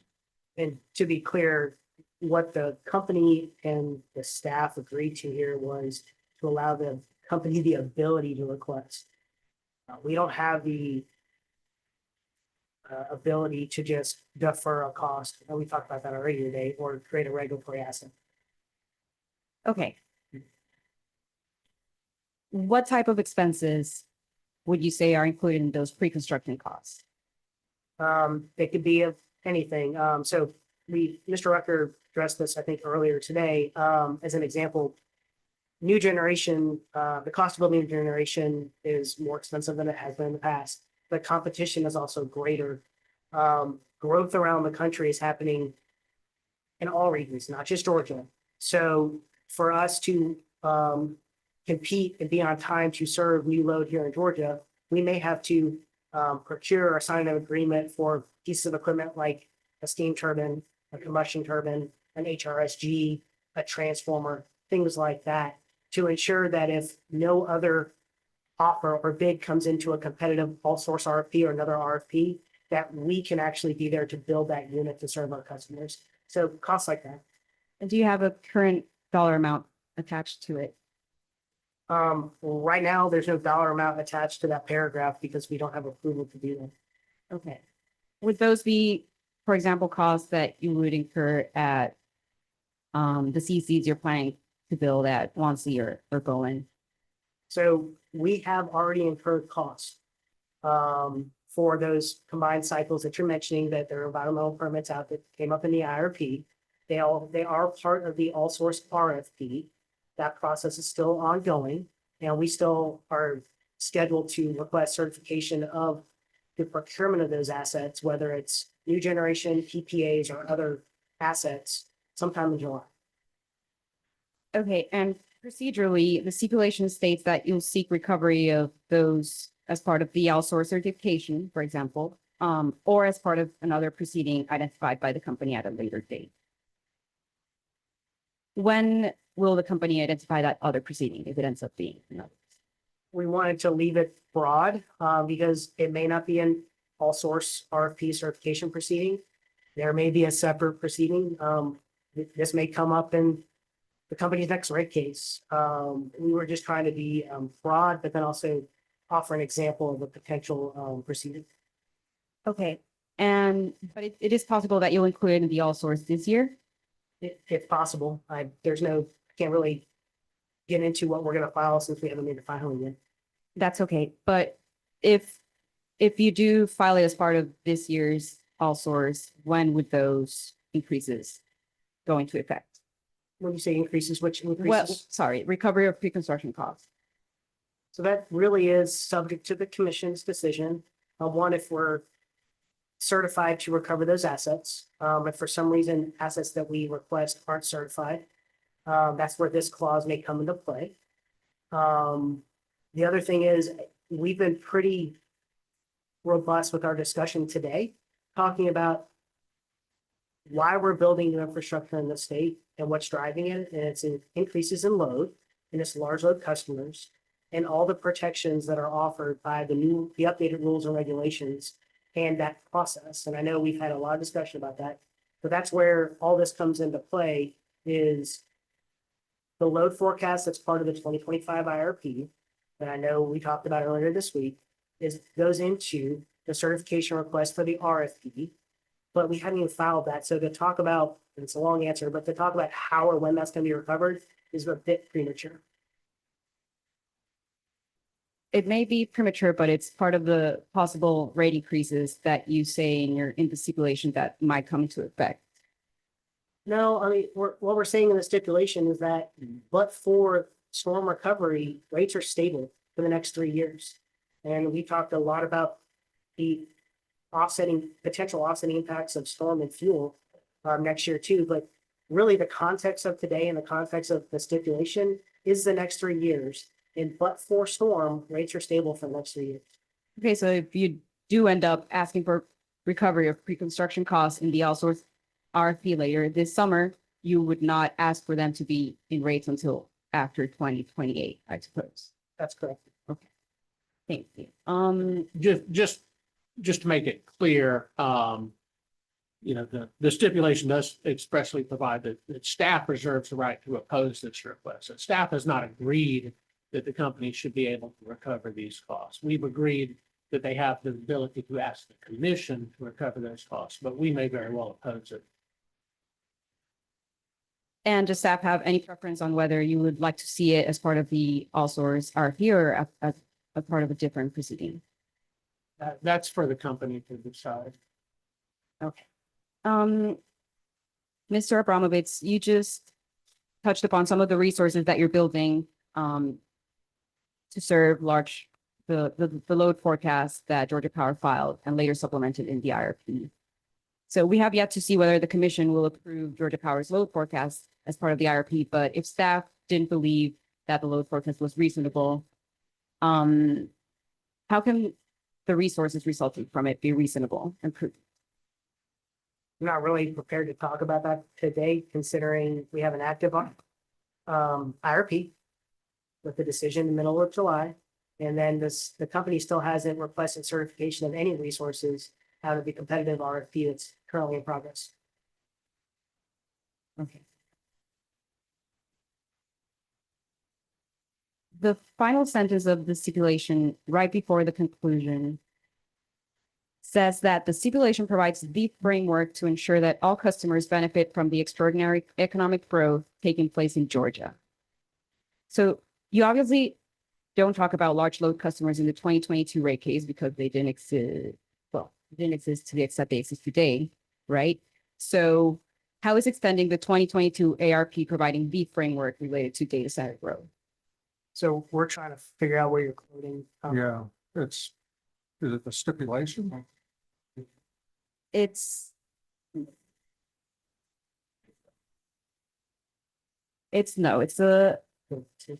please refer to the stipulation. It's the last sentence before the conclusion of the joint petition. Gotcha.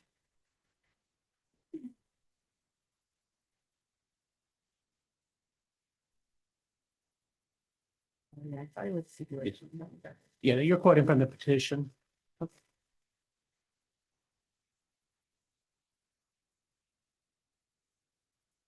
So, and I'll let Mr. Bond and Mr. Rucker pine on this as well here. One of the major, and we've talked about this today as well, one of the major variables that allowed us to even get to this point of leaving rates stable for the next 3 years was the growth of large load customers coming to this state. It's already occurring.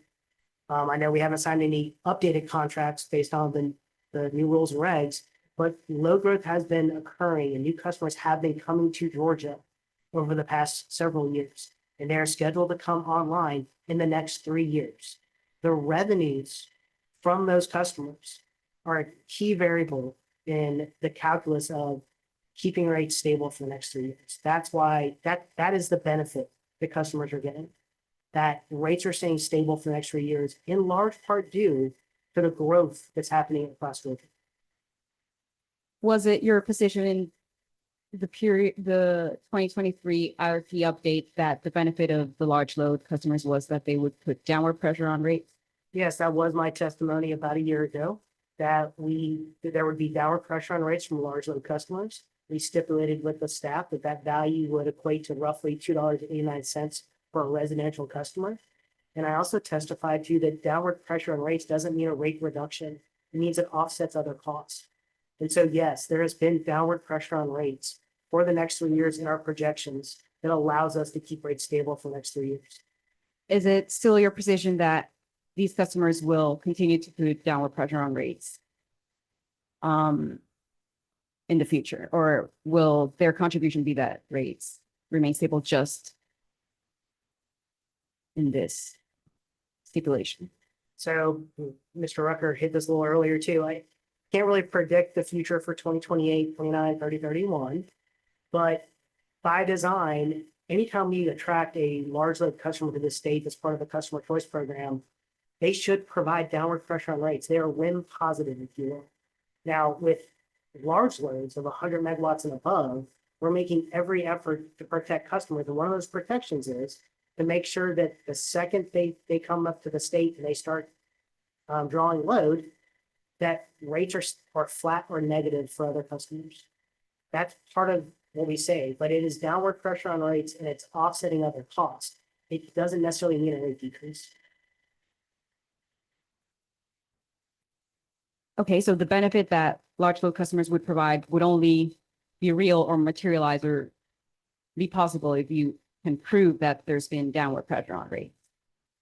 I would say the benefit here is the fact that we are keeping rates stable for the next 3 years. And if you think about the risk the company is taking, if for some reason our load forecast for the next 3 years is wrong, or the revenue projection that we have from these large load customers is wrong, that means that we're taking the risk that those revenues won't come in and we won't have an offset to those costs and we'll have lower returns.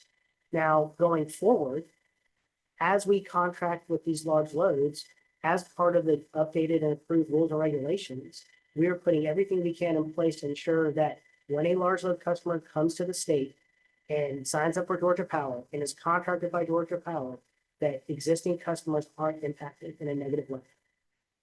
If revenues go below the earnings band, will Georgia Power not file a rate case? We have the ability to come in for an interim rate adjustment if for some reason revenues would fall below 9.5%.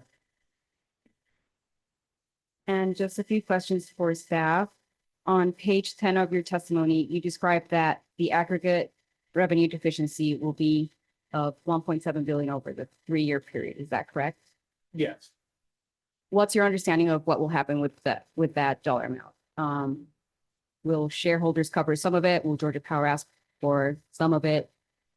Or will it simply all be recovered in 2020? If you started answering this to a previous intervener. Yeah, so what that is saying is that the expense and accounting adjustments don't, they offset some of the 2.6 billion, but they do not offset the 1.736 billion. So that amount is not being recovered through rates. It's not being accounted for in the expense adjustments.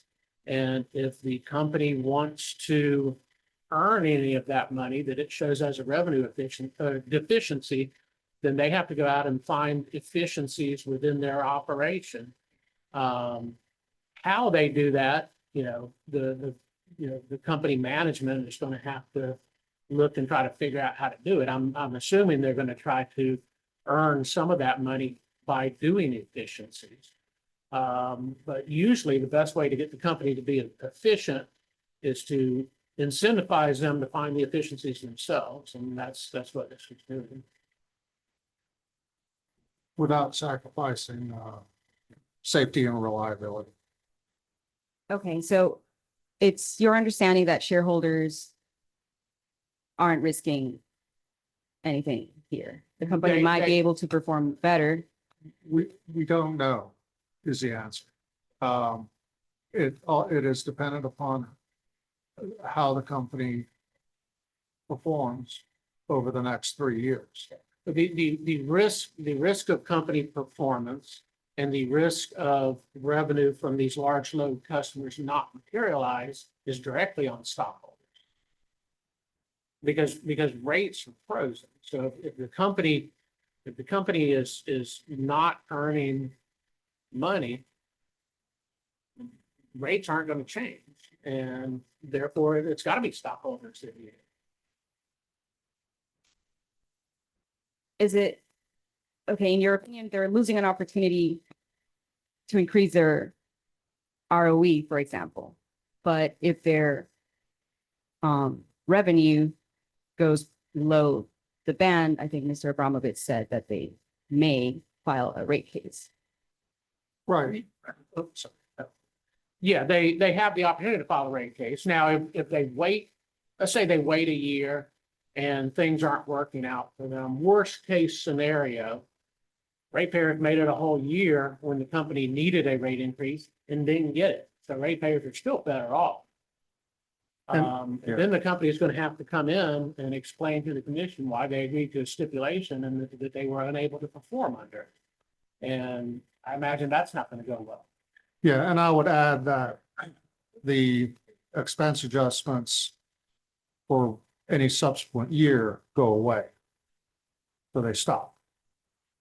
So the support for the ROE, if they come in for a rate case, they'll no longer get. So we're benefiting as we go. So if a company finds itself in a situation where it needs to come in and ask for additional revenue, then these expense adjustments that are supporting their ROE go away for the future. Okay. If you look at paragraph 7 of the stipulation, for example, where it's talking about the adjustment that they can get if they're earning below 10.5, the first sentence says for each year of the ARP extension period, provided the company does not file a rate case or invoke the interim cost recovery mechanism, the company can defer. So they can't even defer these costs if they choose to come in for a rate case. Rate case takes 6 months. They're not getting the higher rates from the rate case or this deferral during that 6-month period. Right, but that rate case could ask for the higher amount, whatever they need. But they could have done that July 1, and then ratepayers would be paying a higher rate even sooner. Yeah, and I think it speaks to, in a stipulation, no party gets everything that they want. I mean, if we could have held them to not coming in for a rate case, we would have, but that was not an option. So it's that give and take that allows us to reach a stipulation. Okay, thank you. No further questions. You, Mr. Reader. Walmart.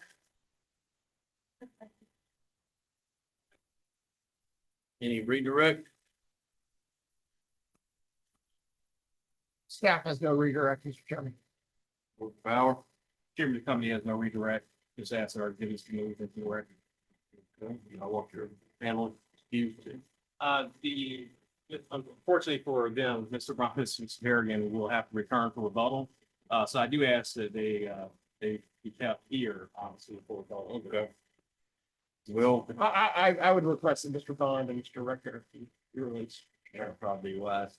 I think Mr. Rucker would have simply released himself. Gentlemen, thank y'all. You can be excused. Thank you. Two of you for a while. We'll keep rolling. Going on to the next panel. If somebody needs to step out, it's a good time, but we're gonna, as soon as we get the next panel up here, we're gonna keep going. So I'll ask Gipple to go ahead and call up your expert witness. Thank you, Mr. Chairman. Gipple calls Justin Barnes to the stand. He is available via Zoom. Okay, so. Mr. Barnes, will you please raise your right hand? Do you swear that the testimony you're about to give is truthful and accurate to the best of your knowledge? It is. Could you please state your name for the record? My name is Justin Robert Barnes. By whom are you employed and on whose behalf are you testifying? My employer is EQ Research, LLC. I'm providing testimony on behalf of Georgia Interfaith Power and Light. On June 12th of this year, did you pre-file or cause to be pre-filed 10 pages of direct testimony in question and answer format in docket 44280? I did. Did you also cause to be pre-filed along with your testimony an attachment marked as Exhibit JRB1? I did. Mr. Barnes, do you have any corrections or changes to your pre-filed direct testimony at this time? Yes, I do. I have two corrections. So first, at page 1 on line 2, at the phrase suite 202, my business address, replace 202 with 203. And then on page 2 at line 23, which reads actual 2026 data, replace 2026 with 2025. Other than those changes, if I were to ask you the same questions that appear in your pre-filed testimony at the hearing today under oath, would your answers be the same? They would. Mr. Chairman, incorporating the changes Mr. Barnes has made on the stand, I move to have public disclosure version of Mr. Barnes' direct pre-filed testimony entered into the record as a given or with me. I would ask that the attachment JRV1 to Mr. Barnes' direct testimony be marked for identification as Tipple Exhibit 7. Mr. Chairman, with your permission, I'd like to ask Mr. Barnes to read a summary of his testimony. Go ahead, Mr. Barnes. Good afternoon, Mr. Chair and Commissioners. I appreciate the opportunity to be here today. I've reviewed the proposed stipulation and petition to extend the Georgia Power Company's Alternative Rate Plan, or ARP, filed jointly in this docket by Georgia Power Company and Public Service Commission Public Interest Advocacy staff. I've also reviewed the company's testimony and staff's testimony in support of the stipulation. Georgia Interfaith Power and Light asked me to, 1, review the terms of the proposed ARP extension to evaluate the potential risk that residential and small commercial customers would subsidize new and expanding large load customers like data centers. And 2, identify the types of information that are necessary to fully analyze the impacts of new and expanding large loads on the company's system and the related cost allocation implications for future proceedings.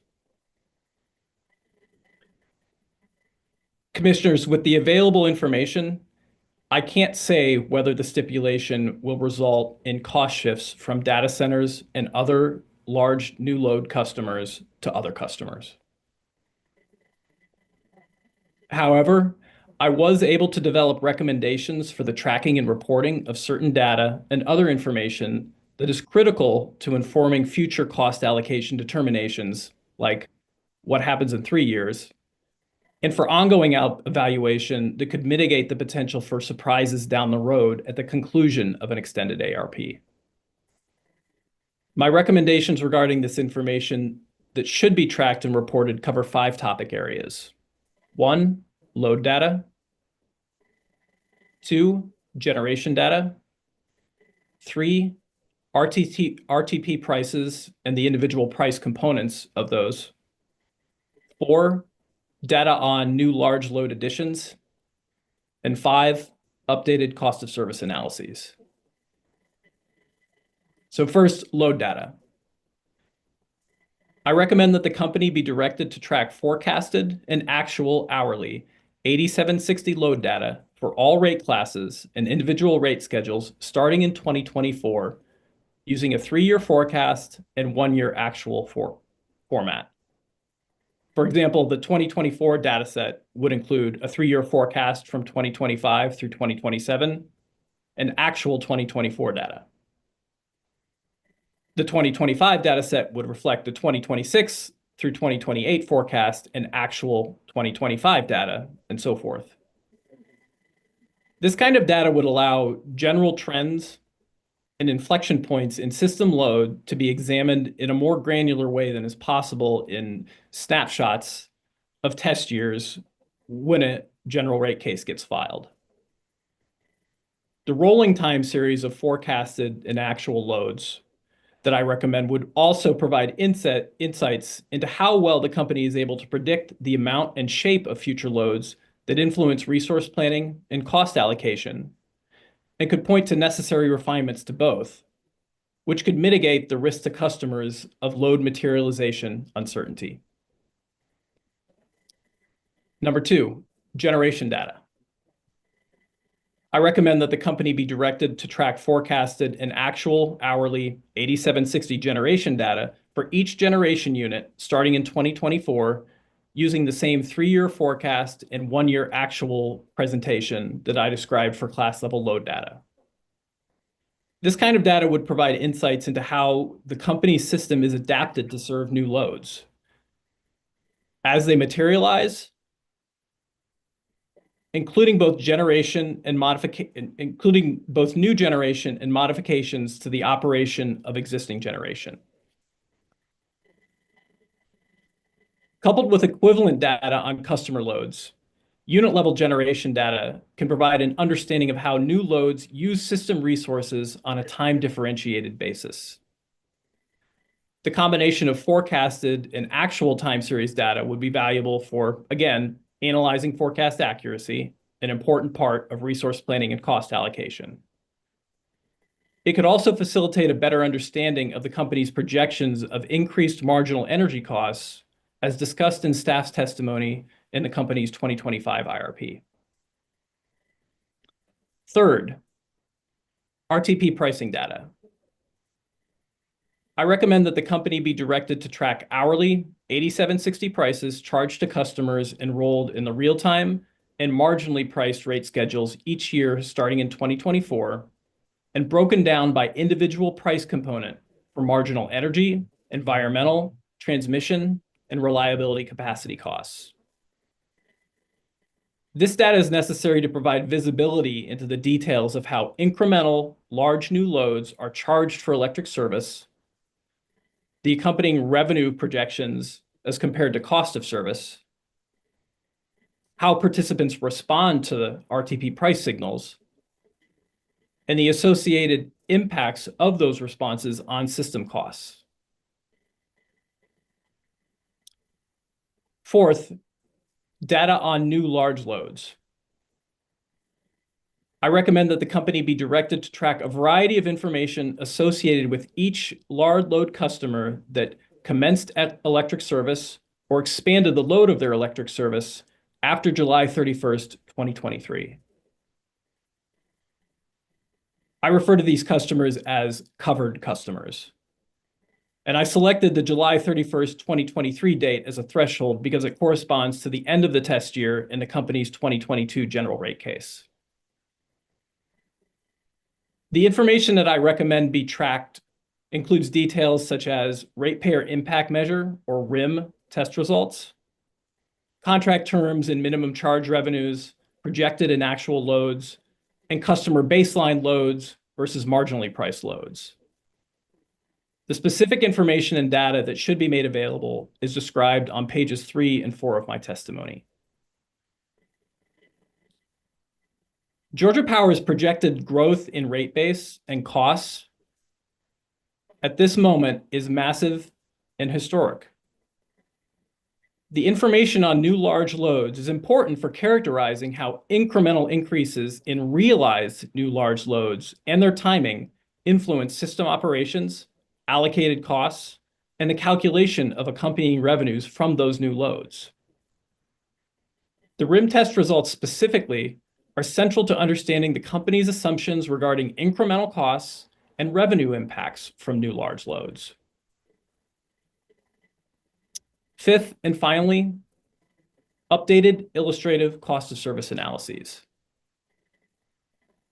I recommend that the company be directed to develop and file an illustrative, fully distributed cost of service study each year, conducted according to the company's currently accepted cost of service methodologies, starting with a 2024 test year. This information would allow for ongoing review of how the costs and benefits of new large loads would be distributed amongst customer groups based on updated information that, in concert with the information associated with my other recommendations, would permit the cost of service implications of changes in data center load and non-data center load to be isolated from one another, and again, prevent surprises going forward. That concludes my summary. I look forward to your questions. Mr. Chairman, Ms. Barnes is now available to answer questions from the commission and cross-examination from the parties. Thank you, Mr. Cherry. Commissioners, any questions? I have a few questions for Mr. Barnes. All right, go ahead. Mr. Barnes, you were asked by an intervener to answer a question about data center loads and its effect on this rate case stipulation. Is that correct? That's what you stated. That's right. Okay. So are you familiar with the fact this rate case stipulation does not involve data center energy provisioning or allocation of resources to data centers? I am familiar with that. Yeah, because it's not in this case. So we're talking about generation, transmission, and distribution planning in the integrated resource plan. This is a rate case stipulation docket. Are you familiar with docket number 55378? I'm sorry, you're going to have to repeat that. Are you familiar with Georgia Public Service Commission docket 55378? Is that the 2023 IRP update or the 2025? That is the 2023 IRP update. Thank you. I'm glad you remember docket numbers like me. So the fundamental question that your client asked you to answer is not germane to this docket, number one, but it was germane to that one. So I would draw your attention to the order in 55378 that stipulates how the state of Georgia has told Georgia Power how to manage costs related to data centers.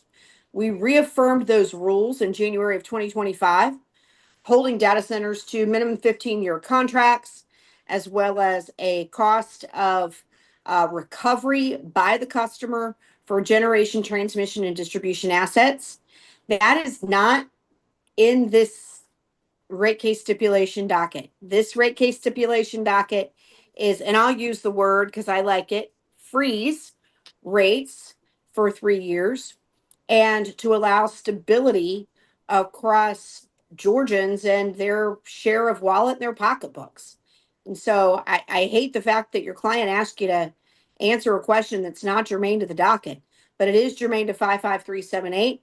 I'm glad you know the number. If you've got questions about the order related to that and the reaffirmation of those rules set forward in January of this year, I'd love to talk with you offline.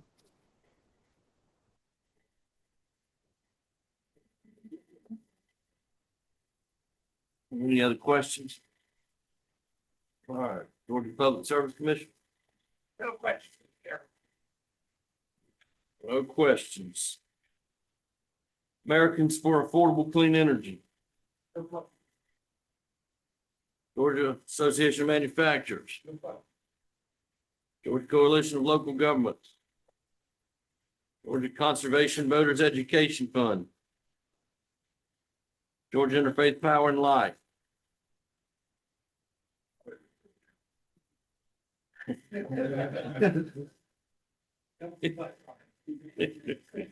Oh, Georgia Solar.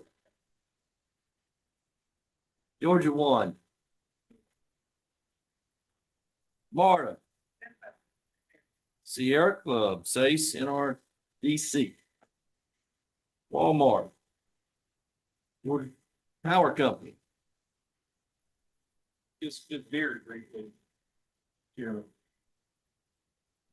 And Ms. Barnes, I can't see you, so I will try my best to lean forward and see if I can see you on camera. Won't you? How about that? So Commissioner Pridemore covered really my first set of questions, which was that you've reviewed the PSO in this case, and I take it from your response to her, you have. I have. You understand there's two defined issues in this case, and what you're testifying today is not one of those issues, correct? Well, I understand that. I think this is our opportunity to begin to assemble some of the information that would otherwise have been presented in a rate case in order to better understand and potentially validate some of the assumptions that are accompanied in, for instance, the 2025 revision to customer contracts and tariffs, associated with large data centers. Sure. Let me let you finish. Is that the rest of your answer? I didn't mean to cut you off, but I think being on video is difficult. Is that your answer? That is my response, Okay. yes. But can we agree that a base rate cases are where cost of service studies are filed, correct? Exactly. And we Okay. would have a great deal more information than we presently possess on cost of service implications of new data center customers if we had a rate case. And you understand that the extension to extend the ARP is not a base rate case, correct? I do understand that, yes. Okay. And I believe that you reviewed the stipulation, and in your testimony, you talk about paragraph 15 of the stipulation that does require a company to file a cost of service study in the next base rate case, correct? I believe I testified that that specific requirement was relatively vague and insufficient to address the concerns that I have. Okay, were you here or did you listen to the testimony this morning from Mr. Bond and Mr. Rucker, Mr. Bromovitz, Mr. Berrigan? I did to a large degree. Okay, so are you aware that the company and staff intend to work collaboratively to ensure that the cost of service data needed by staff to evaluate large loads will be made available to staff? What I understand is not much different from what is stated in the stipulation, which is that commission staff will ask certain questions which may not incorporate some of the information that I believe to be necessary. And so it doesn't give me any certainty that, say, come 2028 or in the intervening period, that the information that I think is necessary to review in an ongoing fashion and eventually evaluate in 2028 will be available. So the purpose of my testimony was to attempt to ensure that that information is available to both the commission and to other interveners so that we can use it kind of as we will when it comes time for the next general rate case, or to improve things as we go along to the extent that it becomes apparent that, let's say, the company's contracting system is not providing adequate protections. That's my whole potential surprises down the road. It's better to know that those could exist now than it is in 2 years from now. Okay, I understand that you have concerns and maybe concerns on behalf of GIPL, but as Commissioner Primore pointed out earlier, the categories that are being evaluated in terms of what's in the procedural schedule order to be discussed, one of those issues is not identifying categories of data that GIPL may want to review in the next rate case, correct? I'm sorry, could you repeat that question? I was a little bit. Sure. One of the categories that we're trying to consider in terms of the procedural schedule order in this case and what's germane to it, one of those categories is not what information that GIPL may want for the next rate case, correct? What I identified was what I believe to be a deficiency in the stipulation in terms of the amount of information that's available in the future to address what is, I think, everyone regards as a very important issue. Are you aware that nothing in paragraph 15 of the stipulation limits staff's legal rights to seek discovery from the company? I can't offer a legal opinion on what staff is allowed or not allowed to ask or what the company must provide. Fair enough. Would it surprise you that the company has responded to over 500 data requests, not including subparts, in the rate case docket since the 2022 rate case concluded? If you could have given me any number, it would not have surprised me that the company had responded in one way or another to those requests. Well, Ms. Sparks, let's talk about maybe some things you may be more aware about. In looking at your CV, I see you testified in a number of rate cases. Is that correct? That's right. And indeed, you testified for GIPL and Georgia Power's 2022 rate case before this commission. Is that correct? I did. And since 2022, I see that you testified in a number of rate cases in North Carolina, Michigan, West Virginia, and Indiana. Is that correct? That sounds like the full list. Okay. And in those cases, the commission in each of those states were considering applications to increase rates. Is that correct? That's also my recollection. Yes, they were all. Okay. And are you aware that since the company's last base rate case in 2022, a number of utilities have filed applications to increase their rates? Is the question, am I aware that utilities file rate cases? And typically those include request to increase rates, if that's the case. If that's a question, yes, I'm aware of that. Well, the specific question was, since you've last testified here in 2022, a number of utilities have filed applications to increase their rates.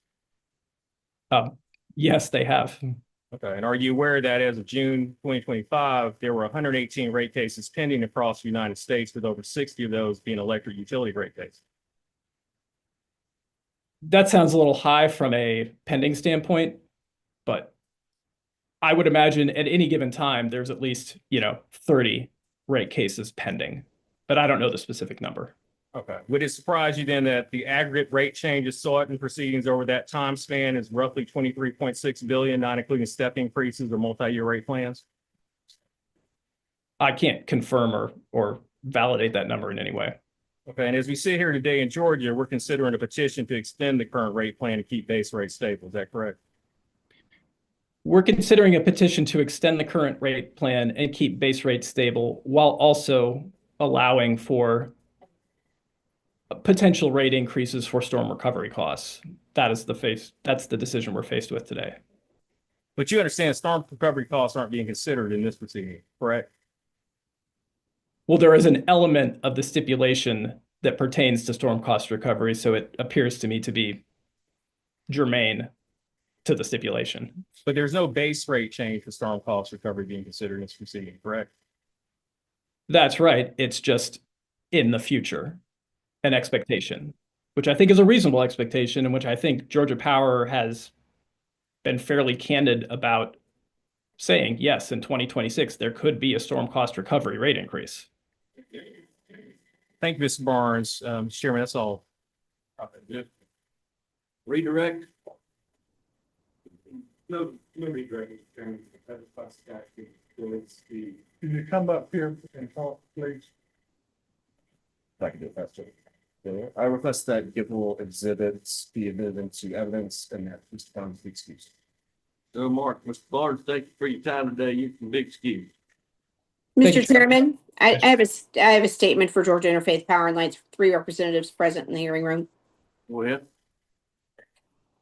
Regardless of your willingness to recognize the rules of the state of Georgia and the rules placed upon data centers and energy provisioning for those data centers, they do exist. And I would implore you to remember that when you hire witnesses, talk with people out on the street. If you need familiarization with that one more time, it is docket number 55378 and the rules that are established that the state of Georgia has placed on Georgia Power.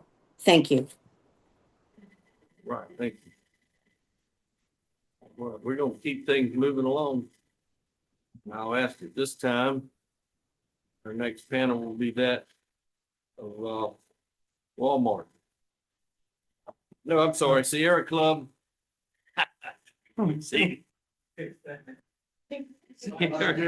Sierra Club's Southern Light Clean Energy, NRDC. Not Yes, getting rid of me. Ms. Ariza, you can call up your witness and move forward with swearing them in at your leisure. Thank you. At this time, Sierra Club says an NRDC calls John Wilson to the stand. Mr. Wilson, could you please raise your right hand? Do you swear or affirm that the testimony you're about to give is the truth, the whole truth, and nothing but the truth? So help you God. I do. Mr. Wilson, will you please state your name, title, and responsibilities for the record? I'm John D. Wilson. I'm Vice President of Grid Strategies, LLC. On June 12 of this year, did you file or cause to be pre-filed 8 pages of public disclosure testimony in question and answer format, along with one exhibit marked as JW1? Yes, I did. If I were to ask you the same questions under oath, would your answers be the same? Yes. Commissioner Shaw, I ask that the testimony and exhibit of Mr. Wilson be marked as NRDC SACE and Sierra Club exhibits 1 through 2 and copied into the record as if given here or today. Yes, ma'am. So Mark. With your permission, I would ask Mr. Wilson to give a brief summary of his testimony. Yes, sir. Mr. Wilson, go right ahead. Thank you, Chairman Shaw. Good afternoon, Commissioners. My testimony addresses 3 topics: sufficiency of the information on the record, verification that Georgia Power's cost allocation methods protect existing customers from costs and risks associated with large load customers, and the lack of evidence that the promised $2.89 per month in quote downward pressured on rates has been delivered. The stipulated agreements, adjustments, and deferrals will have an impact on future rates, but Georgia Power has not provided a forecast of this impact to the commission. Last Friday, Georgia Power provided the most substantial data filing in support of its stipulated agreement with staff. Yet, this filing shows no information about what I understand will be an increased revenue requirement beyond 2028. Trade secret attachment B to Georgia Power's response to SDFPIA 31 stops in December 28, just before the rate-based deferrals are intended to expire. Of course, these deferrals come at a cost. Customers' bill to Georgia Power growing each month at the company's privileged interest rate. Today, still, we have not heard how much rate base will increase during those years or what upward pressure on rates will occur as a result of this stipulated agreement. The second topic is my recommendation that the commission direct Georgia Power to file an illustrative cost of service study. We understand that Georgia Power is moving forward to negotiate and sign contracts with new large load customers under the flexible provisions in the recently adopted rules and tariffs. But how the cost to serve these customers will be shared between existing customers and new customers has not been presented in the IRP proceeding or in the proposals for changes to the company's rules and tariffs. If the stipulated agreement is approved next week, perhaps with modifications, the next likely, but not certain, opportunity to review a cost of service study would be in 3 years. Georgia Power's customers would be better served to have that information reviewed by the commission and other parties much sooner than that. Georgia Power may also be able to identify improvements to cost of service allocation that result in rate design that facilitates lower resource acquisition and operating costs. Presenting any new concepts in an illustrative cost of service study could facilitate stakeholder engagement and lead to greater support for a full proposal in the next general rate case. My proposal is inspired by the extremely successful commission workshop that explored the renewable cost benefit analysis methods in advance of their formal proposal in Georgia Power's 2016 Integrated Resource Plan proceeding. Similar approach could ensure that the commission is able to encourage adoption of the best practices that can be offered by any party. Third, I want to address Georgia Power's unfulfilled promise to demonstrate that its current large load commitments have provided customers with $2.89 per month in quote downward pressure on rates. Despite the claims that nearly twice that amount has occurred, there are no filings evident in this proceeding beyond the general claims by Georgia Power's witnesses that this has occurred. If indeed it has occurred, then that downward pressure on rates from new customers is being offset by upward pressure on rates. Pressure that is being felt by customers receiving not a rate reduction, but stable rates. And further upward pressure on rates will also affect future customers who pay for the deferred costs agreed to by staff in the stipulated agreement, as well as by upward rates for pre-construction costs and storm costs in future dockets. So what I would like to leave you with, commissioners, is that while this stipulated agreement on its face means unchanged base rates today, you will also be approving with scant review all of these costs that are placing upward pressure on rates both today and in the future. Thank you.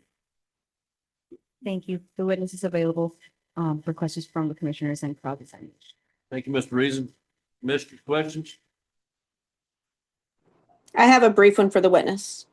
Go ahead. First off, I'd like to thank the witness for acknowledging the state of Georgia's rules placed upon Georgia Power and the provisioning of new energy for data centers. Thank you for your willingness to do your homework. On page 6 of your testimony, you said, I'll go to line 29. In reviewing the changes to Georgia Power's rules and tariffs, I agree that the language, if diligently implemented by Georgia Power, provides for the types of protections that should limit the exposure of existing customers to bearing the cost of adding the new large load customers. Do you believe that the state of Georgia has done anything to not show in past practice to hold Georgia Power accountable for implementing the direction underneath the authority of this commission?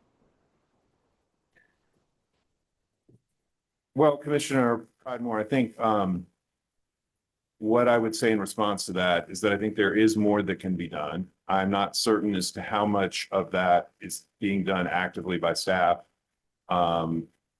through its surveillance capacity and how much of that is not being done. So that's kind of the short answer. I'll give some examples. It's not really answering my question. I want you to answer my question.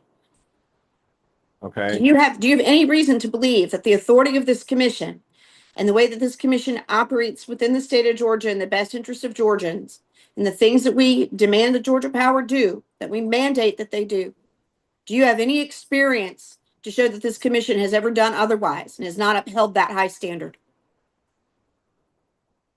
you're asking for me to assess the performance of the commission over its entire tenure? I'm asking you to assess the performance of the commission. If you say that the rules and tariffs and everything that's been put forward is correct and that it protects customers, what other reason do you have to think otherwise? That this would be any different?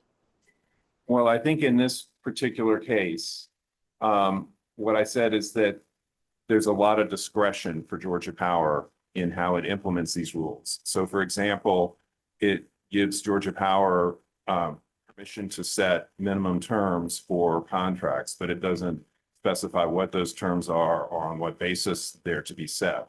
It provides for the staff to review those terms. So that would be an area that one could look at. I'm not saying that that one is the most important, but just to put that one out as an example. The rule sets terms, but not contract conditions.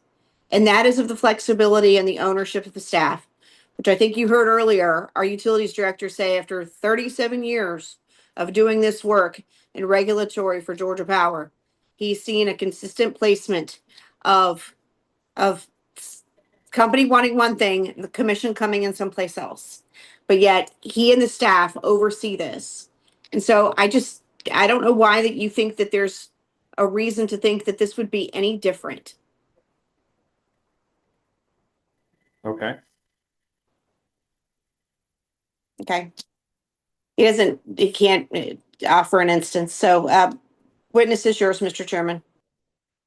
Thank you, Commissioner Pridemore. Any other questions? All right, Georgia Public Service Commission. No questions. Here. Americans for Affordable Clean Energy. No question. GAM. Georgia Coalition of Local Governments. Georgia Conservation Voters Education Fund.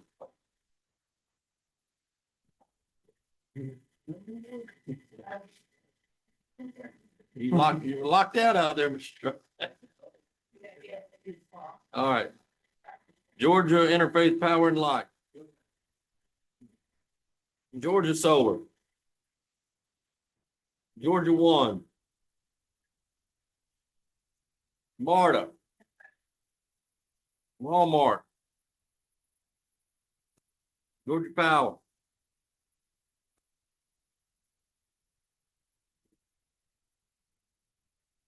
Here, a few questions. Here. Good afternoon, Dr. Mr. Wilson, sorry. I'll give you Thank you, Mr. Marzo. been seeing you for a while. I'm looking for the honorary degree, but I don't think Georgia Power's handing those out to me today. Well, you never know. You never know.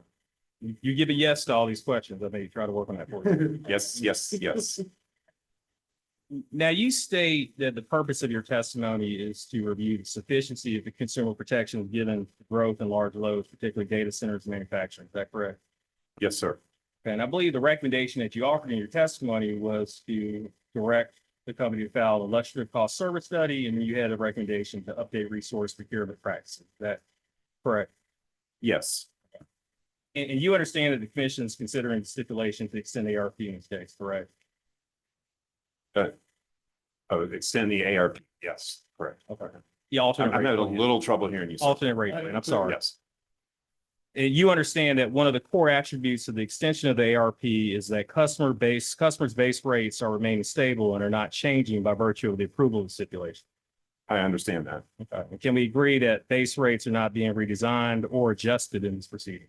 Right, and that would be one of my concerns is that given the substantial increase in large loads, there could have been changes in the underlying cost of service allocations that would, even if you held the revenue requirement stable, for example, that the underlying rates might shift among classes. So you might have residential rates go down and, manufacturer rates go up or something of that nature.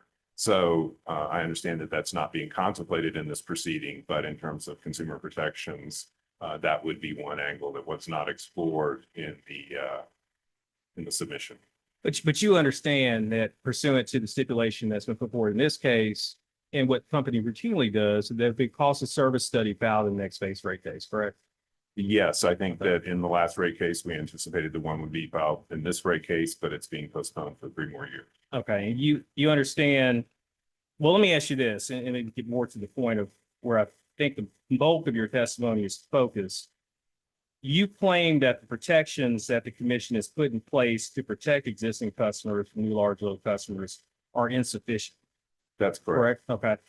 Let's discuss protections, and because I didn't see some things in your testimony, I just want to make sure I want to make sure you're aware of everything we're doing. Are you aware that on January 28th, 2025, the Georgia Public Service Commission issued its order approving revisions to Georgia Power Company's rules and regulations? Yes, I have a copy of those available. And this order approved enhancements to the company's existing provisions for serving large load customers. Is that correct? Yes. And for large new load customers, additional tools like minimum billing requirements, longer term contracts, and collateral requirements were added by the commission. Is that correct? My understanding is, or my reading of those changes is that they were added, but they were permissive to the company, that in some, depending on which term you're speaking with, there was discretion allowed to Georgia Power as to whether or not it would include that in its negotiations. Okay, and I want to ask you some questions about that, but before I get there, it's my understanding from your testimony that Georgia Power's rules and tariffs put in place by the commission provide the types of protections that should limit exposure of existing customers to bearing the cost of adding new large load customers. Yeah, absolutely. No, I think they're directionally correct. Yeah. And you discuss concerns that you have about the discretion the company has under the rules and regs. What I didn't see in your testimony was any discussion of the framework the commission has put in place to oversee the contracting process for large load customers. Are you aware of that process? I'm generally aware of it. I may not be as aware of it as you or some others would like me to be, but I am generally aware of it. It was, I've only been working on this case for about 25 days.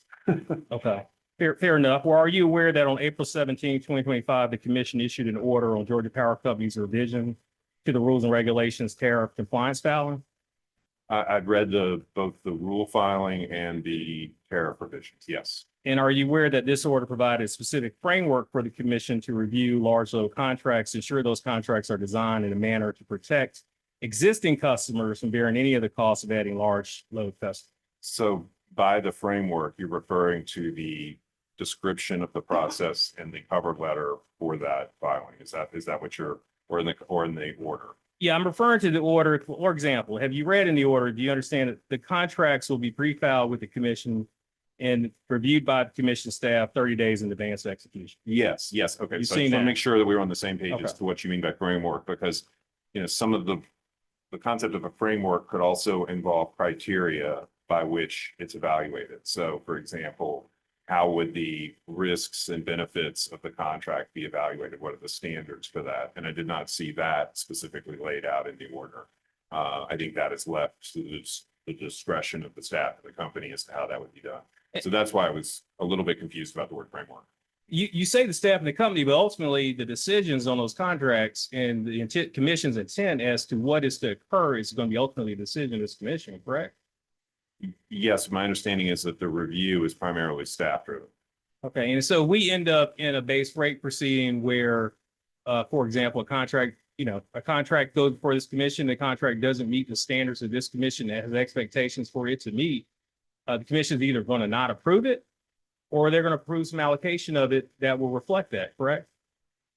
Or will approve some allocation of it? Sure.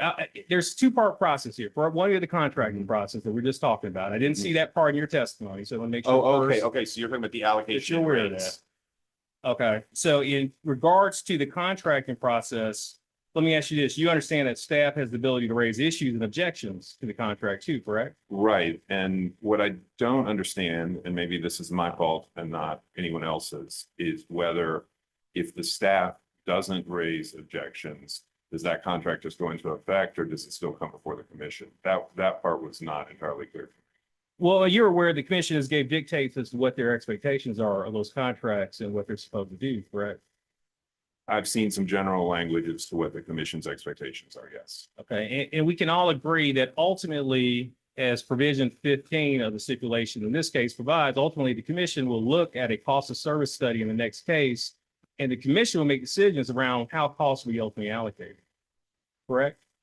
That's correct. But those costs are allocated through the tariffs, but if the energy service agreement includes terms that, is it called an energy service agreement or a customer service agreement? I apologize. It's a customer service. Customer service Yeah. agreement.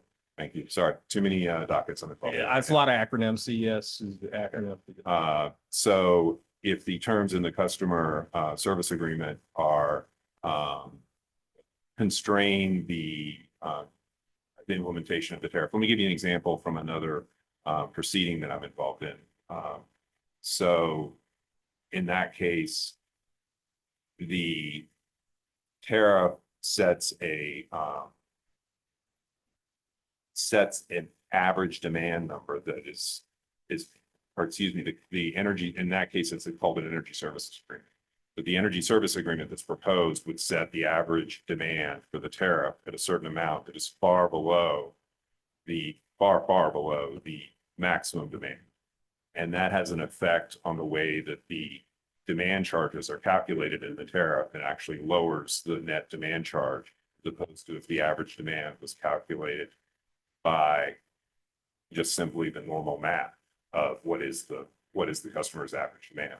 So those are the kind of details that I'm referring to in the analysis that if they're permitted to go through in a contract can affect the allocation of costs that occur in a cost of service study and that can't be undone in a cost of service study because they've been agreed to in a contract.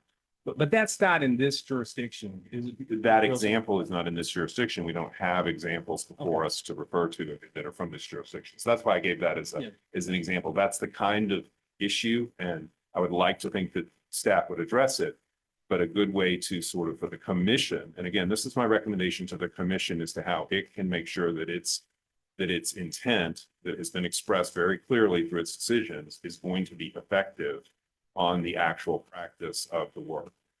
What I see, and I work in a number of jurisdictions right now, and what I see across those jurisdictions is that a lot of times the commission expresses a pretty clear intent.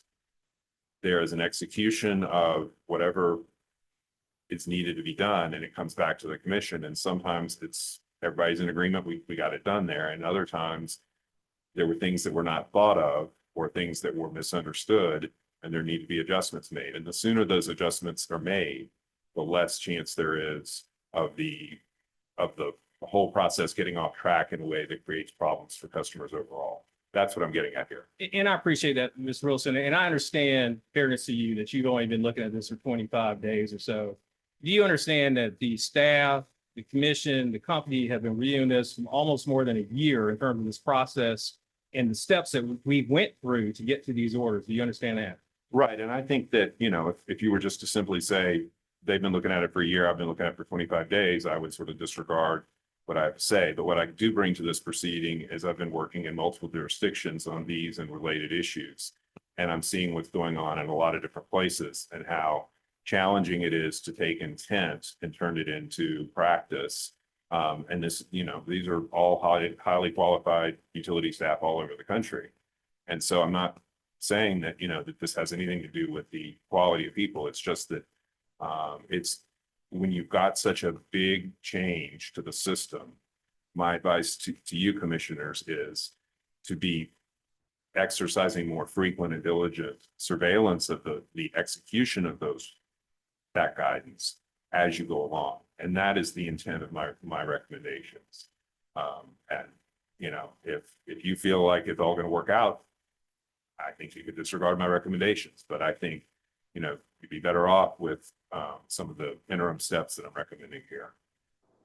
Ms. Wilson, in regards to your recommendation around the resource procurement practices, are you aware that the commission is currently considering the company's 2025 IRP? I am, and I take the point behind your question very, very reasonably. I didn't get to the point yet. Well, I think the point is that there's been a lot of thinking about it already. And what I would say to that, if that was your point, is that there's a lot of evolution going on in this space right now.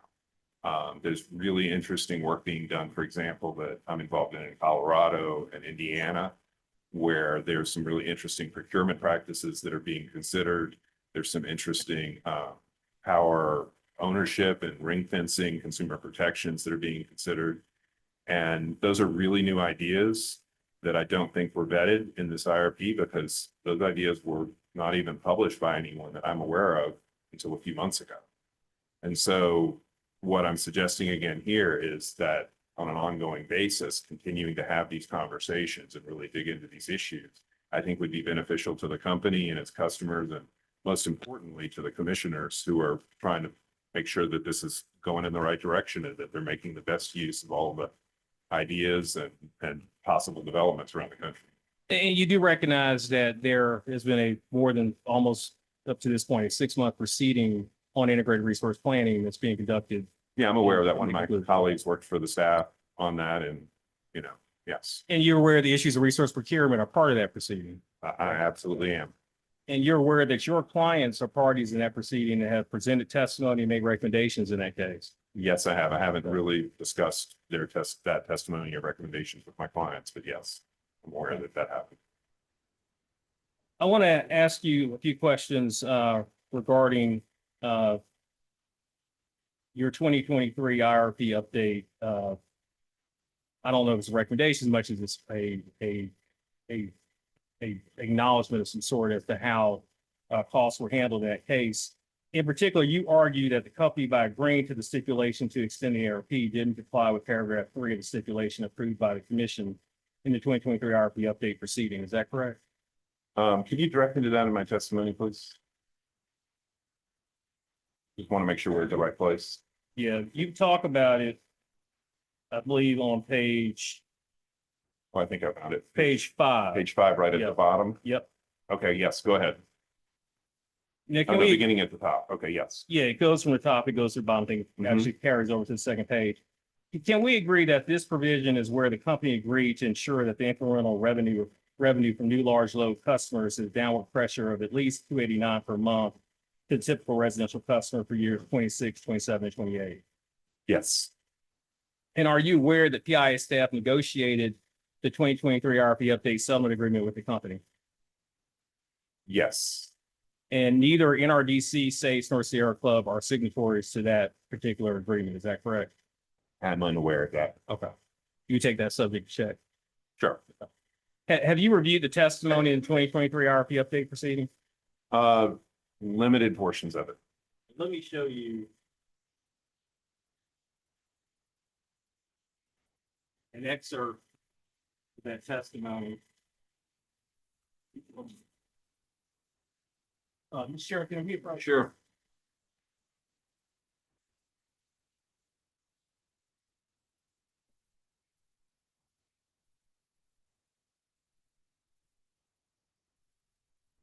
This is an expert from the company's rebuttal testimony, docket number 55378, Georgia Power Company's 2023 Integrated Resource Plan update. And I'm pointing you to transcript page 1955. In this section of the transcript, the company witness and CFO Aaron Abramovitz explains to the commission paragraph 3 of the 2023 RP update stipulation and what is that particular provision intended to do. Would you please read for me the highlighted excerpt of Mr. Aaron Abramovitz's testimony, and then I will ask you some questions. Yes, you'd like me to read this out loud? Sure. Yeah. Yeah, and yeah, thank you for providing this, because I did not have access to the transcript since that's not published on the commission's docket. Downward pressure on rates would be achieved when, as part of our next base rate case, Georgia Power would use these net excess revenues to decrease the impact of other revenue requirements when calculating any requested rate adjustment. This cumulative $500 million of net benefit would put out annual downward pressure on retail rates of approximately 1.6% as a part of our next base rate case, which translates to approximately $2.89 per month of a typical for a typical residential customer using an average of 1,000 kilowatt hours per month. Said simply approval of our 2023 IRP update request as amended by the stipulated agreement will not increase rates for our customers. Thank you, Mr. Wilson. And have you reviewed Mr. Bromvitt's rebuttal testimony in this case? Yes. Okay, and are you aware that Mr. Bromvitz testified that the customer benefits that he described in this transcript section that you just read is nearly twice as large as what the company committed to as part of the 2023 RP update stipulation? Yes, I'm aware that that's his representation, but I have not seen any analysis, nor in the discussion earlier today did he explain how one could find that out on one's own by looking at the data filed by the company in this case. Well, Mr. Wilson, when I look at your testimony, you suggest that in order for the company to demonstrate to your satisfaction the existence of the benefit the company agreed to in paragraph 3 of the 2023 IRP update stipulation, the company have to file a full rate case. Is it your position that the company should file a base rate increase to satisfy NRDC, Sierra Club, and states that paragraph 3 benefits have been included as part of the company's stipulation here? No, and also since I filed this testimony, I've thought about it, and I'm glad you pointed me to that particular phrase. I think it would be possible to demonstrate that at least to the satisfaction of most reasonable observers without filing a full rate case. I think you could file, I think certainly in an illustrative cost of service study, one could demonstrate that, you could sort of do a with and without analysis. So you could, for example, file a cost of service case that is, here's our current costs, here's our current benefits, here's our current revenues and our current costs with all the customers. And then you could take out a group of large load customers from that and file an alternate scenario. And you could see what the effect was on customer rates of those customers and the related assets being in the case versus those customers and the related assets being out of the case. So I think you could do it without a full rate case. Well, I appreciate it, Mr. Wilson, but I'm going off of your testimony, but based upon your answer just there, I mean, wouldn't a reasonable observer be the PIA staff who negotiated this provision in the 2023 IRP update? Well, I understand that they Isn't that- negotiated this provision, and I heard today in the cross-examination that they were not able to identify evidence that this provision had been satisfied other than just their belief that overall order of magnitude, the numbers suggested that. Okay, but you understand that as the negotiating party for this particular provision, they are a reasonable observer, and ultimately the commission will decide whether or not the companies comply. I understand the commission's the ultimate decider. This Okay. is my point of view. Okay, I appreciate it, Mr. Wilson. Thank you. Pleasure. Redirect. Just one question, Mr. Wilson. Mr. Marzo asked you just now about the cost of service study that you suggested in your testimony. Why do you worry that Georgia Power will wait until 2028 to file one? Well, I mean, that's what they've said. They've said that the next cost of service study would be filed with the next general rate case, which, unless they do another extension, is going to be in 2028. And, I think that the key question is what is going on in the interim? Cost of service studies are considerable endeavor. I've been involved in several proceedings reviewing those. I understand it's a lot of work to put one together and to have it reviewed. On the other hand, with the dramatic shifts in costs and in revenues, and what's driving those costs and what's driving those revenues, putting forward that kind of information on an interim basis would be, I think, very helpful for the commission to make sure that it's on track, that the customers who are paying the rates that they're paying are paying fair rates. Okay, thank you. I ask that the witness be excused. All right. Yes, sir. You can be excused. Thank y'all. Thank you. Porter, you need a break? Everybody good to keep rolling? Good to hear. Next. Hannah will be that of Walmart. Out.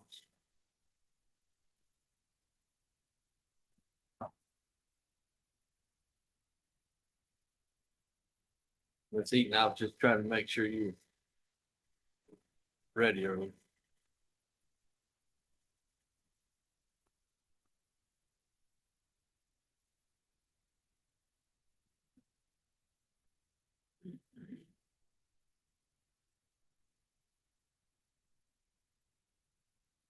Commissioners, with your permission, I'll swear in the witness. Please do. Please raise your right hand.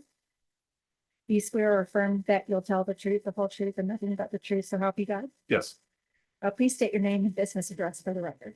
My name is Steve W. Chris, last name spelled Chriss. Business address 2608 Southeast J Street, Bentonville, Arkansas.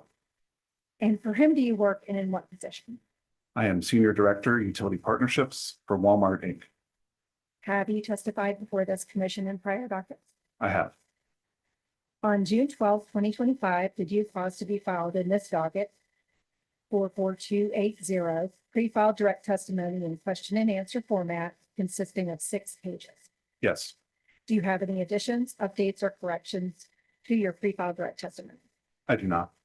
If I were to ask you the same questions contained in your pre-filed direct testimony today, would you answer through the same? Yes. I move that the commission accept Mr. Chris's pre-filed direct testimony into the record as if given orally from the stand. So Mark.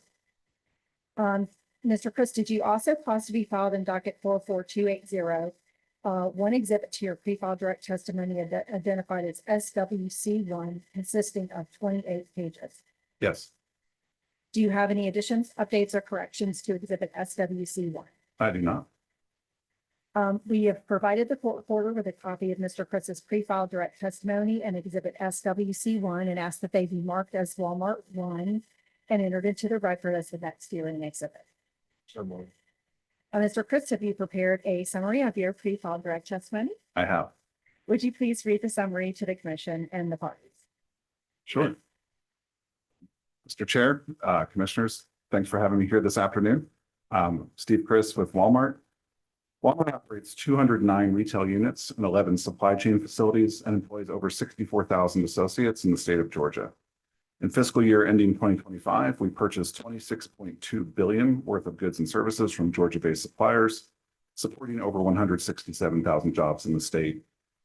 Under Georgia Power, we have 125 retail stores, 3 distribution centers, and 1 fulfillment center that takes service from the utility.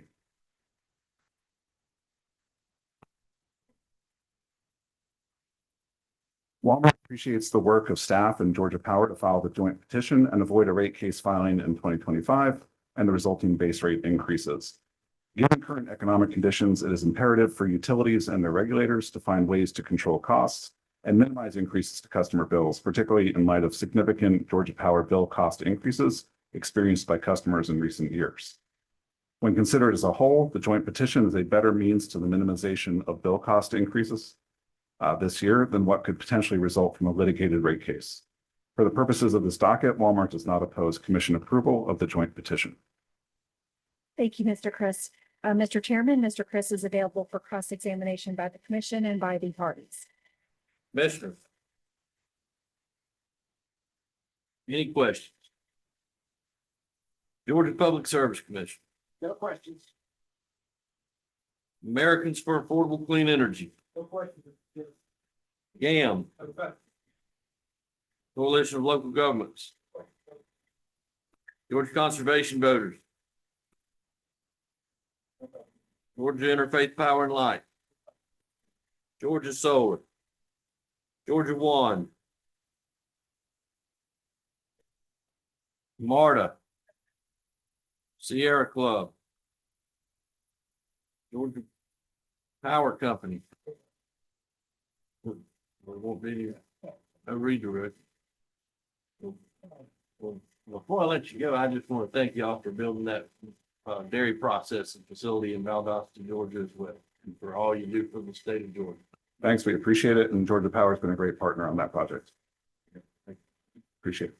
Thank you. We ask that Mr. Chris be excused.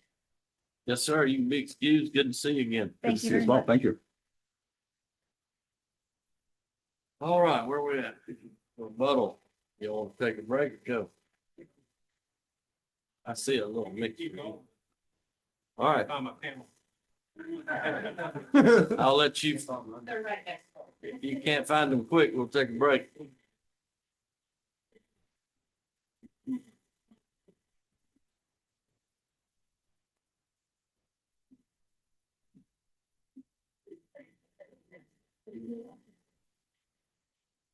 Yeah,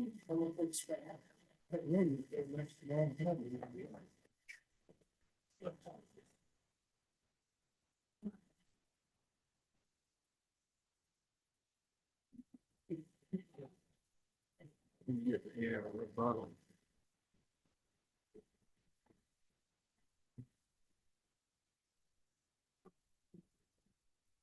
You guys ready? Ready? Okay. Chairman, I think we're ready. Go ahead. Swear 'em in. Okay. Gentlemen, I'd like to remind you that you're both remain under oath. Mr. Abramovitz, Mr. Berrigan, you both are still under oath. Ms. Abramovitz, for the record, would you once again please state your full name, your employer, and your responsibilities for the record? Aaron Abramovitz, I work for Georgia Power Company. I am their CFO and treasurer. And Ms. Berrigan, would you do the same? Matthew Berrigan, I work for Georgia Power Company and I am the Assistant Comptroller. Mr. Abramovitz, on June 20th of this year, did you pre-file or cause to be pre-file 10 pages of rebuttal testimony in question and answer format in docket number 44280? Yes. Are there any corrections you need to make to your pre-file rebuttal testimony? No. If I were to ask you the same questions today on our oath, would your answers be the same as set forth in your pre-file rebuttal testimony? Yes, they would. Chairman Shaw, the court reporter has been provided a copy of the pre-filed rebuttal testimony and now asks that the rebuttal testimony of this panel be copied into the record as if given here orally today. Mark. For the record, Chairman Shaw, I'd also like to identify the pre-filed testimony, rebuttal testimony of this panel as Georgia Power Exhibit 4 and have it admitted into the record subject to cross. So Mark. With your permission, I'd like to have Mr. Abramovitz summarize the panel's rebuttal testimony. Please go ahead. Good afternoon, Chairman Shaw, Commissioners. We appreciate the opportunity to be here again today. Our rebuttal testimony responds to the direct testimony and comments of certain interveners. We specifically address testimony filed by Georgia Interfaith Power and Light, the combined testimony from Sierra Club, Southern Alliance for Clean Energy, and National Resources Defense Council, as well as comments raised by Americans for Affordable Clean Energy.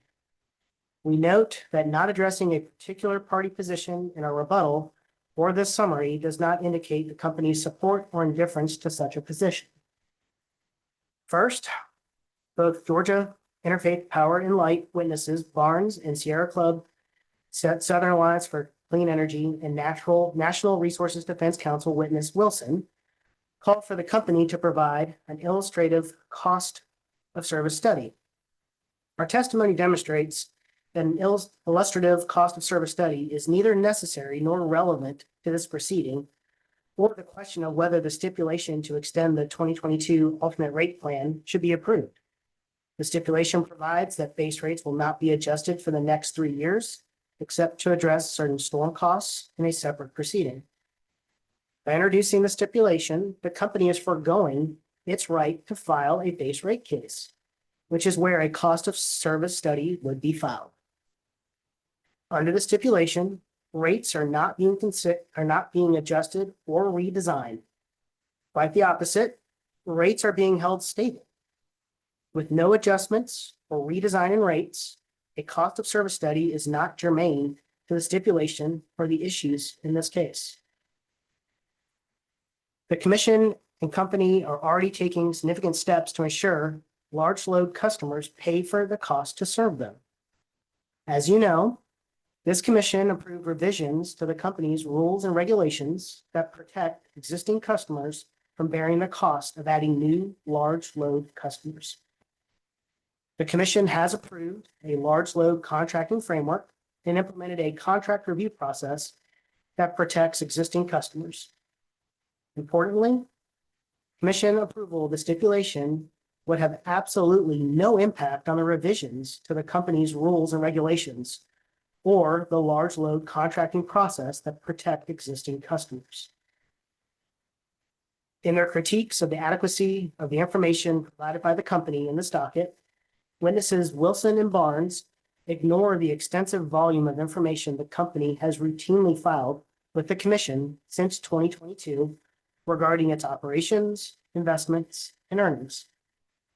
These open and transparent filings include annual surveillance reports, monthly operating report schedules, environmental compliance filings, grid investment and hydro monetization reports, and various semi-annual construction reports, not to mention hundreds and hundreds of data requests, responses, and a variety of documents. These documents, which have been reviewed over countless hours by this commission, the PIA staff, and PIA staff consultants, establish an extensive record of information and demonstrate that the commission has the necessary amount of information at its disposal to determine whether to approve the stipulation. Witness Wilson incorrectly asserts that the stipulation is not compliant with the 2023 IRP update stipulation approved by this commission because the company allegedly failed to include an incremental revenue forecast in its next base rate case filing or demonstrate $2.89 in downward pressure on rates for typical residential customers. To be clear, the stipulation is not a base rate case filing. The stipulation is a request to extend the current alternate rate plan approved as part of the 2022 rate case. If the PIA staff and company's joint petition is approved, Georgia Power will not file a rate case, and the technical requirement from the 2023 IRP update to file a revenue forecast that includes the estimated benefit from large load customers is not required. Even though Georgia Power no longer plans to file its 2025 rate case, the incremental revenues from Georgia's extraordinary growth were an important variable considered in connection with the stipulation. The company considered and included all the benefits associated with forecasted large load revenues in its projections. And with the inclusion of this value, customers will benefit from approval of this stipulation through stable and predictable rates for the next 3 years. Finally, Americans for Affordable Clean Energy seeks confirmation that the community charging program will be reviewed in 2025. It is the company's position that the approved investment for the community charging program will continue through the ARP extension period and will be reviewed when the company files its next base rate case. At Georgia Power, our customers are at the center of everything we do, and we are unwavering in our commitment to provide them with clean, safe, reliable, and affordable energy. Georgia's constructive regulatory framework provides the foundation to extend the benefits of the 2022 alternate rate plan, and approval of the stipulation would build upon that framework. With the commission's approval of the stipulation, customers will recognize substantial benefits through current rates remaining stable and predictable for the next 3 years, which balances the affordability needs of our customers while still providing a means for Georgia Power Company to continue to make the investments necessary to reliably serve customers in a growing Georgia. Thank you for your time and attention. Mr. Roberts, Mr. Chairman, the witnesses are available for questions from the commission and for cross-examination. Thank you, Mr. Marzo. Commissioners, any questions? Any rebuttal? All right, Georgia. Americans for Affordable Clean Energy. Thank you, Mr. Chair. That's right. You did have a question. I just Waited got- all day. I just got Congratulations. a few. I'm gonna be very brief. To the panel, thank y'all for being here today. My name is David Finland. I represent ACE, and point you to your in your rebuttal. It's page 9. It's lines 4 through 21. I think it's just a little blurb there. As you state in your rebuttal, ACE has no issue with the stipulation being approved, but we do have a disagreement as to whether or not the community charter program should be extended without review until 2028. Is that correct? No, that's correct. And that disagreement is a legal issue regarding the interpretation of the stipulation and the 2022 rate case settlement. Is that correct? That's correct. And that would be something that would be determined by the commission and commission staff. Is that correct? It is. I will just say, I mean, we answered the question because anything that wasn't specifically addressed in the stipulation will continue. So correct. Because we didn't call it out specifically, the program does still continue, obviously at the discretion of the commission. At the discretion of the commission. That's fine. Thank you. No further questions. Good job. Thank you, Mr. Chairman.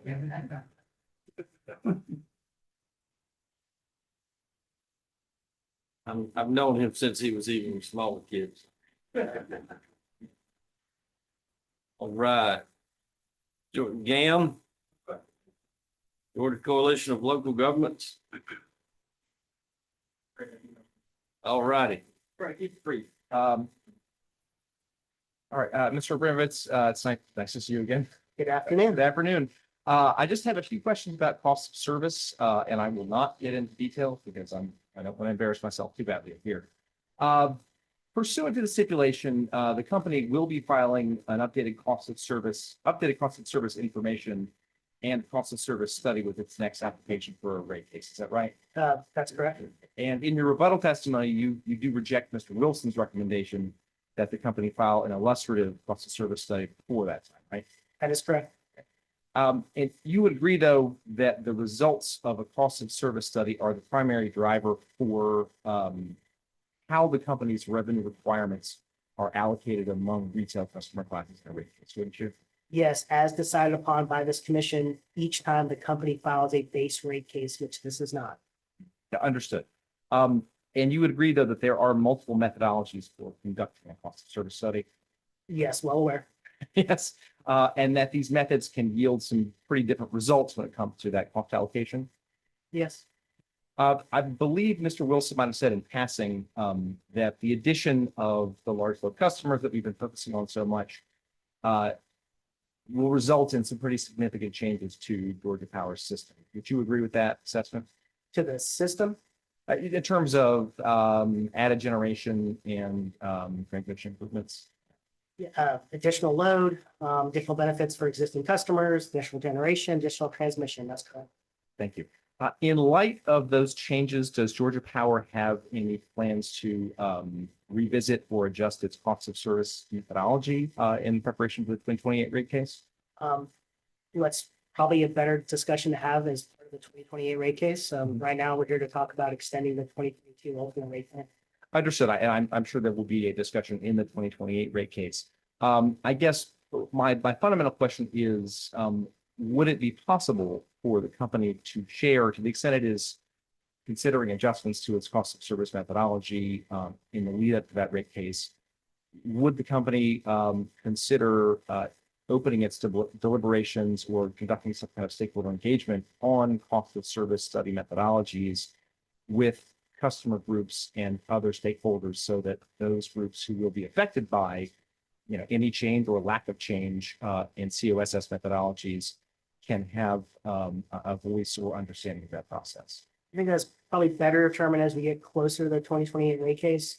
I will say working groups have a place. Stakeholder engagement absolutely has a place. And to set something up like that, we have to be very prescriptive of how that works because every customer group, every customer, every stakeholder is going to have likely a different opinion of how things work. And we really don't want to get in the habit of negotiating how a cost of service study should be conducted by the company, but we are welcome to stakeholder input. Okay, yeah, thank you, Mr. Abramovitz. So as you sit here today, though, you can't say whether the company has any concrete plans to revisit or change its COSS methodologies for the next rate case. Today, I can't. Thank you. Those are all my questions. Thank you, Mr. Snowden. Georgia Conservation Voters. Georgia Interfaith Power and Light.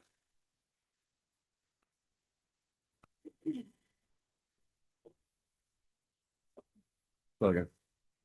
Good afternoon.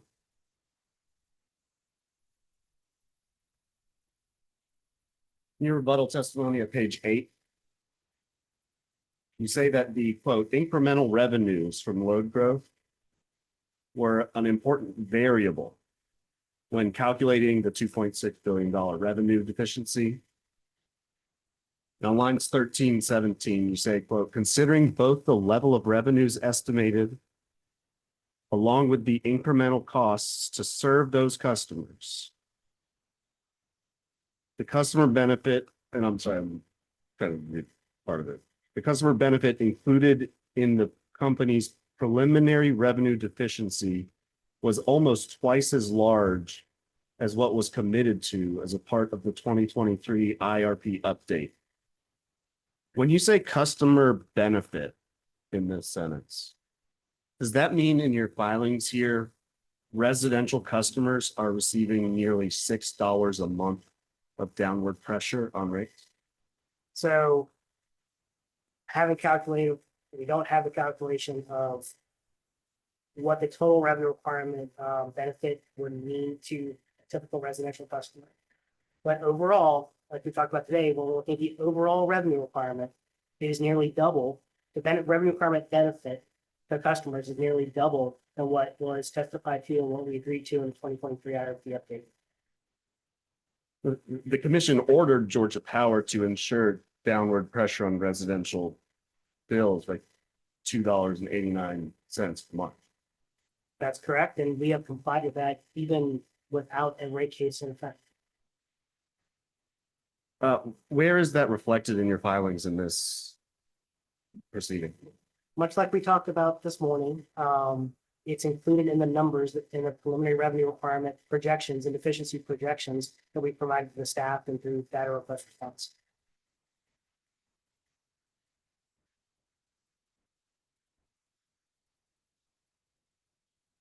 But Georgia Power didn't quantify for staff or the record what the actual number is.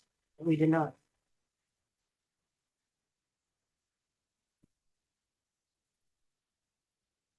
Are you familiar with the items that GIPL witness Ms.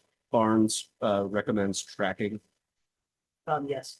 Are there any of those items that Georgia Power doesn't track already or that wouldn't be available? I'm gonna have to go back and look line by line. I can't really say particularly, I'm familiar, I don't know them exactly. Are there particular ones you have a question about? I mean, we can go through them line by line.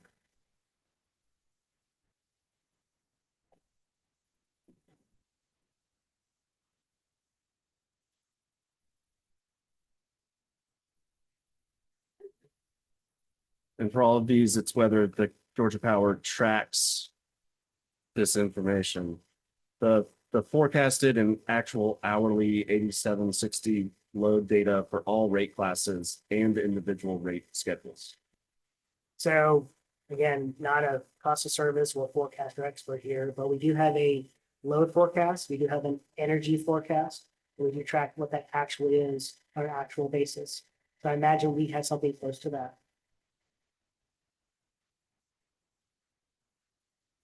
About forecasted and actual hourly 8760 generation data for each unit. Yes, same answer as before. The hourly 8760 prices charged to customers in the RTP day ahead and hour ahead schedules. We do have a forecast for that as part of our planning process. So yes, that's something we do have.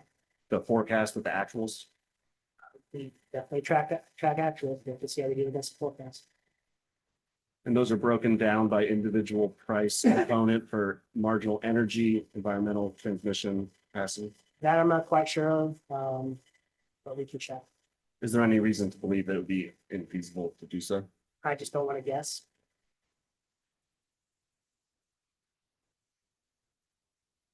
And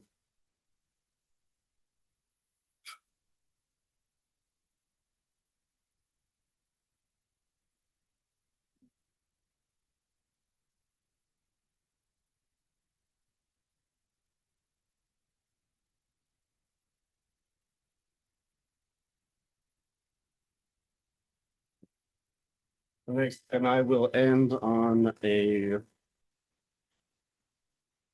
What I hope is the softball, for the snow. Georgia Power has committed to ensuring that residential and small business customers will not pay for any costs caused by new large loads.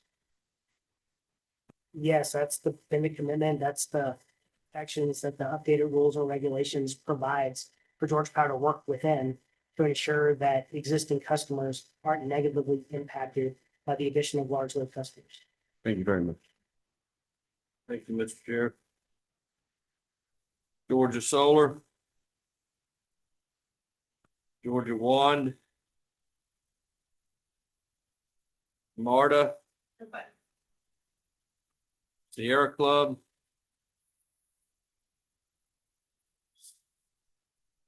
or says to. Yeah, thank you. Hi again, Isabella Ariza on behalf of Sierra Club States and NRDC. Good afternoon. Good afternoon.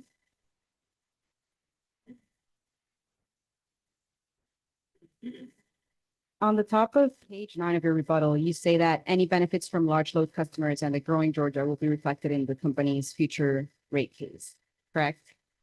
Yes, Why aren't you suggesting a dollar amount of downward pressure on rates that will be reflected in the 2028 rate case?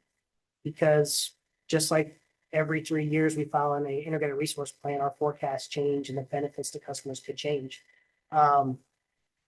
What we're committing to is what we would do regardless of any kind of agreement we had with the stipulated agreement or the 2023 IRP update.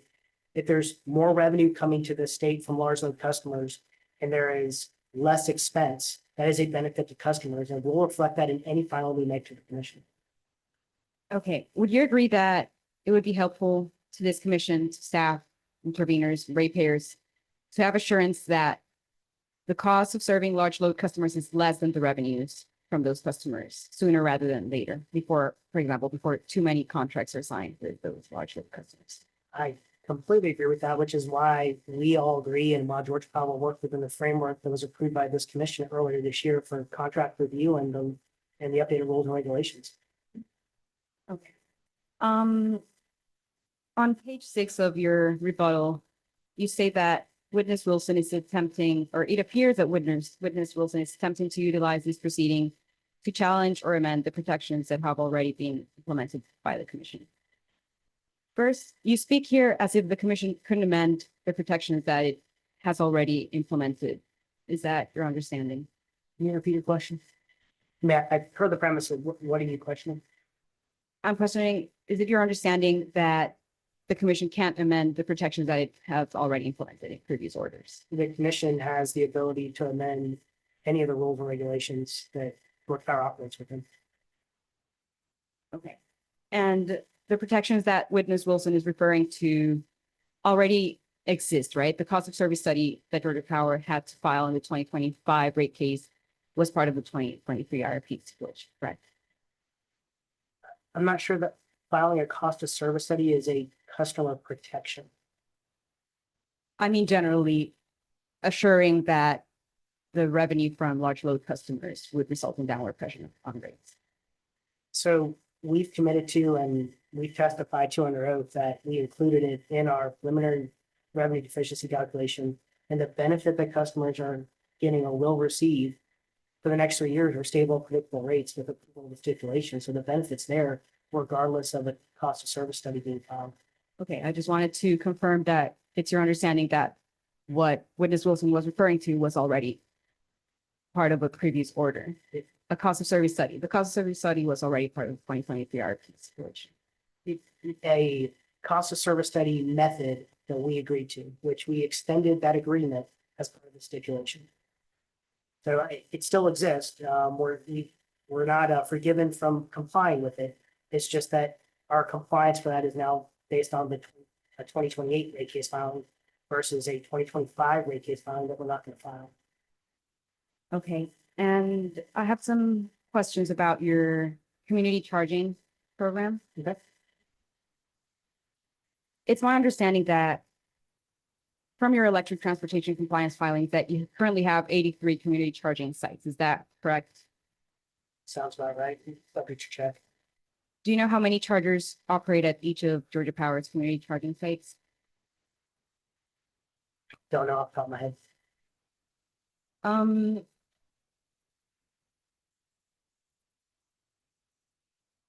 Are you familiar with studies that have shown that EV chargers provide economic benefits to the economy of states? That sounds reasonable. So for example, as they charge, EV drivers stop for coffee or a meal. So shopping. you're referencing like the downstream impact of like somebody goes to a quick trip and fills their car up with gas, they buy a cup of coffee. If there's an electric charger there, they stop and buy the coffee too. Has Georgia Power quantified or evaluated the economic benefits of the chargers it has installed as part of the community charging program? I don't believe we have. What typically we focus on is the economic benefit of having the charger there for the impact to our customers. not the overall economic ecosystem of the state. So I'm guessing you wouldn't be interested in conducting a study that would examine the impacts of broader economic benefits. I'm not interested or disinterested. I'm just saying what we've done and what we don't have. Okay. Would you be interested? If the commission would like that to validate kind of the value of the community charging program, which is obviously a valuable component to the electric transportation strategy for the state. If the commission asks, we will obviously comply. I don't think it adds any benefit to this at this point. Okay. And finally, it is my understanding that if the commission finds that the market is able to fill a gap, it can deny Georgia Power's request to build community chargers at a certain site. Is that correct? Yes, and that was there was a very robust discussion about that in the 2022 rate case. That we wanted the market to participate here. We wanted Georgia Power to be, if you will, the provider of last resort, because we wanted an active charging market here in the state. Okay, thank you. No further questions. Walmart.